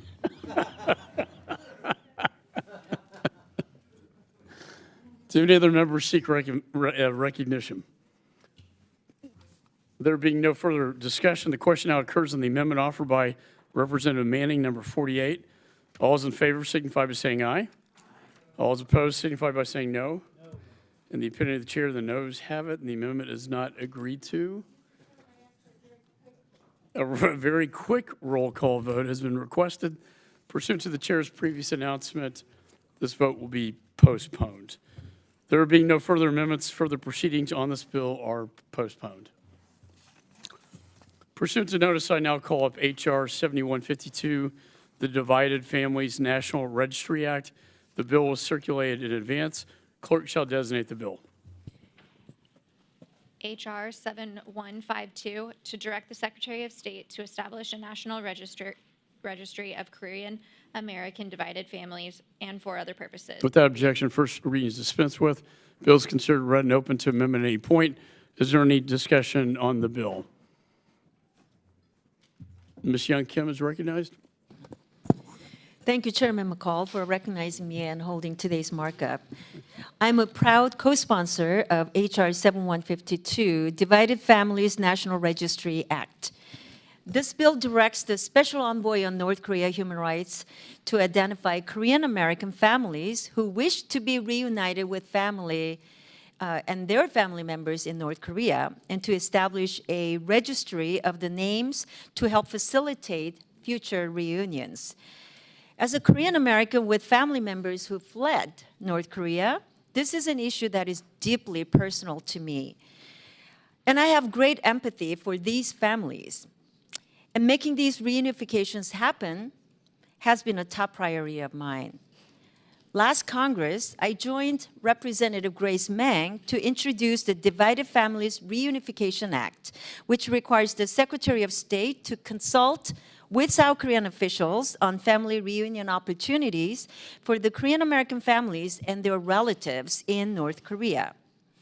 And I also introduced House Resolution 126, which is a bipartisan resolution calling on the U.S. and North Korea to treat family reunifications as a humanitarian issue and to reunite Korean American divided families with immediate relatives. Time is running out to make family reunification a reality, so we must treat this issue with urgency. While I'm pleased that we are marking up this bill, there is still much more that needs to be done. North Korea's behavior is getting only more erratic, and the crimes against humanity he commits against his own people will only worsen if we do not take him seriously. The North Korean Human Rights Act, which authorizes activities promoting the free flow of outside information into North Korea and protecting North Korean defectors, expired last year. So I joined Senator Marco Rubio to introduce the North Korean Human Rights Reauthorization Act, which reauthorizes and makes improvements to U.S.-North Korean human rights policy by stepping up efforts to get information not controlled by Kim Jong-un inside of North Korea. I hope that the committee will work with me on this legislation so that we can show Kim Jong-un that we take his human rights abuses seriously and show the innocent victims of his crimes that the United States supports them. I urge my colleagues to support H.R. 7152, and I yield the balance of my time. Gentlelady yields. Any further discussion on the bill? There being no further discussion, the committee will move into consideration of amendments. Does any member wish to offer an amendment? Mr. Meeks is recognized. Mr. Chairman, I have an amendment in the nature of a substitute at the desk. Clerk shall distribute the Meeks amendment in the nature of a substitute.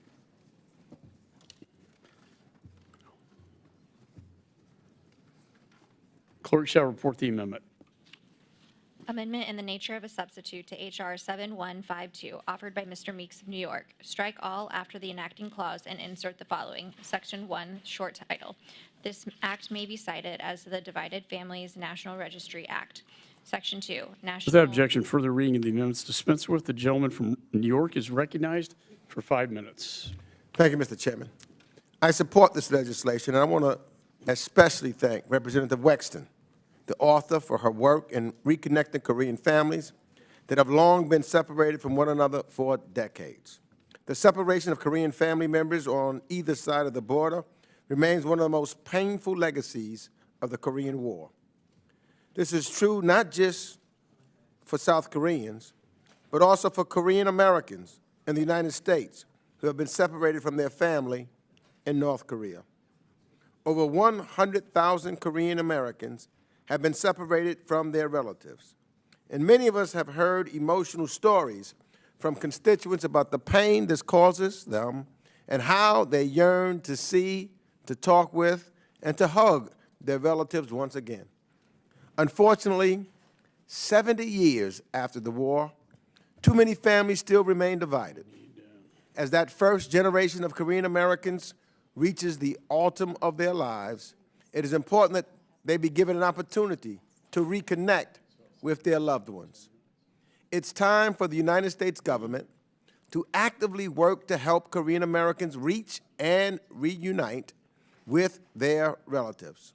It's time to help Korean Americans finally gain some closure by helping them track down information about relatives that may have passed on. H.R. 7152 does this by collating information about Korean Americans that are interested in being reunited with their families and working with them to help facilitate many reunions, as well as information exchange with and about their family members in North Korea. This bill also calls on the State Department to prioritize the issues of family reunions in any dialogue with the DPRK. Though I would have preferred to see the authorization number stay in the bill, I understand the majority asked for that language to be removed to comply with their conference. And wanting to move in a bipartisan spirit, we have come to this agreement. And we will fight to make sure funds are appropriated to accomplish the modest program set forth in this legislation. I hope you will join me in supporting this measure and ensuring that our Korean American constituents have the ability to stay connected to those taken from them as a result of war. And I yield back. Would my friend yield? I yield. I thank my friend, and I just want to thank him for this ANS, and I think it's not only a tribute to the Korean people, but a tribute to our colleague Jennifer Wexman. This is an important legacy issue for her. It's something she's worked on. We have a very large Korean American community throughout Northern Virginia. Of course, not as big as California, but it's maybe the second biggest in the country.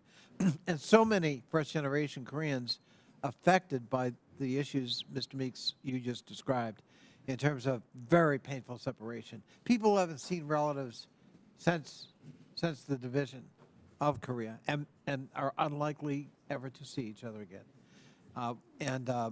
It's one of the cruel after effects of the division and of the Korean-American War. And I'm so glad we're addressing it legislatively here today. And again, I think it's also a tribute to our colleague Jennifer Wexton, and I'm proud to join you and thank you for introducing it. And I thank the chair for putting it on the markup. Yield back the balance of my time. Gentleman yields back. Do any other members seek recognition? There being no further recognition, do any members wish to offer an amendment to the Meeks Amendment in the nature of a substitute? There being no further amendments, the question now occurs on the amendment in the nature of substitute offered by Representative Meeks. All those in favor signify by saying aye. Aye. All those opposed, no. No. In the opinion of the chair, the ayes have it, and the amendment is agreed to. Do you want it on your amendment or on reporting to the House? Okay. There being no further amendments, I move that the committee report H.R. 7152 is amended to the House. Favorable recommendation. All those in favor signify by saying aye. Aye. All those opposed signify by saying no. The opinion of the chair, the ayes have it, and the motion is agreed to. Boom. Recorded vote. Roll call vote has been requested. Pursuant to the chair's previous announcement, this vote will be postponed. Committee will recess briefly to set up the electronic voting system, and we plan to vote in approximately 10 minutes.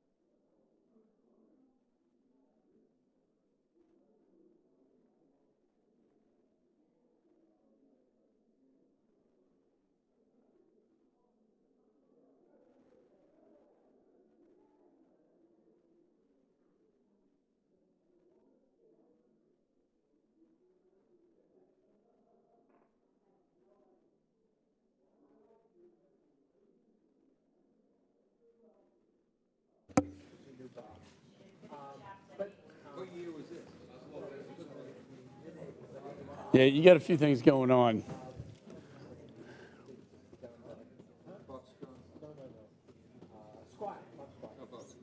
Okay, there's McCormick. There's Ronnie Jackson. Come on, Dan, let's get this shit down.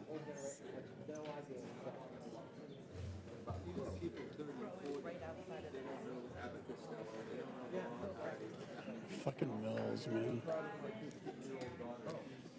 We could lose the vote right now if we took it. I don't want to do. I don't want that result. Say Meeks wants to go.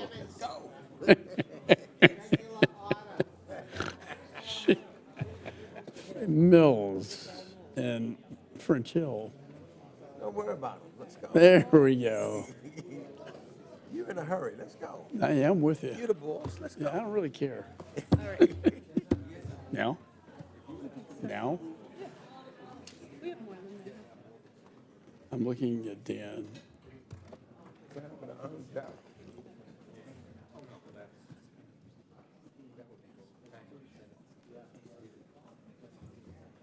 Yeah, why can't they give me direction? It's really starting to piss me off.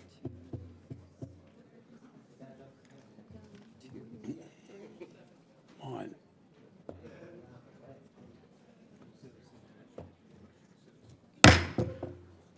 Committee postponed further proceedings on the roll call vote on amendment number 104 offered by Representative Davidson to H.R. 6609, on which the noes have prevailed by voice vote. Question now occurs on agreeing to the amendment. Members will vote using the electronic voting system. The clerk will open the vote.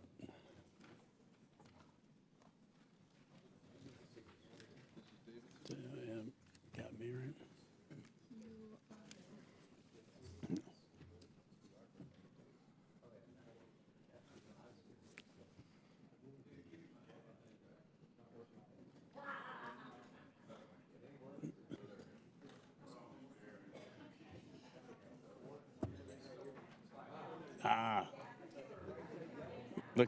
The clapper.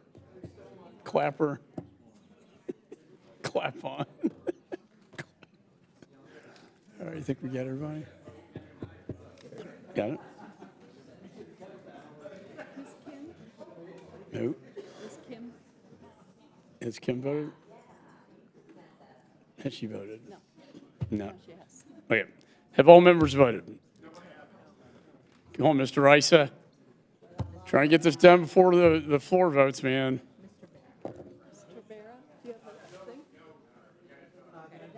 Count. That doesn't count. Can he vote by voice? Can you do it by voice, or does he got to do it electronically? Wait.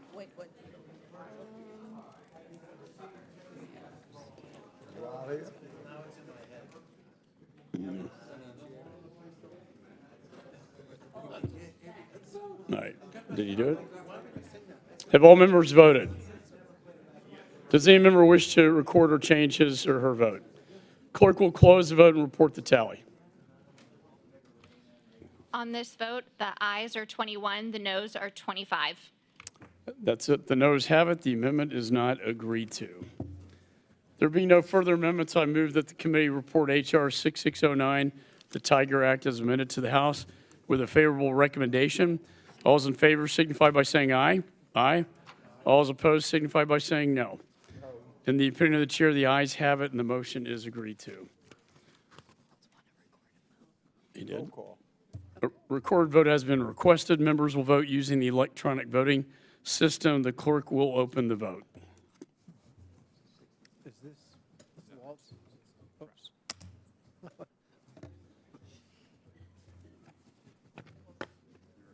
Okay, thank you.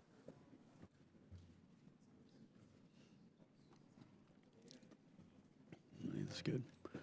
Have all members voted? Does any member wish to change their vote? Clerk will close the vote and report the tally. On this vote, the ayes are 26, the noes are 20. The ayes have it. The amendment is agreed to. Without objection, the motion reconsiders laid on the table. Measures ordered favorably reported as amended as a single amendment in the nature of a substitute, and staff is authorized to make any technical and conforming changes. Committee postponed further proceedings on reporting H.R. 7089, the Global Anti-Human Trafficking Enhancement Act, as amended favorably to the House, on which the ayes prevailed by voice vote. Question now occurs on reporting the measure to the House with a favorable recommendation. Members will use the electronic voting system. Clerk will open the vote.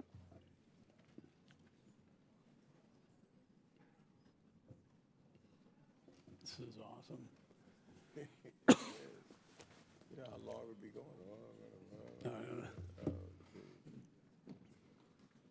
Have all members voted? Does any member wish to change their vote? Clerk will close the vote and report the tally. On this vote, the ayes are 46, the noes are 0. The ayes have it. The motion is agreed to without objection. Motion to reconsider is laid on the table. Staff is authorized to make any technical conforming changes.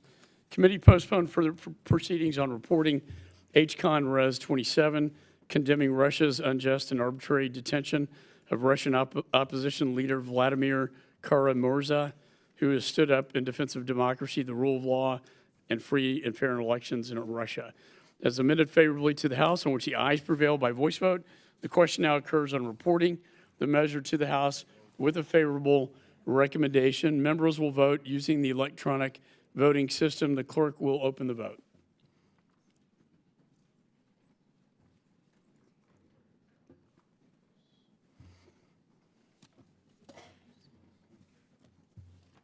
Have all members voted? Does any member wish to change their vote? Clerk will close the vote and report the tally. On this vote, the ayes are 47, the noes are 0. The ayes have it. The motion is agreed to without objection. Motion to reconsider is laid on the table. Staff is authorized to make any technical and conforming changes. Committee postponed further proceedings on reporting H.R. 6603, the No Technology for Terror Act, as amended favorably to the House, on which the ayes prevail by voice vote. Question now occurs on reporting the measure to the House with a favorable recommendation. Members will vote using the electronic voting system. The clerk will open the vote.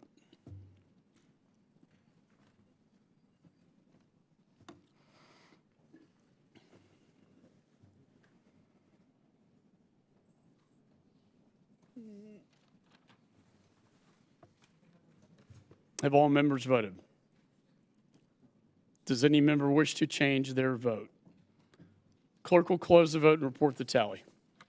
On this vote, the ayes are 45, the noes are 2. Ayes have it. Motion is agreed to. Without objection, motion to reconsider is laid on the table. Committee postponed further proceedings on the roll call vote on amendment number 69 offered by Representative South to the Smith Amendment in the nature of a substitute to H.Res 82, on which the noes have prevailed by voice vote. Question now occurs on agreeing to the amendment. Members will vote using the electronic voting system. Clerk will open the vote.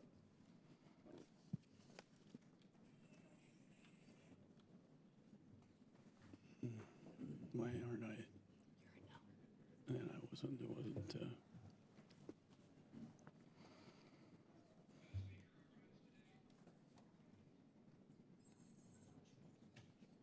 Have all members voted? Does any member wish to change their vote? Clerk will close the vote and report the tally. Have all members voted?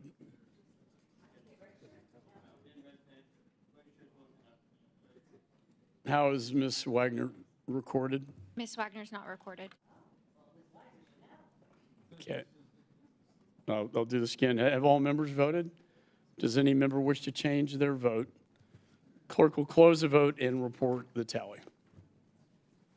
On this vote, the ayes are 25, the noes are 22. The ayes have it. No, and the amendment is agreed to. There being no further amendments, the question now occurs on the amendment in the nature of a substitute offered by Representative Smith, number 97. All those in favor signify by saying aye.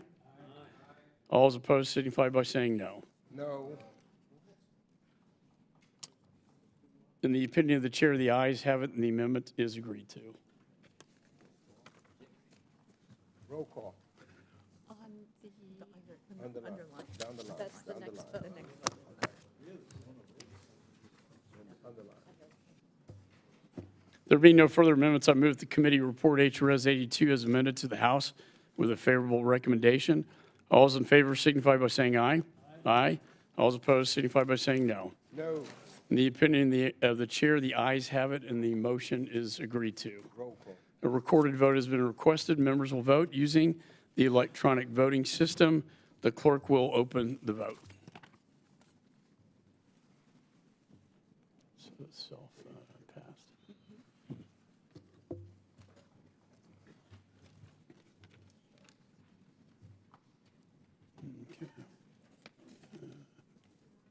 Have all members voted? Does any member wish to change their vote? Clerk will close the vote and report the tally. On this vote, the ayes are 26, the noes are 21. The ayes have it. Without objection, the motion reconsiders laid on the table. Measures are ordered favorably reported as amended as a single amendment in the nature of a substitute. Staff is authorized to make any technical and conforming changes. Committee postponed further proceedings on reporting H.R. 6046, the Standing Against Houthi Aggression Act, as amended favorably to the House, on which the ayes prevail by voice vote. Question now occurs on reporting the measure to the House with a favorable recommendation. Members will vote using the electronic voting system. The clerk will open the vote.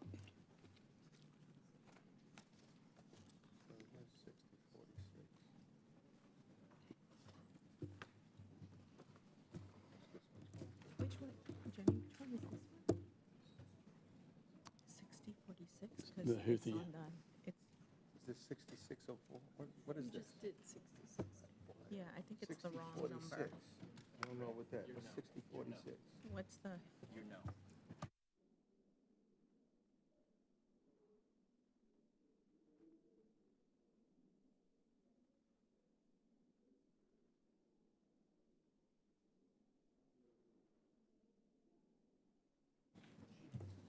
Okay, you ready? Yes. Have all members voted? Does any member wish to change their vote? Clerk will close the vote and report the tally.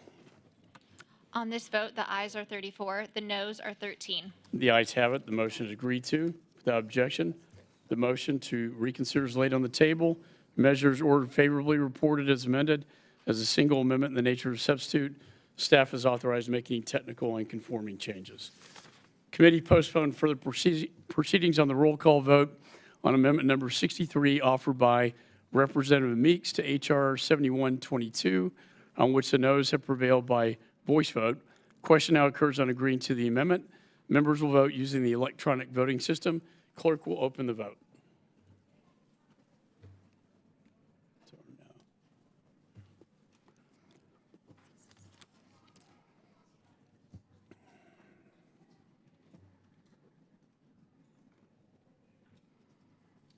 Have all members voted?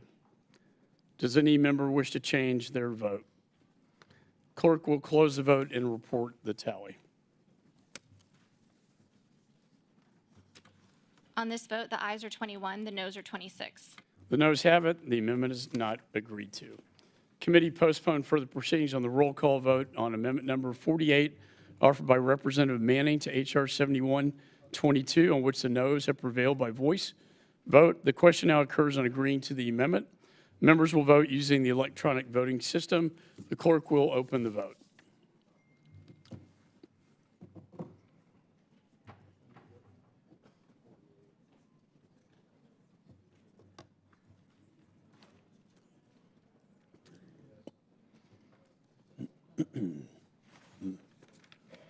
Have all members voted? Does any member wish to change their vote? The clerk will close the vote and report the tally. On this vote, the ayes are 22, the noes are 27. The noes have it, and the amendment is not agreed to. There being no further amendments, I move that the committee report H.R. 7122 is amended to the House with a favorable recommendation. All those in favor signify by saying aye. Aye. All those opposed signify by saying no. In the opinion of the chair, the ayes have it, and the motion is agreed to. A recorded vote has been requested. Members will vote using the electronic voting system. The clerk will open the vote.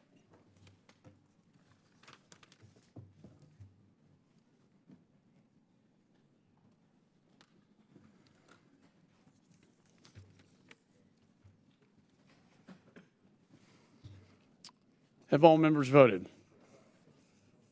Does any member wish to record or change their vote? There being no further amendments, I move the committee report HR. Yeah, where's the other? I'm sorry. The clerk will close the vote and report the tally. On this vote, the ayes are 30, the noes are 19. The ayes have it. Without objection, the motion reconsiders laid on the table. Motion is ordered favorably reported as amended as a single amendment in the nature of a substitute. Committee postponed further proceedings on reporting H.R. 7152, the Divided Families National Registry Act, as amended favorably to the House, on which the ayes prevail by voice vote. Question now occurs on reporting the measure to the House with a favorable recommendation. Members will vote using the electronic voting system. The clerk will open the vote.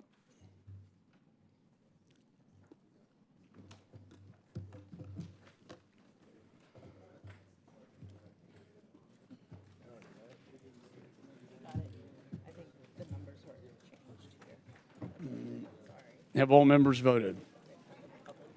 Does any member wish to change their vote? Clerk will close the vote and report the tally. On this vote, the ayes are 49, the noes are 0. The ayes have it. The motion is agreed to without objection. The motion reconsider is laid on the table. This concludes consideration of the measures noticed by the committee for today. Committee stands adjourned.